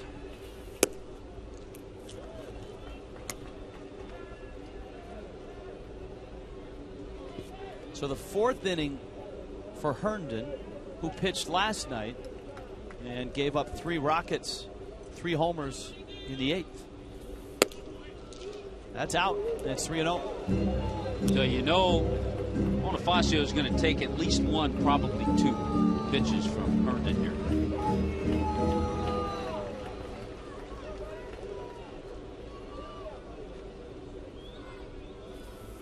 And they've walked him. Now, question for you, Tommy Hutton. Yes. Do you let Bonifacio try to steal the bag, or do you give up the out with Infante here? I don't know if I trust him to steal the bag. You got a good catcher back there in Carlos Ruiz. Of course, a lot of it depends on the time, Herndon's time to the plate.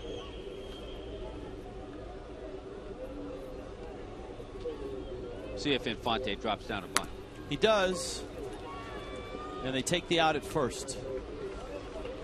All right, this is, for the Marlins, an all too familiar spot. They've got the winning run in scoring position. Of course, they've had that in the 11th, the 12th, and the 13th. That pitch, by the way, if you're keeping track of all the pitches thrown in this game, was the 444th pitch thrown today.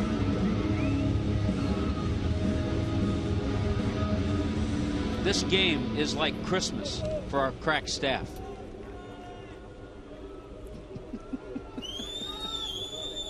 Well, Billy is still smiling.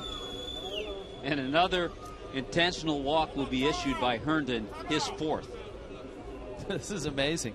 The Phillies, in every one of his innings, have issued an intentional walk. He walked Morrison in the 11th, Bonifacio in the 12th, Peterson in the 13th, and Dobbs here just to bring up Gabby Sanchez.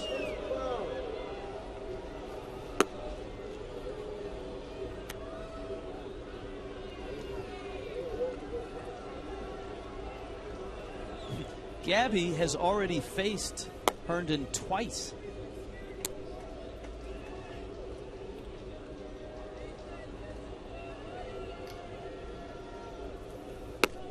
Gabby will be coming up for the 8th time. He's walked once.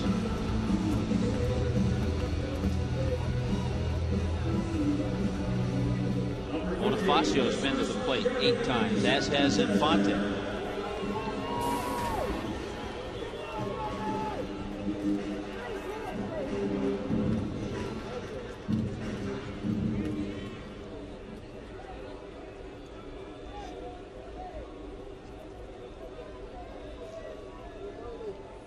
So now it's Gabby with an out in the 14th.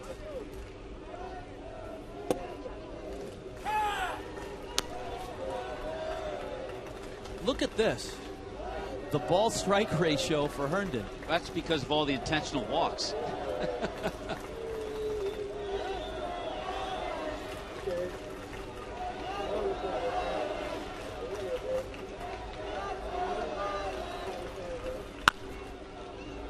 Pulled foul. When he's had to make pitches, he's done a good job with that slider and then working right-handers in. Remember, he came in on Gabby. Wanted to say last time up, but clipped Gabby's jersey. So he's worked the right-handers in pretty well.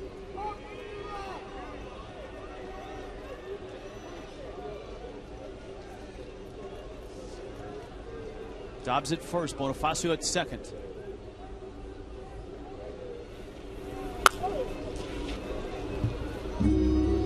Gabby way out in front. 0-2. Pete McCannon can't believe what he's seen.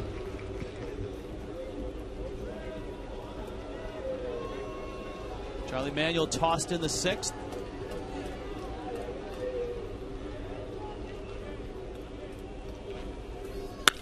Gabby to left. Ibanez catches it.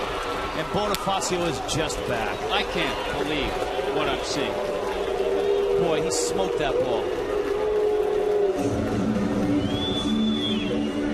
Another ball just hit hard in a situation. And Ibanez, remember, is playing deep. He always plays in deep left field. This ball is scorched, hit hard on the line, but it's hit so hard it carries to Ibanez, who makes a real nice play. Just cradles that ball. I'm not even sure if he got it cleanly, but made a nice catch. Rich Doobie out. Could be another intentional walk. They're trying to decide if they should pitch to Morrison or pitch to Mike Cameron. He's on deck. Of course, if you walk him, now you get the bases loaded. You get Bonifacio over third.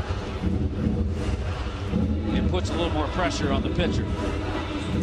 Morrison's last time up, he smoked one in the gap for a base hit into left center.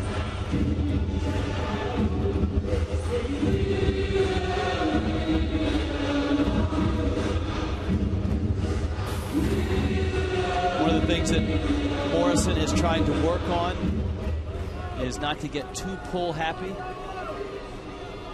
That's why it was good to see him hit that ball the way he did last time up.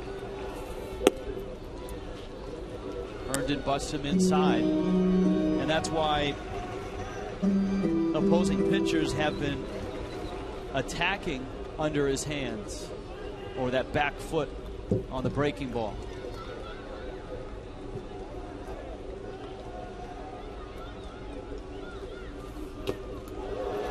That may have clipped him. Morrison gets up, and apparently it didn't. He may not see very much to hit. The first two pitches have given that indication. Good block by Chooch to keep the ball in play in front of him. So the Phillies here are maybe thinking, let's not even throw him a strike and see if he rolls over on one, or that they can jam him on something in.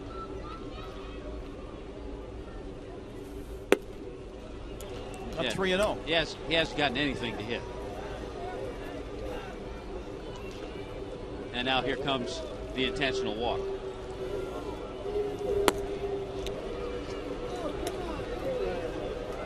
This is the 5th intentional walk.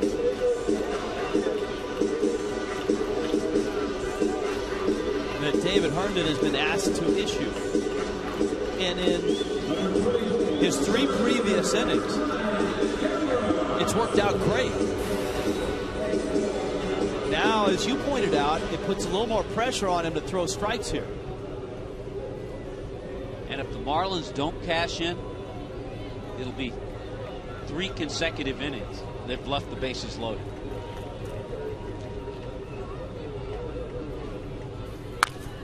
Cameron pulls it foul. They will have left 23 runners on if they... Which will be a club record. Yes. If they don't score here.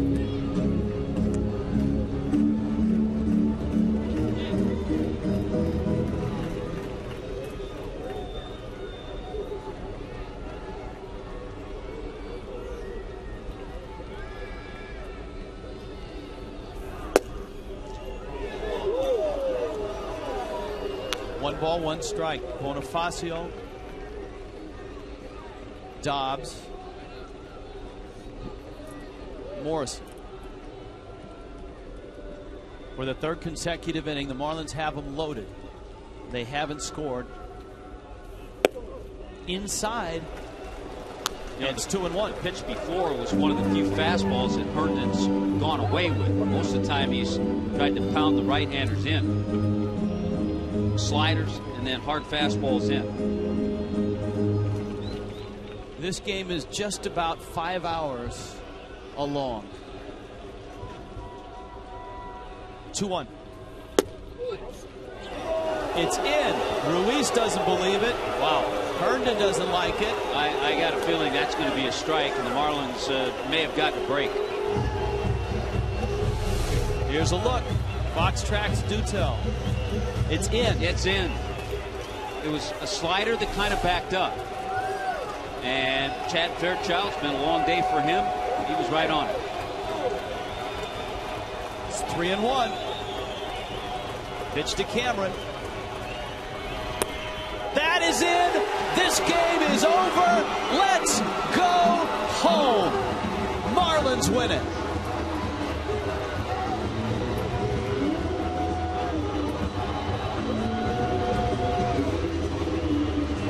After all of this, it's a walk-off walk.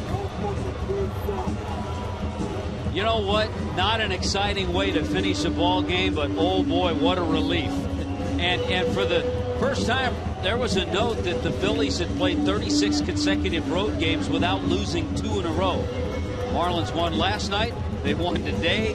And it was a nail-biter, and it was a crazy game, but a nice one for a ball club to win. Our Gunther drive of the game. And take that. Any finish is an exciting finish at this point. The Marlins and Phillies go 14 innings. Mike Cameron walks. Emilio Bonifacio scores. And there you go. And the Fish win it, and they win the series.